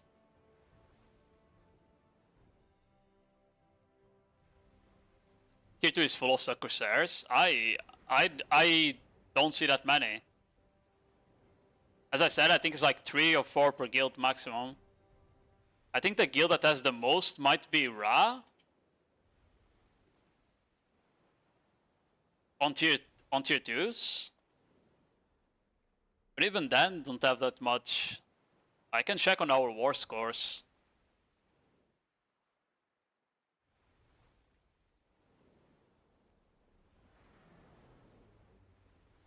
I'm opening the last 4 capped Nodewars with it right now. To see how many Corsairs each guild has.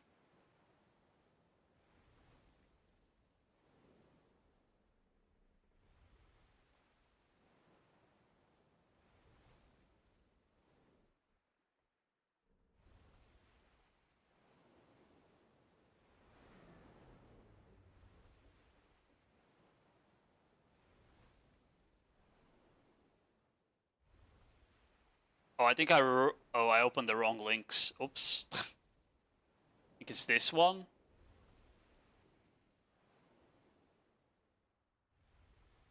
What? Maybe I opened the right one? Oh, now I'm confused, bro. Oh, okay, I did open the right one. My bad.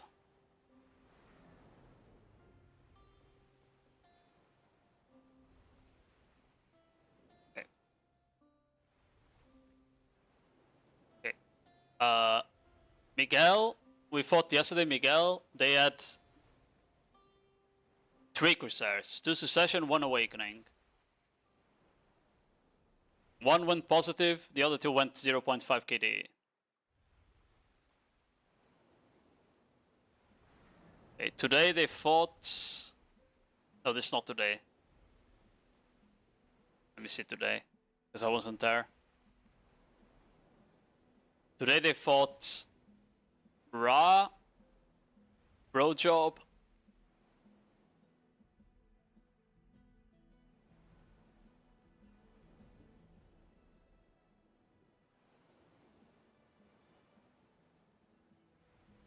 yeah. What? This has to be wrong, no? Oh, there we go. It's down here. I see it. Alright, there we go. Yeah, Ra is 3 Corsairs. Ra is 3 Suck Corsairs. Brojob has 2 Awakening Corsairs. Necro has 1 Awakening and 1 Suck. Yokai had no Corsairs and Azure had no Corsairs. Oh, wait, no, we don't have almost any kills on them, so they could have had more. Yeah.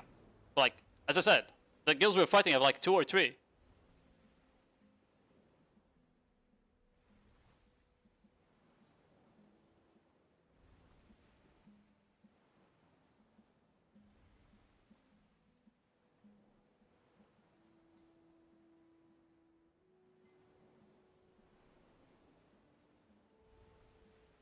Your class 12 so higher than my broken shit. Bro, I don't know which people are playing that then. Yeah, it did go up the past month by like double. That is true. Well, it wasn't double, my bad. It was 20%, yeah. But again, is it, I don't know, is it people like trying it and then just keep not playing it? Because as I said, if you look at the results from the past couple wars, every guild had like 2 or 3 maximum, you know?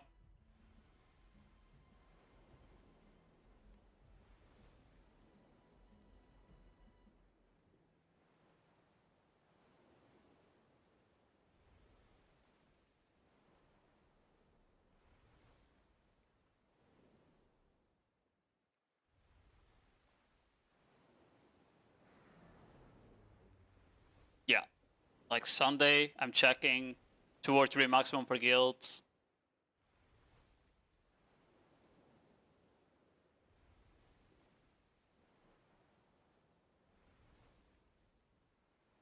I don't know.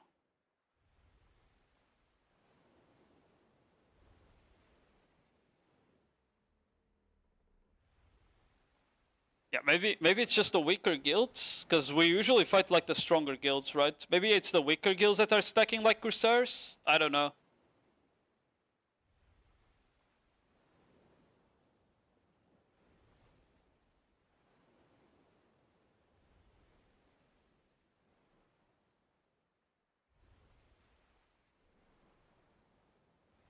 Comfy? Okay, we don't count Comfy, bro.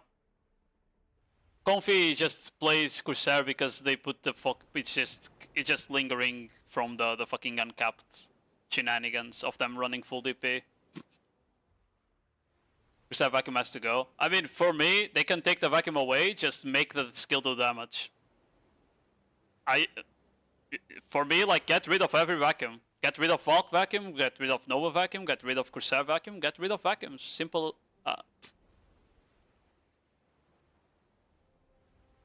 Talking to you, yeah, I have no idea about cap, bro. I haven't fought Comfy in capped because they always dodge us, basically. Recently. I know that they run a lot of like Corsairs on uncapped, like with TP and shit, but that's why I assume they are uncapped on Corsair as well. That's what I'm saying. Like most, as I said, most skills we're fighting on question mark usually don't have that many. So yeah.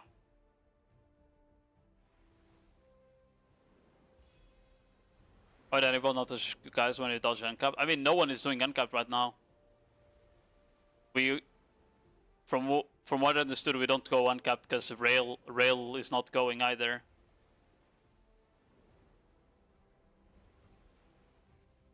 Happens is they're waiting. Yeah, but we are already 1v1ing them every day when we go uncapped. But that's the difference between 1v1ing Conquer with more guilds on the node and just straight up 1v1ing them, you know? Just keep doing it, bro. I don't know. It's kinda not fun to 1v1 Conquer 3 times a week, you know? When without other guilds being there, basically. So if it's as simple as that.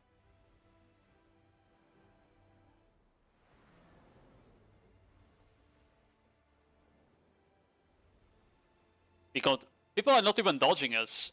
It's literally just some guilds never go to question mark. Ra fights us. The Roses Alliance fights us. Rail fights us. We have like, the Version and the Jura are permanently trying to fucking backdoor our flags sometimes. God knows why.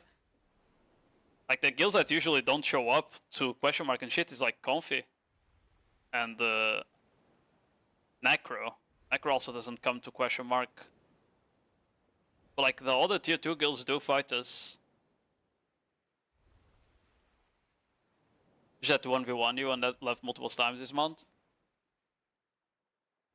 That's when people don't go question mark though, right? That's what I'm saying. Like, as long as some people go question mark, I think the fight is fine, right? You just don't want to like, I understand people not wanting to 1v1. That's the same way we don't want to like just 1v1 conquer without other guilds around, right? Because we already did that a couple times, but doing it every day is not fun. But like question mark, as long as there's more than one other guild, so it's not like a full 1v1, I think the fight is fine, right?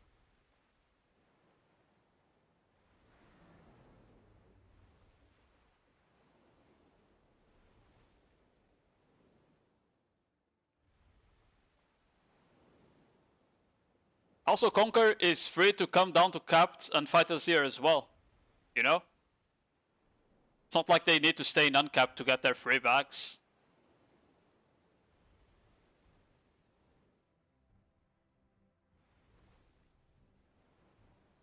Said the same for Uncapped.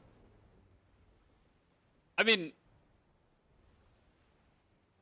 you mean like having needing more than one guild around the fort? I mean, yeah. In general, like occupation is just not fun when it's a straight 1v1, right? That's what I mean. It's occupation is just not fun if it's a straight 1v1. It's not. Because one side will have the fort, so they will have the spawn advantage, you know? Like they'll have like a better watcher probably because of that as well. I think in general you just want more guilds because the occupation is supposed to be a fiesta around the fort.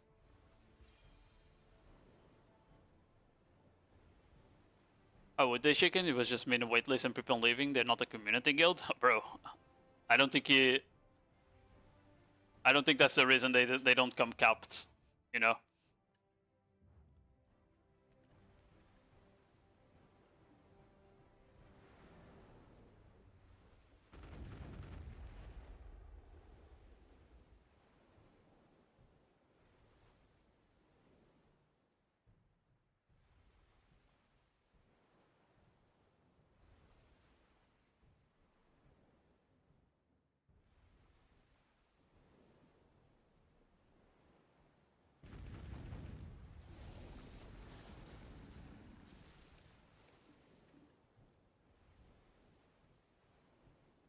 Yeah, you just sit there to get the bags. You just sit there to get the bags. You don't. That's more the reason, right? Because like you could definitely go once or twice a week to capped if you wanted to, just and not get a bag, right? Like if people are not fighting you. If you want the PvP, I mean. And maybe they will now that people stopped placing uncapped 3 times a week, right? Because they were getting content 3 times a week, and that's enough to not go capped at all. But now, because people are just waiting for ball, and Rail stopped placing uncapped, so the guilds in general decided to stop placing uncapped, right? Until the ball. Then yeah. Now maybe they will come capped a couple days a week, so they get some content. Who knows?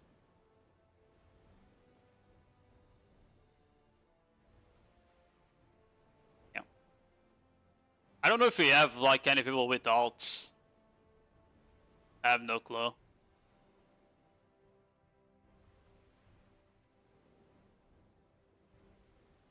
I know that Conquer has a lot of people with alts to go tier 1s and shit, right? But if they're already doing tier 1s, then yeah, they do cap with some people, but not all of the guilds.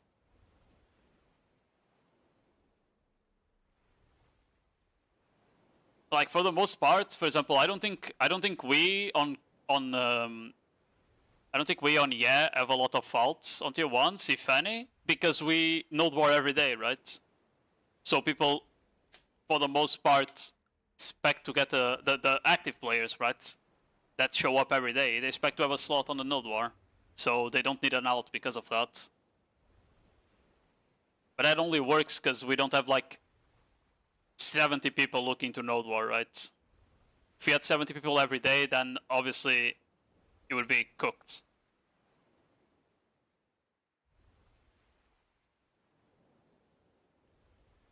Yeah, exactly.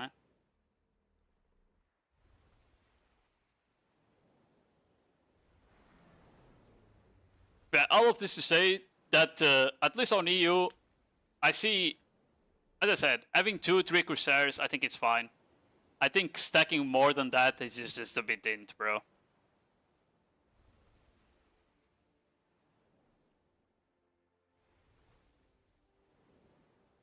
Like, the class is good, but it's not to a point where you should be overstacking it, basically. You always want, like, diversity. Like, if you have good Suckzerkers, that ult is super strong, right? And you want some Suckzerkers. Or Valks, for example. Valks are also pretty good class. Meanwhile, Omen with 4 Crusades and lots of Guardians. I mean, 4 Crusades is still inside the limits, right? Maybe it's a bit too much already for 40 men, but for 50s, I think it's fine. Yeah. Good, bro. Guardian is actually a class I feel like it's gonna go up in popularity as well. That shit is so AIDS. Like, you dish out AoE slows with every fucking skill you cast, and Succession Guardian just like, it does so much damage and shift Q wheels so much. I feel like it's crazy. I say at least 2 Guardians every guild. I know. It's starting to like pick up, and I am not liking that. You know? I am not liking that. I know some guilds already have like 3 or 4 even. And a mix of like Awakening and Succession. It's not like only Successions, it's also a mix, like Corsairs.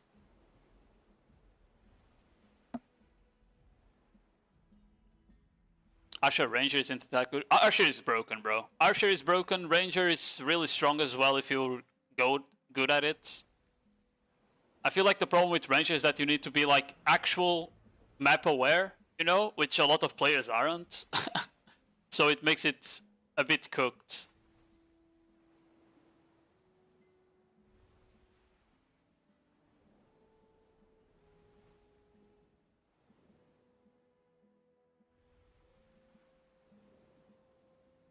What do Archer or Ranger do better than Suck Sage or Suck Sork? Well, Archer just hits you from further. And honestly, can like actually, you know, run, steal, I don't know, it's fine. Ranger is literally, as I said, like Ranger, it's really strong if it's a good player on it. But a bad Ranger is actually so fucking useless, I swear. The only thing a bad Ranger does is sit on a rock or under the FT and it stagger anyone that walks up. That's it. They have 0 agency. And basically, like, if their guild engages forward, they don't know how to help, so it's like a -1 when your guild is engaging, and it's only like a +1 when your guild is getting engaged under FTs and shit, you know? That's how a lot of Rangers play, and I feel like it's why it's just useless a lot of the times. But if you have Rangers like Changbang on your guild, or IU, you know, like VRC, those Rangers are... they put in work, you know? Those kinds of players put in work on the Suck Ranger. And they make the class look broken. Thanks for the follow, Vital. Imagine not flanking as Ranger. I never see IU flank. He does front to back, and like, Suck Ranger is that incredible burst, you just need to be able to not get CC'd on it.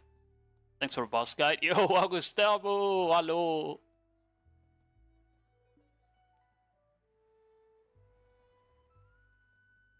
I mean, Suck Sage is vile. I agree with that. Like, that class is fucking disgusting. Fuck that, bro.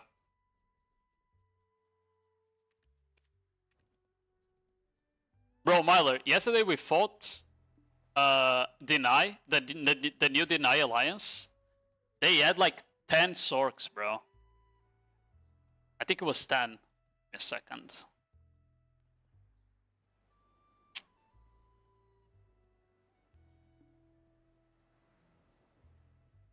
Let me see if it was 10.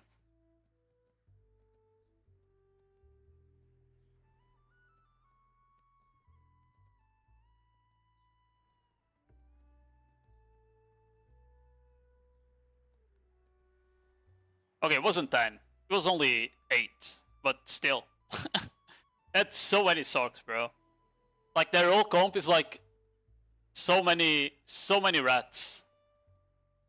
It's like, it was like 7 or 8 Sorks, then they had a couple Suck Dozas, couple Suck Sages, then Strikers, and their backline, which was like a couple, it was like 2 or 3 Archers, and then 1 Awakening Corsair, and 1 Suck Ranger. I didn't see them the whole war, because they just sat on their flag, basically. So the whole war I just spent fighting iframe classes that I literally can't damage in the first place. It was so fucking annoyingly boring. Avoiding Guardian. Oh, they had Guardians too. Their top fragger was a Guardian even. It was Pummelpuff. They had 1 Awaiting Guardian and 1 Succession.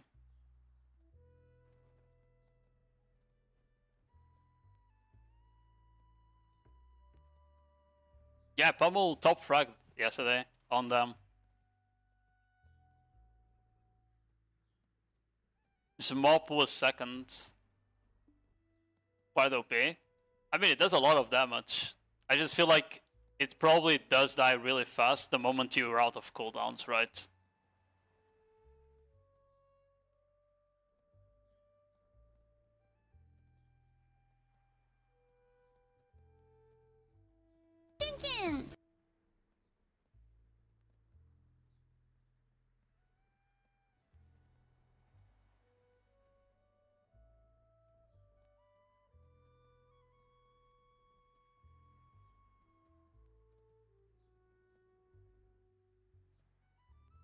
Inflated stats just like my class. Same! I always do decent damage, but getting the last hits is hard, you know?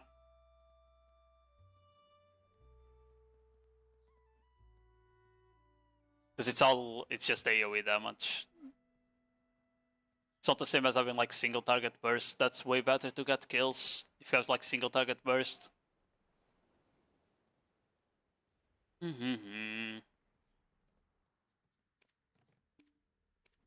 Where do I go from here?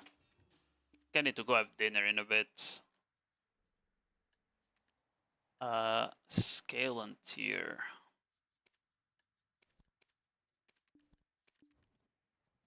Thanks for the follow, Chris.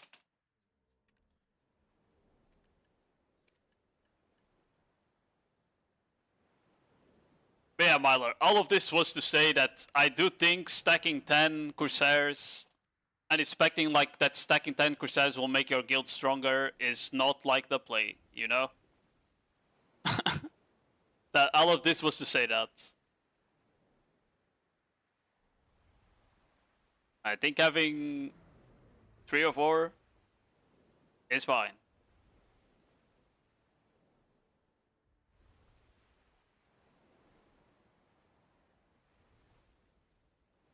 Depends if you have a mix of Awakening. No, they want to stack like 10 Successions, I'm pretty sure. That's why.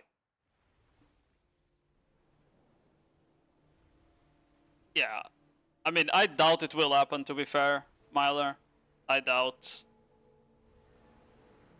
I've seen people try to reroll to Corsair as well, and the next war they're back on their main. You know? Like, who was it? It was from Specs Guild. That was like the Ash player, the hey guy. He played Suck Corsair 1 war. I never saw him on it again. He was back on Awakening Ash the second time I saw him, you know?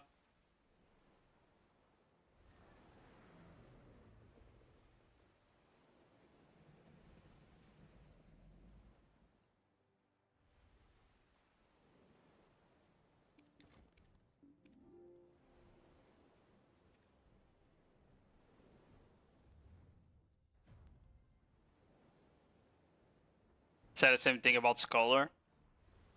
Well, yeah, but I do feel like Scholar was like people not playing it because they didn't know it was strong, right? I feel like people at this point know how Corsair is, no? Because we already passed by it. We already passed by the phase where people were playing Corsair. I feel like they know how the class is at this point. Maybe I'm just mistaken. From Awakening Ash that deals people to a class that like... I mean, it's a complete different playstyle, right? I think he was doing it because he was on... He's bartering art to learn without guides. Not really. You can learn for yourself, yeah.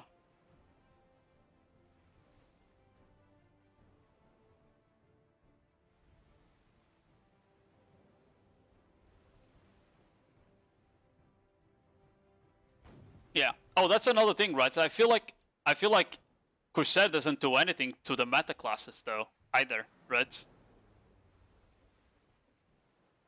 Which is a big problem. The only class I can like... The classes I like to fight right now, like maybe rangers if they're engaging into me, but most of the meta classes I fucking hate to fight, man. Because Corsair was made as a class to like brawl in close range, and a lot of the classes in the meta right now do not do that.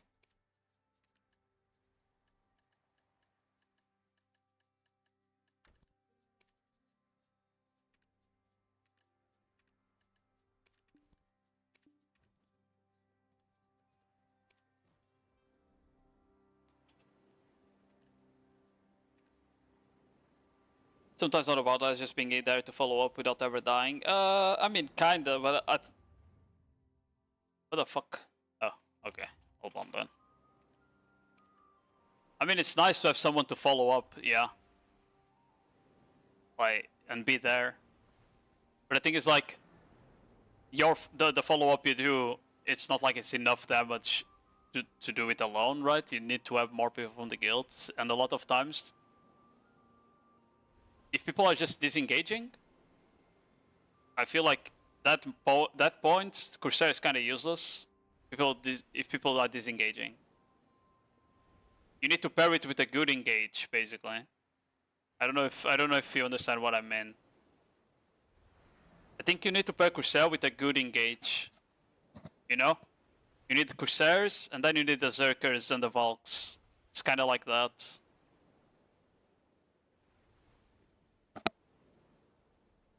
Or Scholars. Scholar is a good engage, because it does a lot of knockdowns. Scholar would be a decent engage as well.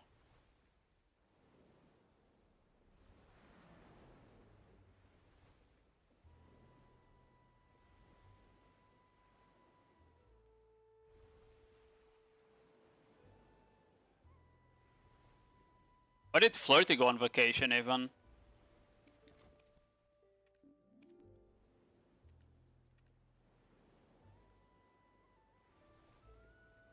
It's working? Oh.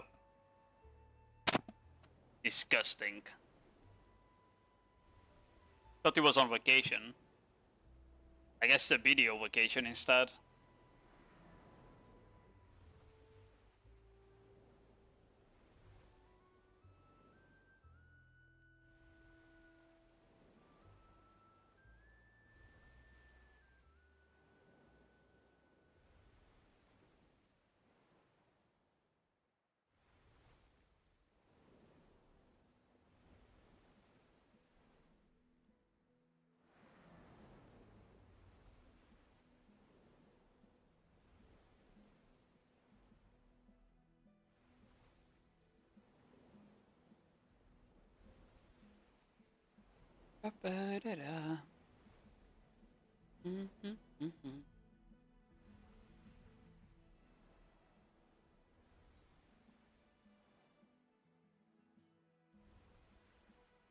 Let me see who I'm raiding, because I need to go have dinner. It's getting late.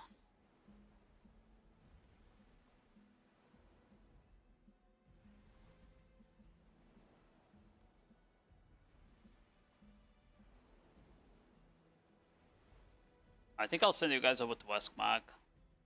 He's PvPing right now. Okay. Yeah. I'll send you guys over to Westmag. He usually raids me, so...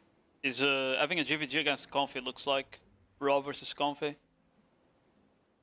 So yeah, go watch some Broken Class gameplay instead of bartering. I'll be back maybe tomorrow. I still have one more VOD to review from Estella, so I might stream tomorrow. Otherwise, I'll review it on on Thursday instead.